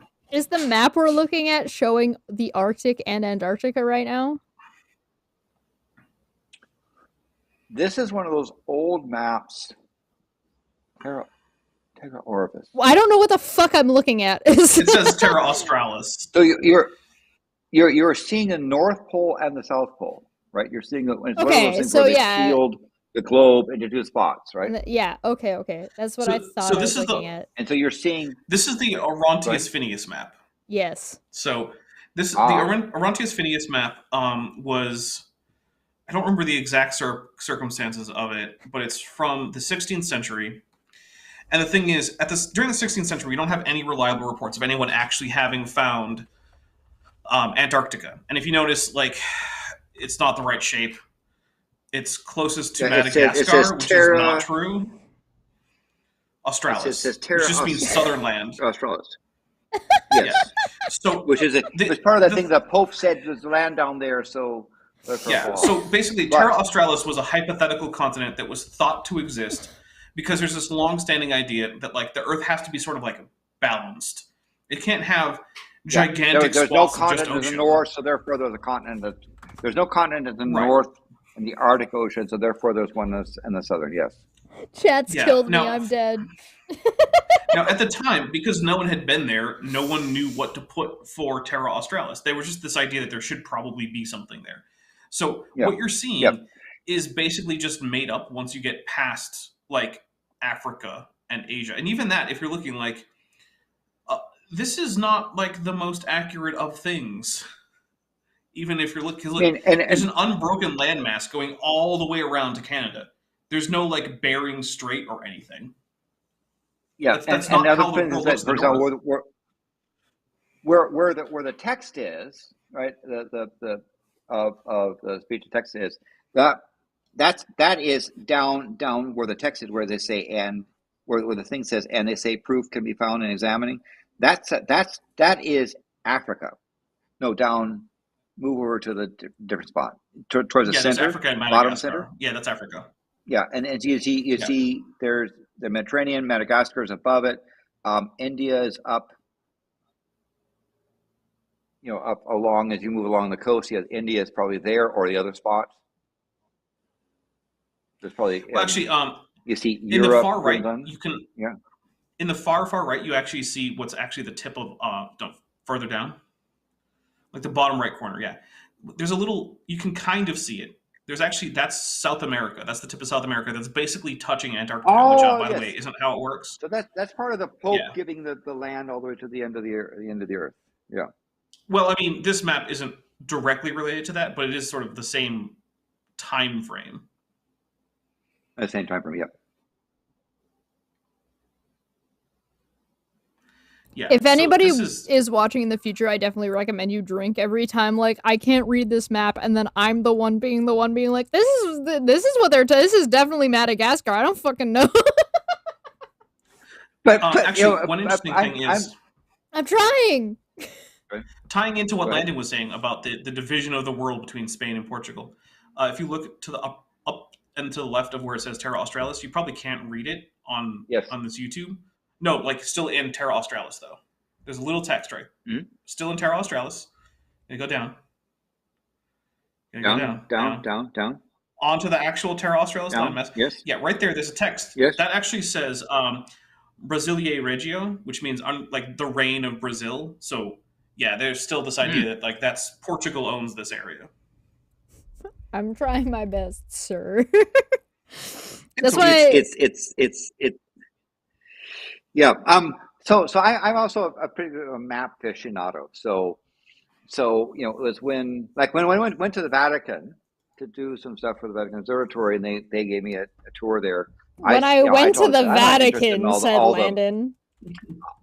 I'm not interested in all that basilica stuff. Show me the map room, because the Vatican has some extraordinary maps there, and this. Did they steal them? This is not. Yes, almost all of them were stolen if they weren't given by people who stole them. Okay, that checks out.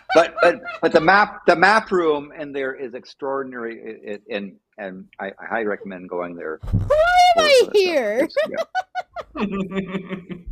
You're here to facilitate. Anyway, yes. I'm here to facilitate. You're here to just. But I can see, for example, Scandinavia. I can see Italy and Greece. I can see. Yeah, the Italian, the European part's not too bad.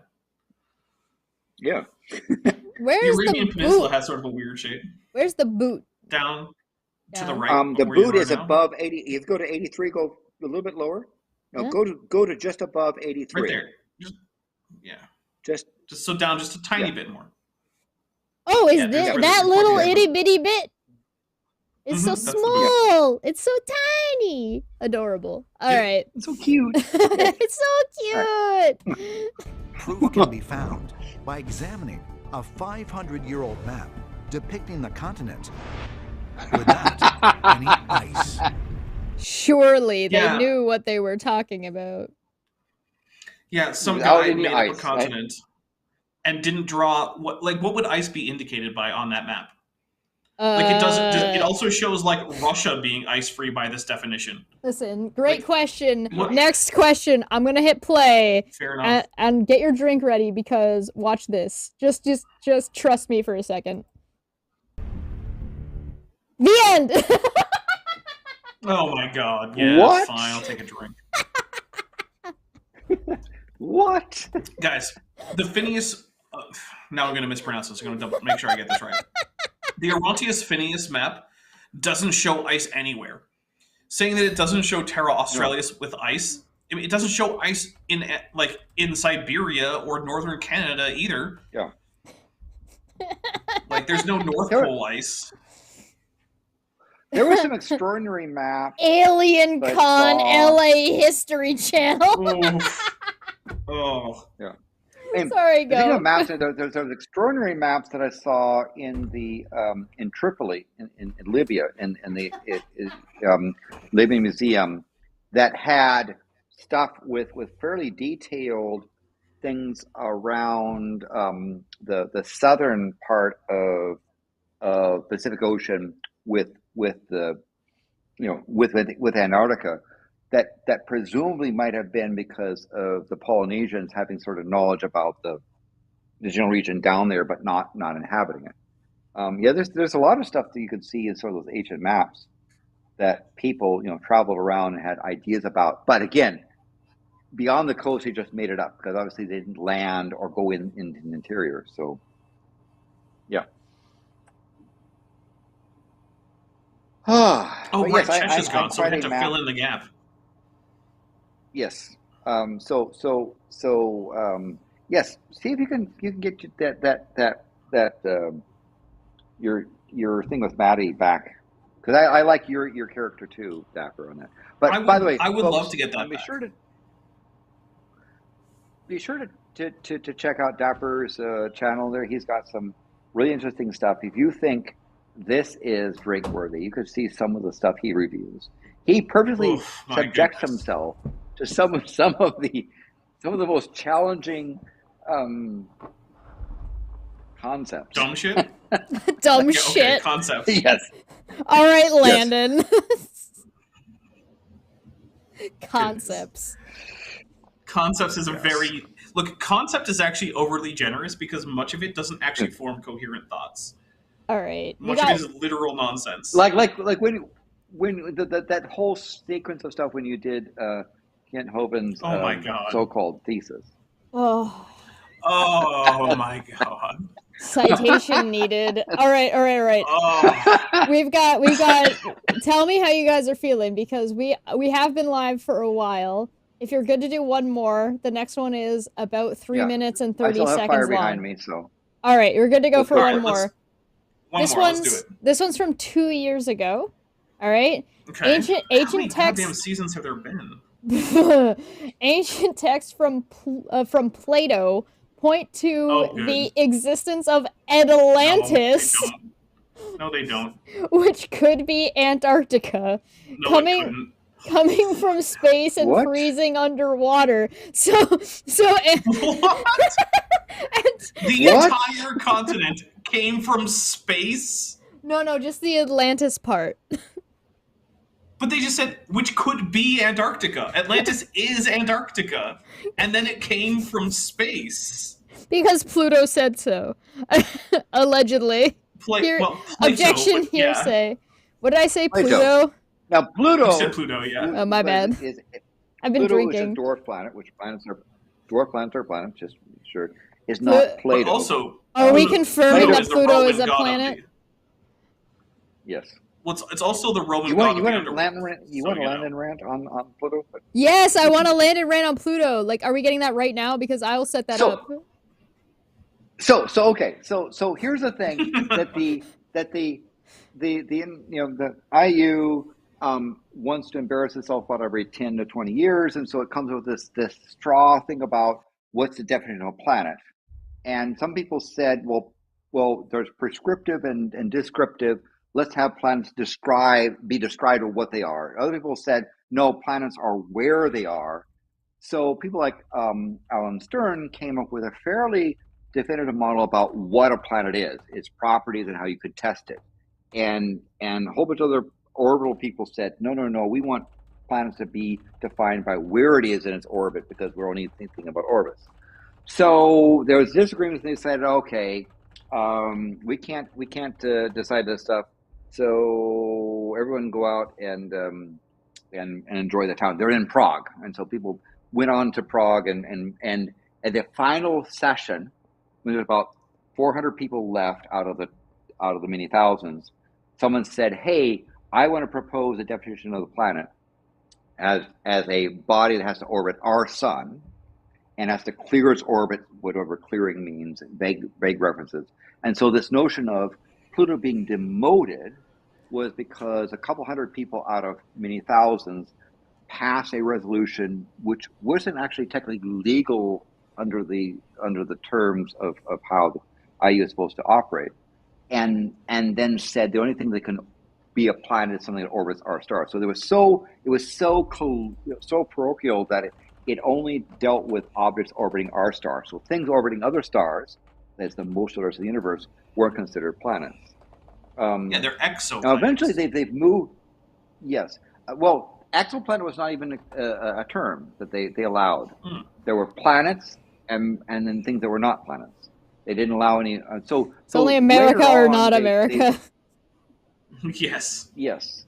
and in that sense, you know, it's North America. The only part that North America counts is America, because that other nice spot on the top. Oh, that sorry. nice You hat, mean the hat. the United States of Middle North America? Right. Yes, and we're not referring to the bit of France, which is up in North America. Right. Because you know, France is one of the countries that is in. Anyway, back to the about planets. So the current status right now is that Pluto and Charon are both defined as dwarf planets. Mm. Dwarf being a modifier of planet. Just like dwarf stars are stars and dwarf galaxies are galaxies, dwarf planets are planets. Pluto happens to be a dwarf planet, not a major planet, but it turns out, in fact, that most planets are dwarf planets. So Pluto's in the majority, and people like Earth are in the minority. So, you know. Congratulations, everybody on the planet Earth can use your minority status. Yes. All right. Chesh is a dwarf.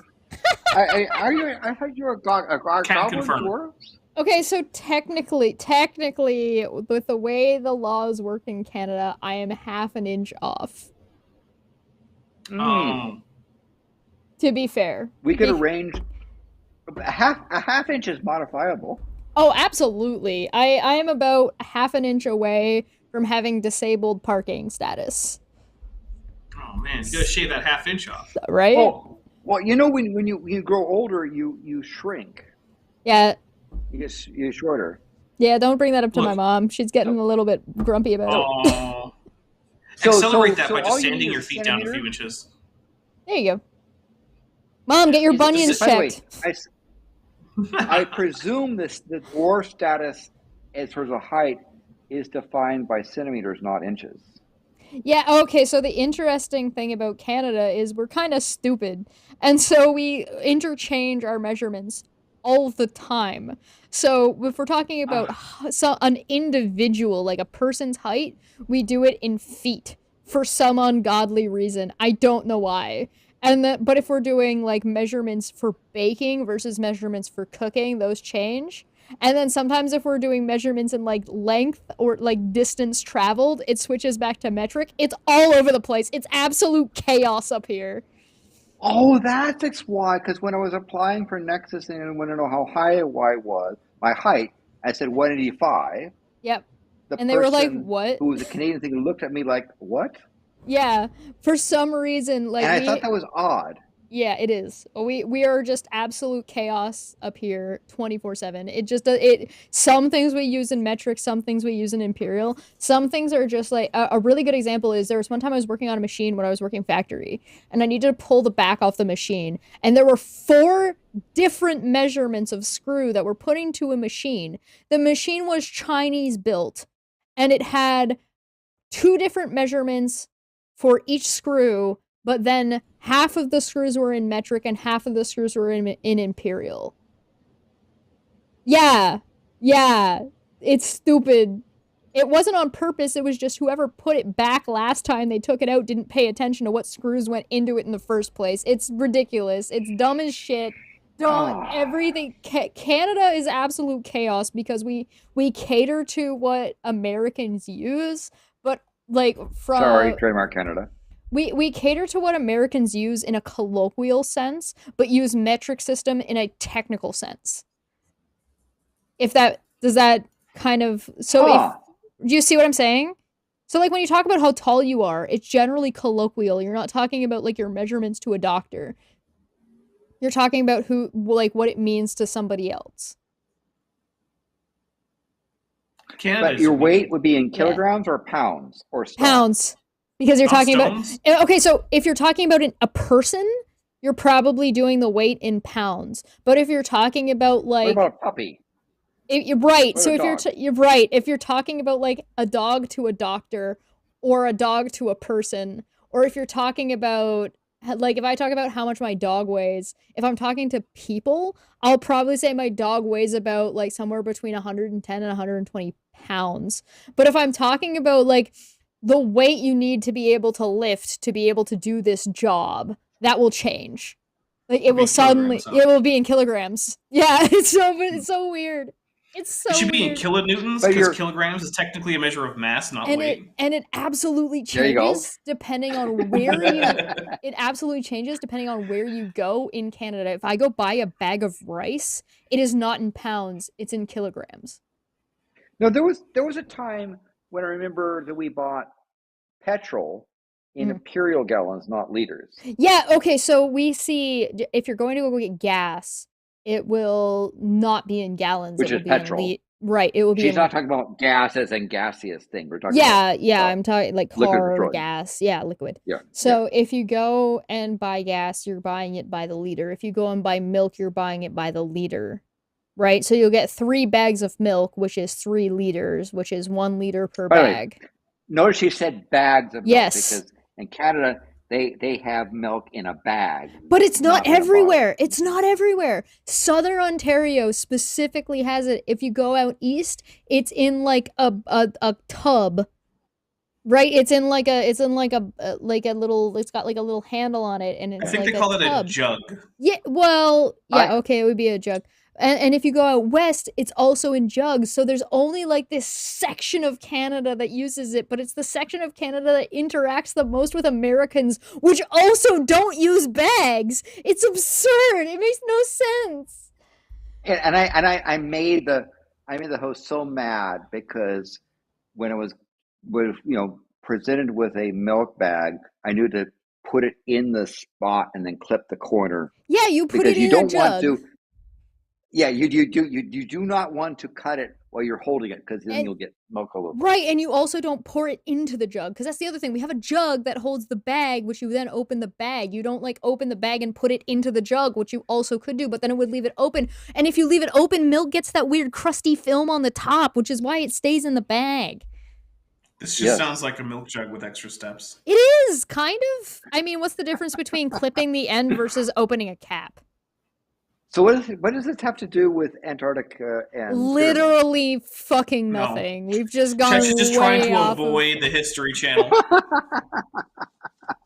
All right, ancient texts from Plato point to the existence of Atlantis, which could be Antarctica, coming from space. Okay. And freezing underwater, leaving people to wonder if there's a lot we don't know, such as possible extraterrestrial civilizations inhabiting the area. It just keeps getting dumber the further into it you go. In the clip from season 14, because we're in season 14 now, because it only gets worse. Return to Antarctica. They've had 14 seasons of this stuff? That was 2 years ago. They must be at least on 16 now. Well, this one doesn't say what season it's from, and this is from 2 weeks ago. Yeah. Oh. Okay. Do we drink for the dumb shit they say in their No, it's gonna be in the video. Okay. All right, let's go. Oh, dramatic. The Bible's book of Genesis. That's not Plato. That's not Plato. Okay. Genesis, here we go. Oh, yay! And I don't get enough Genesis in my life normally. Yeah, have you ever heard of this, Dapper? No, what is this? Genesis? Is that what it is? They're referring to a rock band. The first book of Moses, called Genesis. Got it. This is new for me. Never heard of this. I definitely don't have it in Hebrew. Which edition? In arm's reach right now. Which edition do you think this is? This one. Play-Doh. Well, go back. I might be able to figure out which translation it is. Okay, while you're doing that, I'm going to go to the bathroom. Beginning, God created the heaven and earth. The earth was without form and void. Something was upon the face of the deep. Of course it's the King James Version. But it's not the 1611. It's like there was like a redo of like the spelling some point, I think, I don't remember when, it might have been the early 20th century. I'm more impressed that they called it the first book of Moses. The first book of Moses called Genesis. Yeah. I'm cutting this back because I feel like we've missed something at this point. Okay.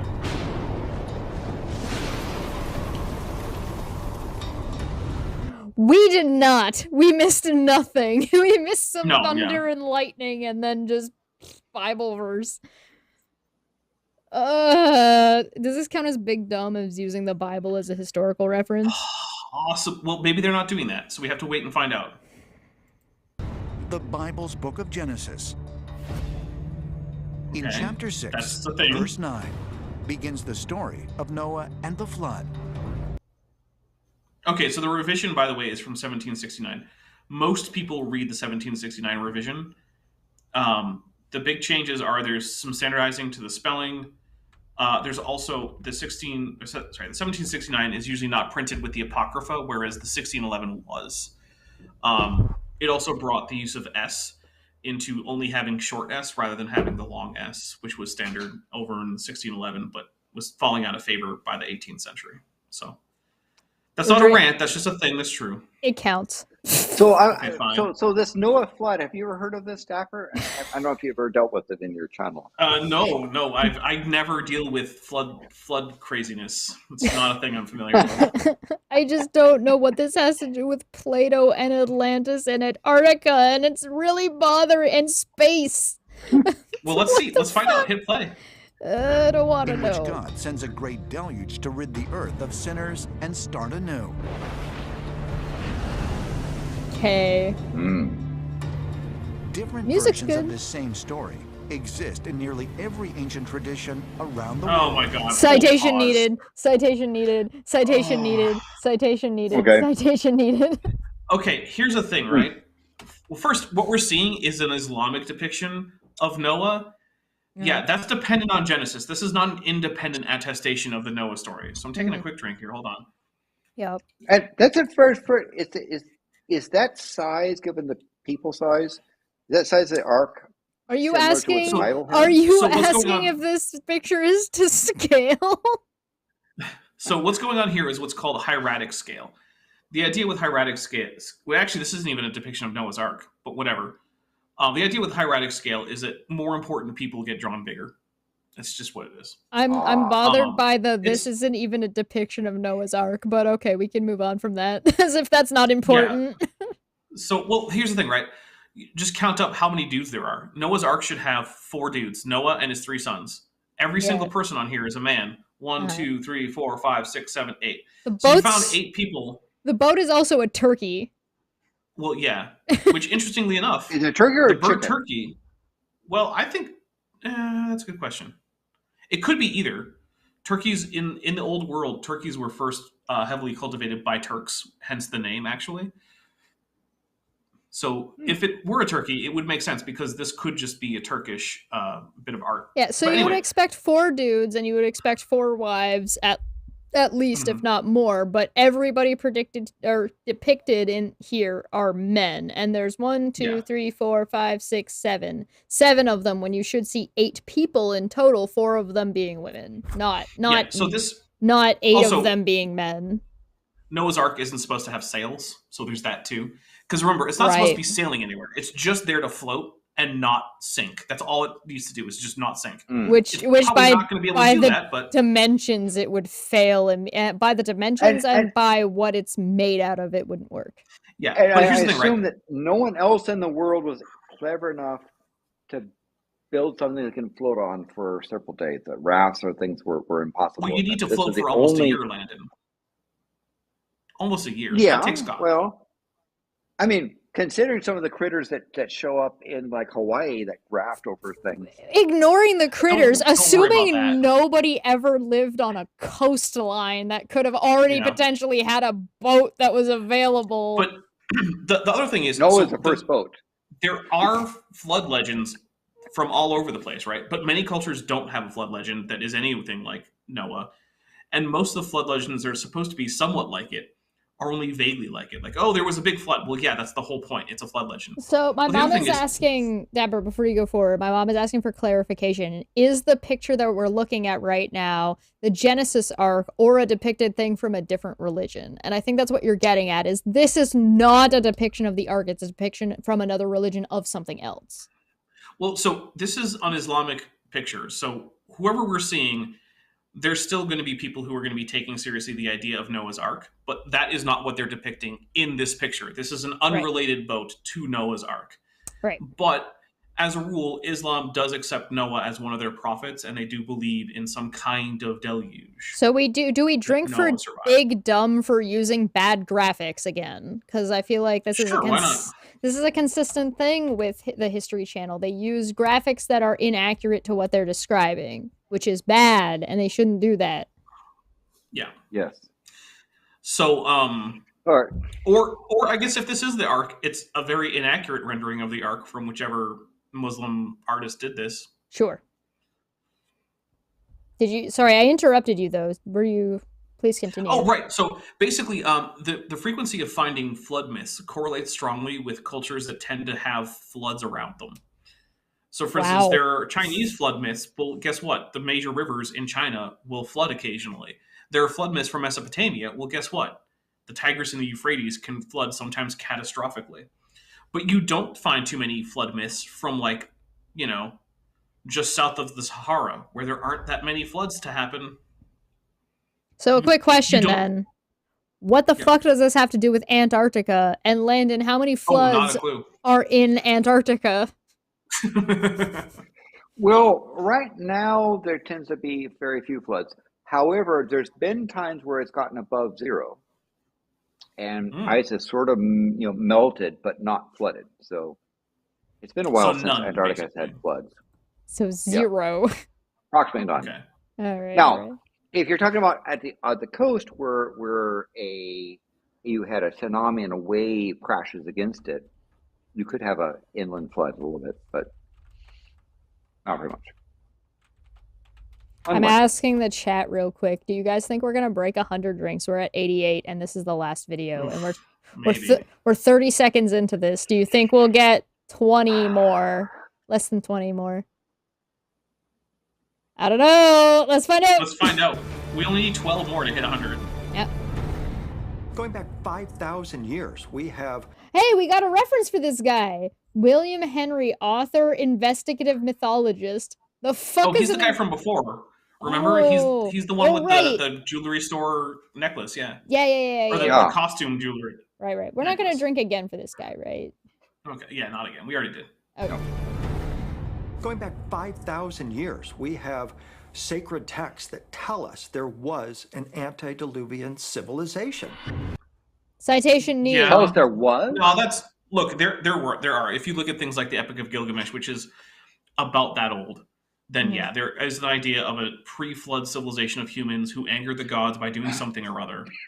So he is right about that. My quibble is that they told us there was, right?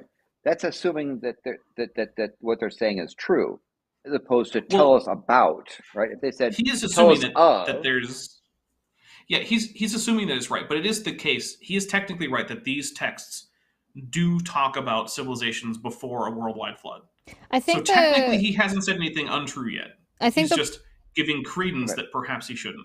I think the problem is that we've already seen this guy present absolutely batshit nonsense. Oh yeah. And so because we've already seen this guy produce batshit nonsense, whether that be in the future or in the past, it's the past for us, but it might have been in the future for when their episode came out.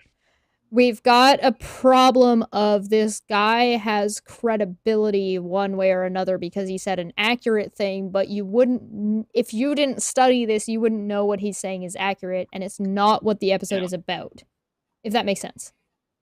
Okay. Do you see what I'm saying? So it's like they need a citation. No, I'm too drunk. I'm lost. They need a citation with what he's saying to verify that what he's saying is accurate, because this is the History Channel. This is being presented to people who don't have a degree in this kind of shit. Right, by the way, Ian debunks. I'm it. Wait, flood confirmed? I'm going to say no. Flood legends confirmed, but that was never really in dispute. Floods happened at some point, yes. Whether it was a global flood or a local that there were flood. legends about floods, it's been confirmed. Not that the I mean, I would even say that floods happened. A little bit. You're mostly cut off. Oh, it's because he's leaned forward. Okay. Yeah. See, I always stay conveniently center frame because you know. Conveniently, he says as he moves all over the fucking place. I'm trying to show the fire over here. Shrink me. This is a nice fire bit. Your fire is awesome. It is nice. It is really nice. I mean, I did show you all the way. I'll put it back. And all right, come on, let's go. Let's get this. Let's go back here. Well, no, now you messed it up. Now we get to see his whole thing. That is nice. All right. Let's go. That's not a green screen. That's a real fire. There was a great flood, and that there were survivors. That's not what the Bible says. Sure, it is. There were 8 survivors on the ark. Okay. The Fine. Mesopotamians speak of this in the Epic of Gilgamesh. That's true. Now, okay, when he gets to the Egyptians, we're probably going to have a Dapper Hulk mode or something. I have some problems with you starting with Genesis, talking about there being a flood, talking about there being survivors, and then jumping to Mesopotamians and Egyptians. Well, I mean, to be fair, the Bible got it from the Mesopotamians. I don't care. We're talking about like. Are you saying the Bible plagiarized ancient text? I mean, it depends on whether or not you want to use the word plagiarize, which is a bit loaded. I mean, it definitely based things on previous texts. Well, it's sort of like if I currently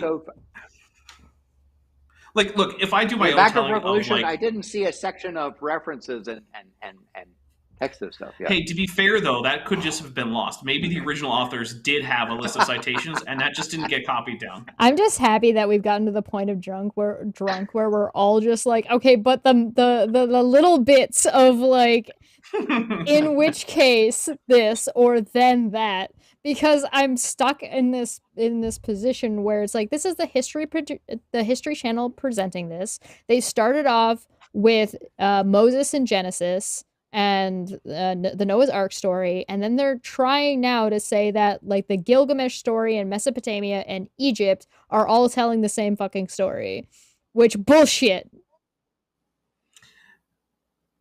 They're telling related stories. I would say they're telling at least for Gilgamesh stories and the Bible. About the same kind of event. Well, okay, look, the Bible and the Gilgamesh flood narrative are like directly connected. Like there's a straight through line. The authors of Genesis get the idea of the flood from Mesopotamian flood but a ripoff from somebody else that they don't tell you that they're ripping off is not the same thing. Right? They're telling the same authors, story, they wouldn't but have needed to tell their contemporaries because everyone would have known about the Mesopotamian flood myth who was in the circle. Because these are exilic texts, right? They're written during the Babylonian exile. So they're writing them to people who are living in Babylon, who are familiar with Babylonian mythology. So it's sort of like if I made a slightly my own riff on like the biography of George Washington, I don't need to tell you that it's about George Washington. Like it's very obvious. Like, you know, he's crossing the Potomac and chopping down cherry trees and being the first president of the United States. I don't need to say like, oh, by the way, guys, this is totally about George Washington. Everyone's be like, yeah, we know, we get it. Your main character's named George. By the way, asking of history, did George Washington actually chop down a cherry tree? Is that that's a myth. Thing? Or is technically it's a legend. That's from my understanding, that did not actually happen. Yeah, it did not. Or at least there's no evidence that it happened. But what does this have to do with the Egypt? Difference between a legend and a myth is what? Nothing. So myths focus primarily on supernatural entities like gods, and they tend to tell foundational stories that are supposed to explain how a culture is supposed to relate to things like the gods, nature, other nations, as well as each other. Legends tend to focus on humans and have only limited or no divine involvement, and tend to tell the stories of folk heroes. Here's the thing that I'm struggling with, is that it's not whether or not there is a connection between these stories or these legends. It's the fact that the History Channel is lumping them all together. Well, we're about to get to the Egyptian one, I think, and if they do, I'll have a lot to say. Without establishing why. But, you know, maybe they do. Maybe I'm jumping the gun. Maybe I'm too excited. All right. The Mesopotamians speak of this in the Epic of Gilgamesh. The Egyptians speak of this in the Edfu creation text. No, they don't. Okay, look. 10 more. Okay, I need to take a drink just so that my brain doesn't melt while I try to explain the difference between creation myths, primordial chaotic waters, Cheers. flood myths. No drink. My God. Hmm. Okay, so the Edfu creation myth involves a primordial chaos sea, right? But this is a common thing in like the whole area. Like you'll get this all over the Eastern Mediterranean. So basically, one of the common themes in this whole area, in Semitic cultures, in Indo-European cultures, in other Afro-Asiatic cultures like or Egypt, there's the idea that the primordial state of the universe, before the gods, before anything else, is just an essentially infinite sea of chaos that is conceptualized as a watery abyss of infinite extent. And then from this, something emerges, something that is going to give order. It might be the gods. It might be the god of, say, like, when the Israelites get a hold of this idea and they insert their one god into this sort of like trope of creation myths. In Egyptian mythology, usually this first thing is a cosmic, quote-unquote, egg that emerges from a lotus flower, because lotus flowers sort of mysteriously grow up onto the surface of water. So the idea is at the beginning of the universe, this cosmic lotus flower produces this cosmic egg, from which are produced the first of the gods, who then go about ordering this chaotic universe by various means of either manipulating the existence of this chaos or also themselves reproducing and creating new gods who then themselves have some like domain over which they have control. This is not a story of the inundation of an already settled world, which is what these flood myths are. Egypt doesn't have a flood myth. The closest they have is a myth about a war goddess who thinks about flooding a part of the world with blood, but then decides not to. That is the closest they get. That is not in any way comparable to the Noah story. Except that, I guess, liquid is involved. Can you tell me what the relationship between Plato and, like, the Egypt is? Plato said that he got his information about Atlantis from a guy who himself got it from Egyptian priests. But not the flood. But not the flood, though. No, just Atlantis. Because they're saying the Epic of Gilgamesh and the Egyptians speak of this in the Edgar creation text, and then Plato. Well, it's actually Edfu, but This says Edgar, but whatever. Those are AI generated subtitles. Yeah. So Dapper, since much of the early Egyptian civilizations was centered around the Nile had regular flooding. By much, do you mean like all? Down. Yes. Well, no. To be fair, the Tuareg were in that region that went from the Nile. Right, but the Tuareg aren't technically Egyptian. That's the other thing. That's true. Yes, but they were in Egypt, so yeah. Well, they're in what's now Egypt, sure. Yes. So from the point of view of Egypt, the flood myth is the lack of a flood myth in Egypt because they had sort of annual flooding, and therefore they wouldn't have had flooding was a regular occurrence as opposed to crowd occurrence. So it's not so much that it's because it's regular, because the floods were fairly regular in Mesopotamia too. What the difference is that the flooding of the Nile was far more predictable in extent than the flooding of the Tigris and Euphrates. The Tigris and Euphrates would vary from year to year wildly in how much they would flood. Whereas the Nile was always going to be about the same amount as it was last year. It varied, it wasn't exactly the same. They kept track. You can actually find ancient high water marks carved into ruins where they were like, this is where the flood reached last time. But because it's so regular, rather than being a source of destruction, the flooding of the Nile was just seen as this peaceful, benign thing that brought fertility to the land and then peacefully went away. Whereas in Mesopotamia, a bad year might see the flood just overtopping all the earthenworks that were meant to keep it in place and just flooding out entire towns, ruining all their buildings, causing, instead of bringing, all this fertility, which they still depend on the floods to bring fertile sediment in. But, if it flooded out your whole village, we can't farm there. The whole thing's destroyed. So the flood could bring both prosperity and, good crop yields, but it could also just bring disaster. People died in these floods. Essentially, people didn't really die in the Nile floods because they were so peaceful and predictable.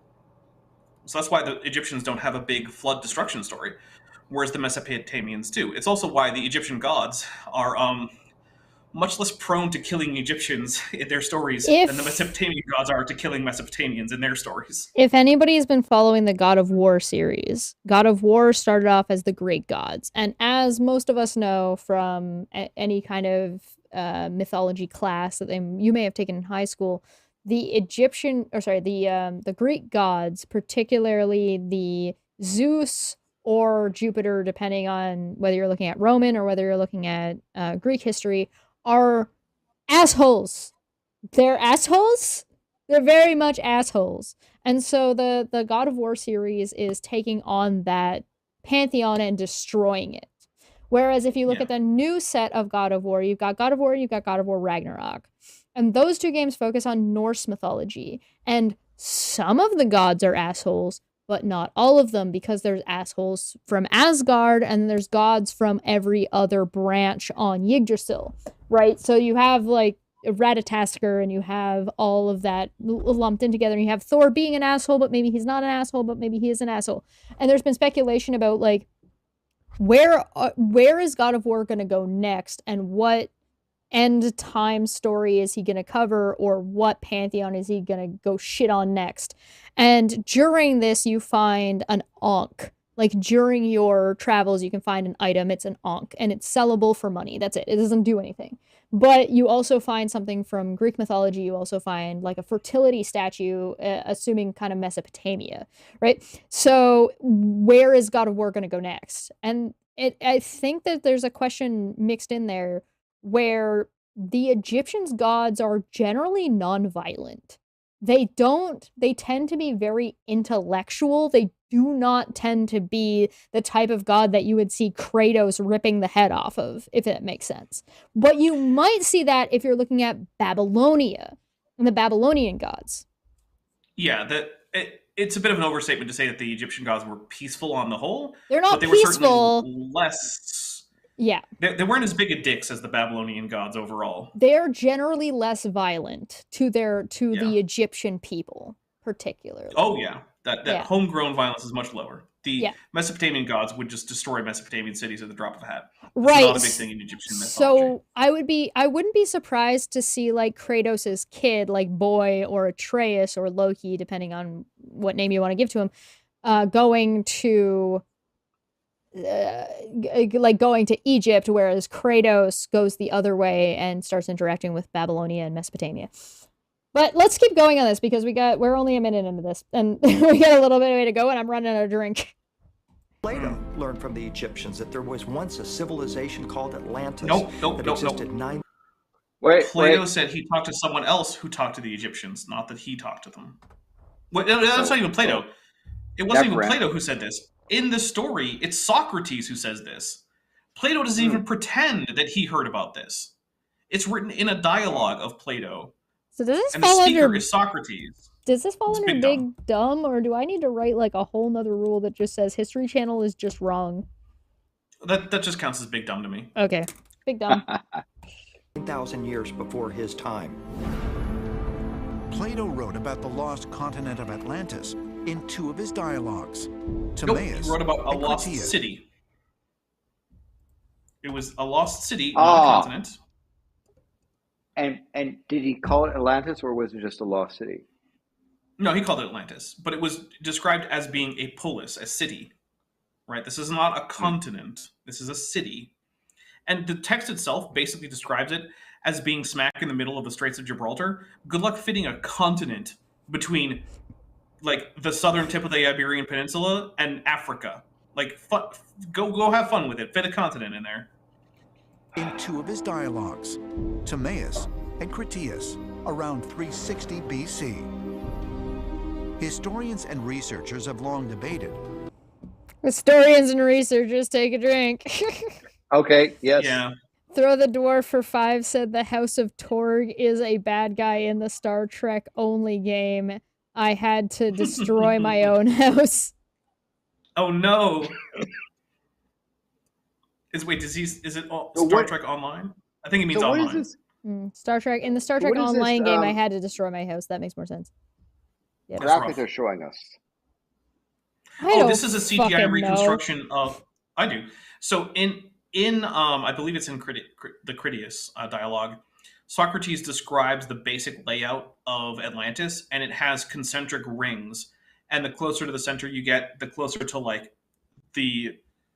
the center of power, like the palaces and whatnot of the kings and tyrants or whatnot. I'm pretty convinced that I'm looking at Attack on Titan, except with more water.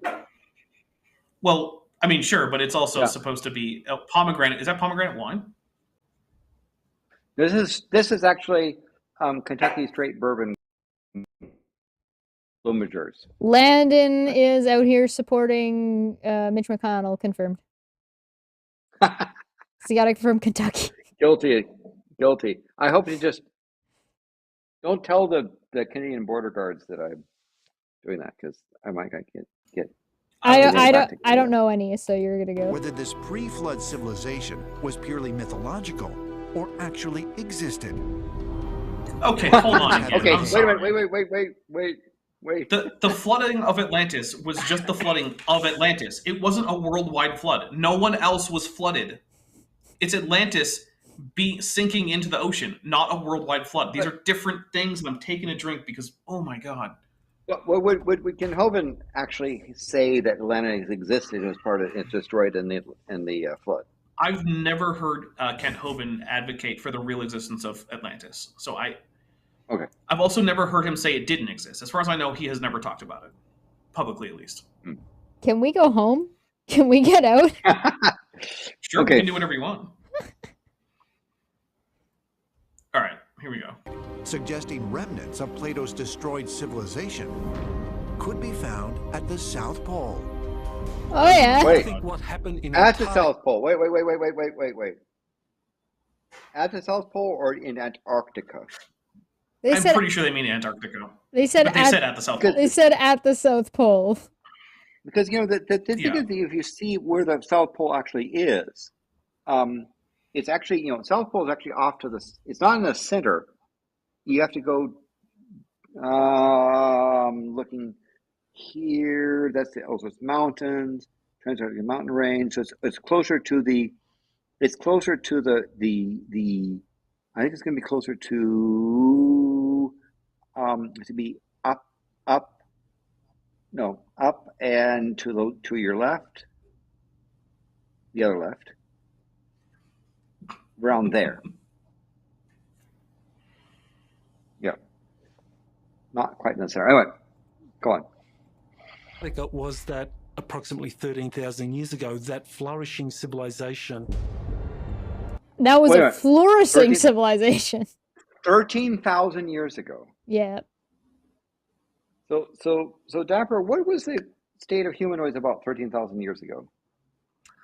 13,000 years ago, people had figured out some rudimentary level of hey, if we take care of this plant, it will make food for us. But they had not figured out the idea of the city yet. They weren't really building anything of significant size in stone yet.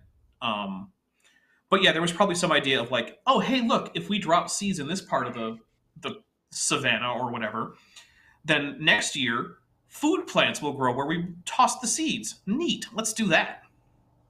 No, there were people in North America and South America as well around. People had sort of expected the whole place. Basically, with very few exceptions, like the Canary Islands, Tristan da Cunha, with very few exceptions like those. Those are very remote oceanic islands. People were basically everywhere they are now. Yeah. So a lot of some of the Polynesian islands might not have been inhabited. Antarctica, Greenland, probably not. I don't think there was anyone in Greenland specifically. No. Because as far as I know, the first settlers in Greenland were actually Norsemen who came to that as essentially uninhabited or as an uninhabited island. There's no stories about them having to fight off natives to stake their claim there, which is not true for. Oh wait, no, sorry, Greenland. Yes, there were already people in Greenland. Are you guys daring to suggest that it was not this fancy Stargate-looking spaceship that we're looking at right now? I have no evidence to support a fancy Stargate spaceship. I thought this was something that Elon Musk was doing and flying to Mars. Wait, listen. Well, he's riding on the do this to me, coattails Landon. of the ancient aliens. Don't do this to me. That originally came from space, and establishing its presence in Antarctica was. Okay, that's not Antarctica 12,000 years ago. That's not 12,000 years ago. But what do you suppose that civilization came from space. That's Antarctica without ice. Yeah. Oh, okay. Yes, you're right. You're right. Because that's Western Antarctica. Yep. Okay, that's. I don't have any more alcohol left. Putting another drink so down. what that is they're saying that 12,000 years ago there was no ice age apparently. Okay, which, yes, there absolutely was. But civilization. He just made the statement that civilization came from space and started in Antarctica. So ice formed in less than 12,000 years in Antarctica?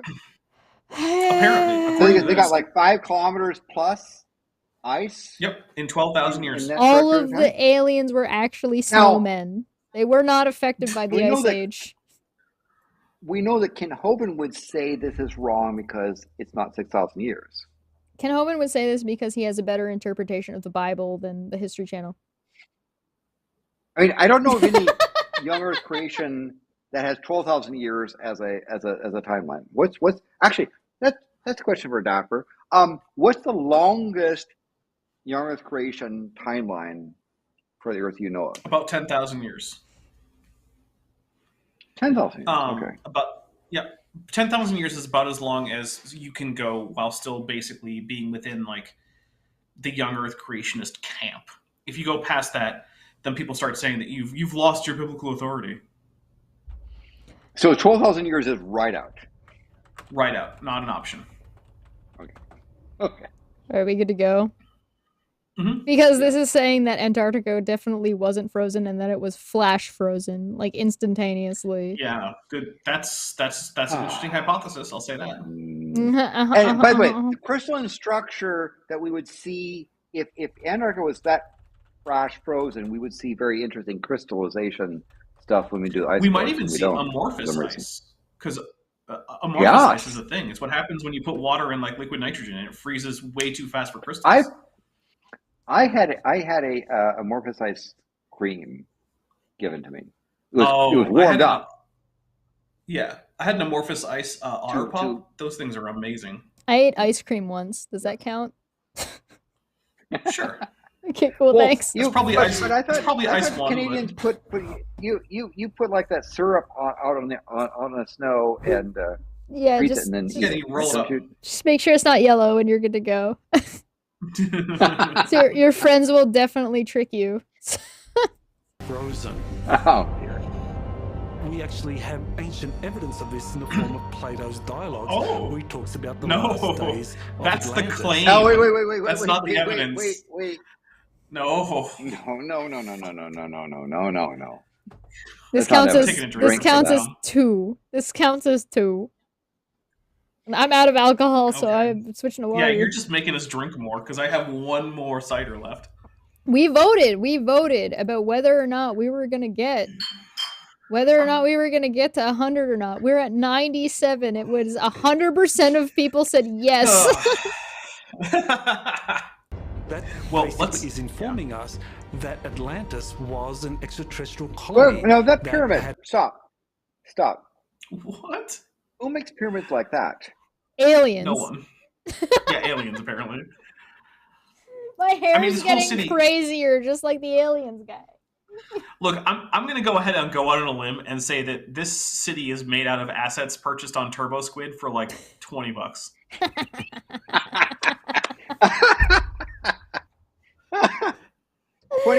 Canadian dollars, Australian dollars, or US dollars? Probably US, because I've only looked at Turbo Squid in US dollars. I don't know what what it translates to in other dollars. Which, to be fair, look, I bought assets from Turbo Squid. No shame, right? But like, still, I'm pretty sure that's what I'm saying. If this is supposed to be a pyramid that exists in Atlantis, which is actually the continent of Antarctica before it was flash frozen, are you noticing the tree line here? Yeah. and whatever the fuck this is down here. That's the city made of $20 worth of turbo squid assets. Okay, but also I just want to point out. Have you seen a city? CGI guy? Yeah, no, it's so here's what he did, right?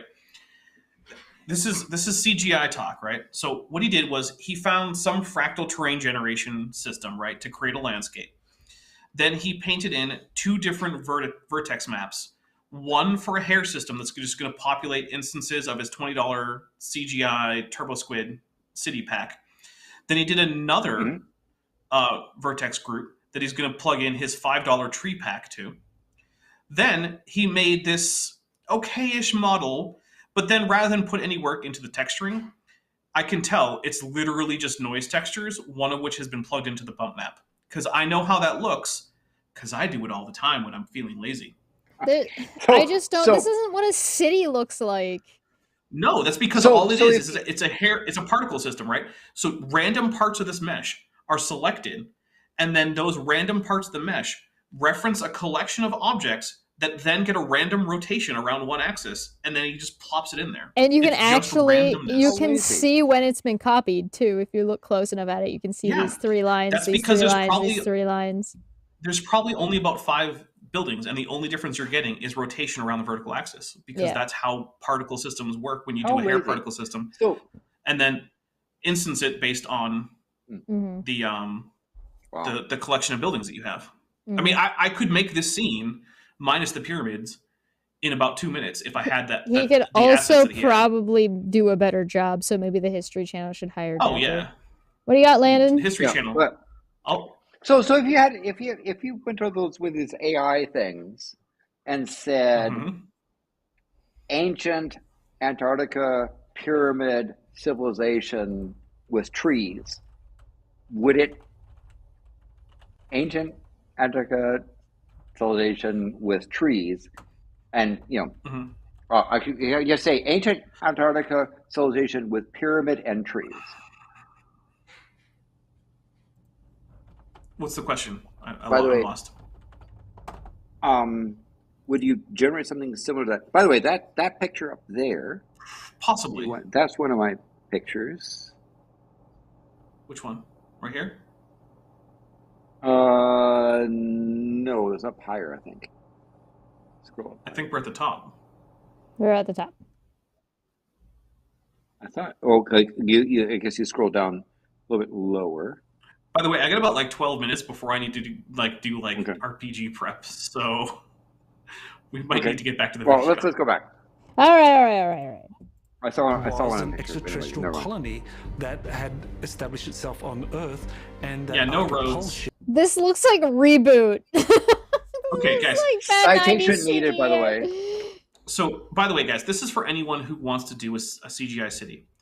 Okay, don't just put a hair particle system and then take them and convert them to like object instances. Instead, lay out an actual city grid, right? Lay out a city grid, and then make sure that you set your particle system to emit from vertices and set the number of particles equal to the number of vertices, and then you'll actually get coherent amounts. And then rather than just having random rotations set around the vertical axis, duplicate your buildings a couple times and give them to exactly 90 or 180 degree offsets, and then combine that into one bigger group. Dapper's giving us a rotation. Dapper's giving us a blender lesson right now. That's how out of it we are at this point. Where we go to the AI bot thing, art thing, and say, or do that pyramid in ancient Antarctica with Atlantis, pyramids, and trees. We are not ready to have the art AI conversation. No. This was an extraterrestrial Don't do this to me. That had established itself on Earth, and that after a pole shift, Atlantis was moved. Oh, pole shift. Pole shift. Wait. There were no pole shifts 12,000 years ago. What does that even mean? Does that mean the Earth turned upside down? Why would the magnetic, if it was the magnetic poles, why would the magnetic pole move something underground? Because magnetic shift does not actually change the physical, orientation of the Earth. Right? Magnetic shift just changes domain orientation. Big dumb. Big dumb. Yeah. As more and more pieces of the puzzle start to come together, might we soon be able to solve come together. You haven't even found any pieces of the puzzle, my man. I'm not even Oh sure my we're God. dealing with the same box. I'm sorry. What pieces on what puzzle? I'm just drinking for Big Dumb because there are no pieces to this I'm puzzle. kind of glad that was number 100. Solve the mystery of the Antarctic continent. And if so, just what might we discover? Modern whistleblowers still argue that there is more about Antarctica that is being covered up. Didn't this guy look like Giuliani? Oh my God. He's got crazier eyebrows, though. I broke the He sounds kind of like Giuliani, too. 100 broke the counter. Whoops. So did 70, to be fair. 70 didn't. 70 worked. Yeah, it did. Oh. It does this time, but before it was like cut off at the top. 100 You breaks. can't say 100? 100 breaks it. 100 breaks it. Yeah. 100 makes it look like because the counter needs to be wider. Okay. Yeah. So when you do 101, the 1 will appear down below. So just leave it like that. Yeah, I can't make it any bigger. We'll just start it at 0 again for now. Okay. That's a 100. No, it's 0, 0 to indicate that we're missing things. 0, 0. Okay, 0, 0. There you go, yeah. There are entire bases down there, entire civilizations that the world's governments Citation are needed. working with aliens. Yeah. Don't pause, but yeah. Buried artifacts. I know about the ancient civilizations down there. Oh, we're doing Hollow Earth. About the That's Big Dumb drink. civilizations that continue to operate in Antarctica at the very moment. Oh my God! Hold on, back up a little bit. At the very moment. Yeah, so we can see. Okay. Why is the CN Tower there from Toronto? Because it's a cheap asset on Turbo Squid. That's literally why. But also, guys, look. Canadians are down there at the bottom as well as the top. Right? We were the Nazis the whole time. Guys, when you're making your alien city or your hyper advanced city or whatever, don't just plug in like the Minkowski output of a Voronoi texture into your bump and then just plug in like a weird brick texture into your emission. Do a little bit of work. Just a little bit. Right? Don't just do that, because that's what's happening right here, and it's lazy, and I hate it. This is season 14. And they're using like first-year Blender student nonsense. Mm-hmm. Well, this city right here would have cost me to make it. This is about probably $30 max. This maybe is $50. somebody's. This is an art. This is on somebody's resume as like the intern God, at. I was an intern at on the History Channel. This is like if you hired me to make an ancient alien city.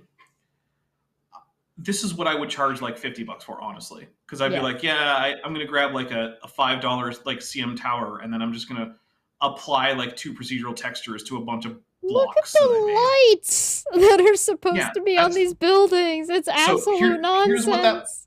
Here's what that light is. It's the output of a brick texture where you just used a color ramp set to constant to just dial in some of the bricks as emission, and then you plugged it into the emission input on your shader, and then you took one of the Voronoi textures and then just made it so that it's the squarish version, because there's one of the outputs of Voronoi textures that gives you that kind of square thing, and then you just plug that into bump. That's all that is. As if these people don't have fucking money to spend on this shit.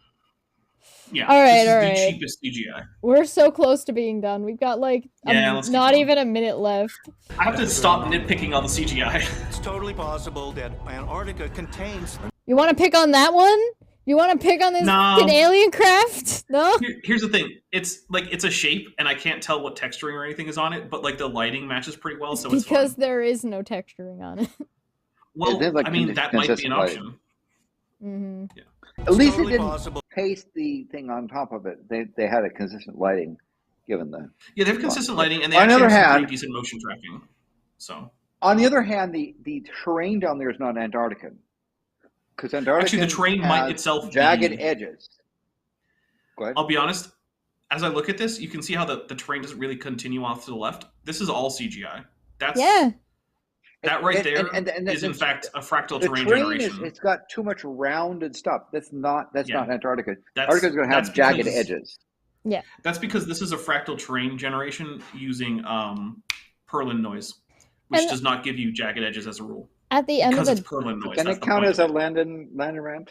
At the end of the day, I don't think it matters that they're it's not a problem that they're using CGI. Yeah, right. But it's what they're doing. It's okay that they're using CGI, but it's important to acknowledge that they're doing that. It's important to acknowledge that we do have imagery from Antarctica that they could be using, and they're choosing not to. Train style. It doesn't have flying saucers in it, though, Chesh. And it's not and that they're making CGI to represent Antarctica without making it accurate. And this is something that describes itself as the History Channel. Yeah. I will say the shader on the landscape is a bit more complicated than most of the ones we've seen, so props to that. Does the sun get that pink in Antarctica, Landon? During sunset times, where actually sunset, particularly the South Pole, sunset lasts for like a week and a half, because the sun slowly goes down there. The thing, on the other hand, that I'm concerned about is all that fog. That fog glow down there. Yeah.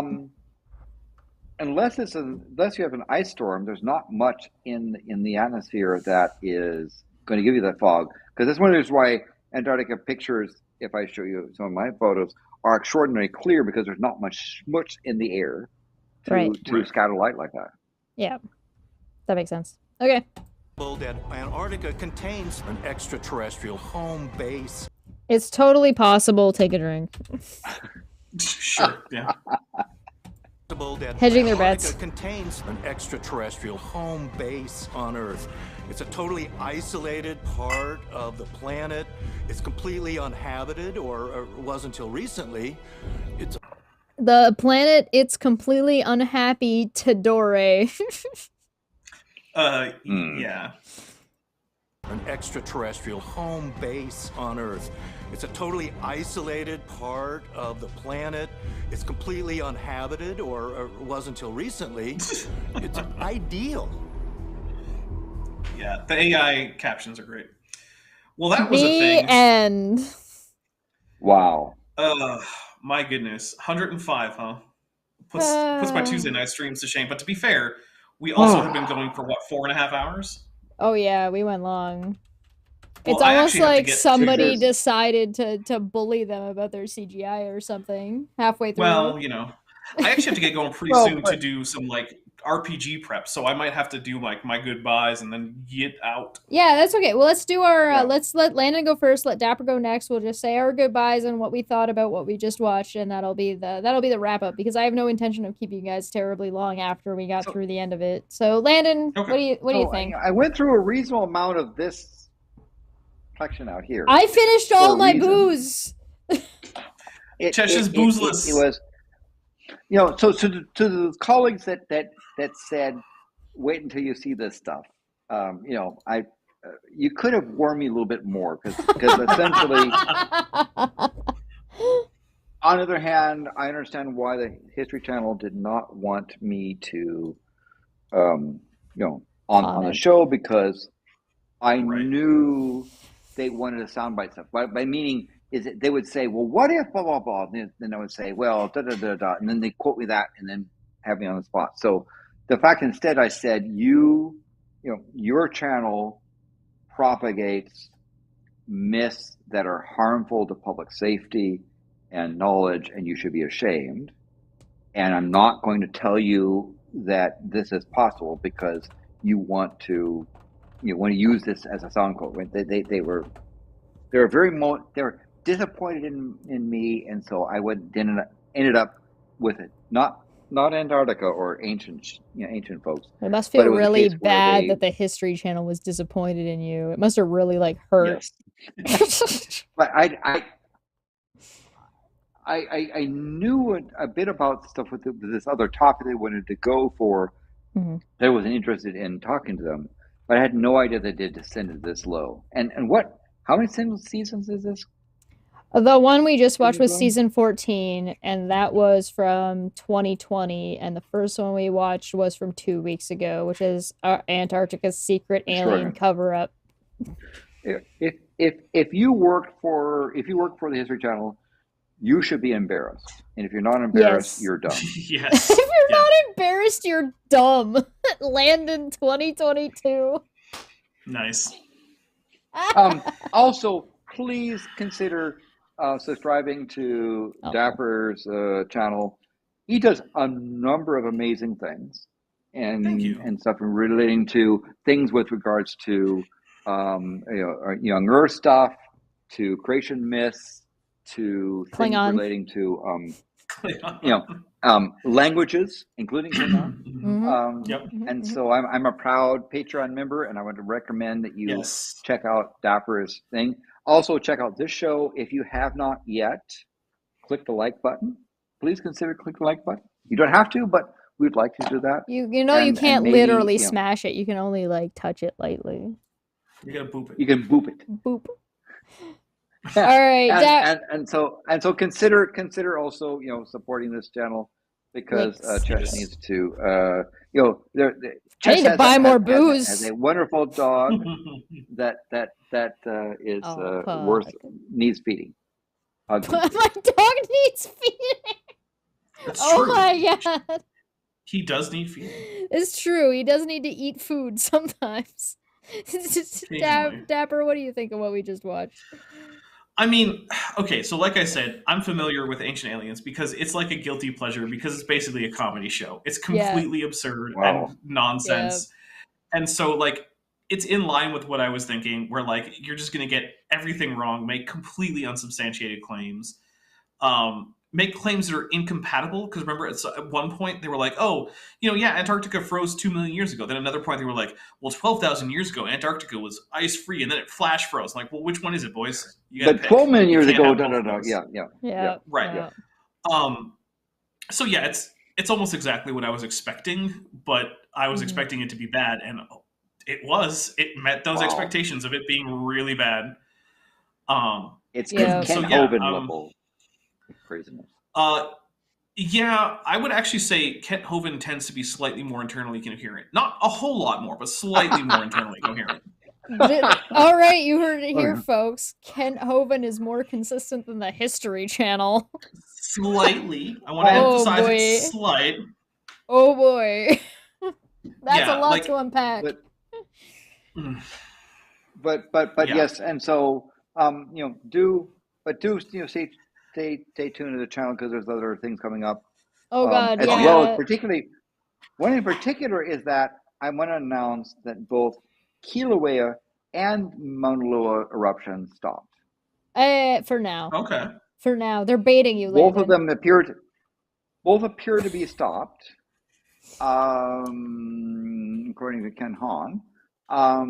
So by the time I'm predicting by the time we have our next volcano show on this debate hub, Kilauea and Mauna Loa will not have restarted. Landon's cheating by betting on off days. All right, so tomorrow, if you're a member, there'll be a stream here. If you're not a member, follow me on Twitch. We're going to go do some art tomorrow. It's going to be cats this time. We're going to be taking some some Patreons cats and turning them into Pokemon, and that's going to be hella fun. So and I may or may not be hungover. We're going to find out tomorrow.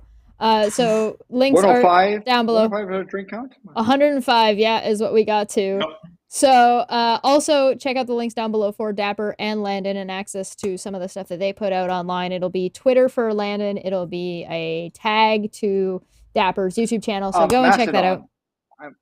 I moved from Twitter to Mastodon. I no longer. Is it the same? Is it the same tag or is it a different tag? At Landon Knoll but I'll send you the tag. If it's the same @ then it should work. Depending on which one you go to, you should be able to find him using that @ Go to Mastodon and retweet Landon. There you go. Go toot Landon. I'll send the link because it's usually on Mastodon is @username @server. So okay, so I'll get a link for that, and I will make sure that gets updated down below. If you want to watch any of the videos that we watched today, you can find those also down below. And if you are interested in subscribing, you can support the channel by becoming a member or becoming a Patreon. You get access to the Discord, which Landon and Dapper are both in. So grand old times with that. So there's also a free option for the Discord if you're interested in joining that. If you become a Patreon, thank you very much. If you super chatted, thank you very much. Like, subscribe. If you learned something, leave me a comment and tell me what you learned. If you thought we missed something or got something wrong, let us know. And if we got down something below. wrong, yeah, let us know. Yeah. Yeah, I want to know. I mean, we had 105 drinks, mistakes. so we might have missed mistakes somewhere. Absolutely. Yeah, absolutely. Thank you so much for joining me today. It's been a grand old time. I hope you guys had fun with us for how long this was, which is a lot longer than I normally go for. And I had a lot of fun, and depending on what you guys like or you know, comment about, maybe we'll do another History Channel. I don't know, is this a debunk? Is this a riff? Is this just a History Channel drinking game? I don't know. Show. Just say show. But we will see you guys next time. Bye-bye. Bye.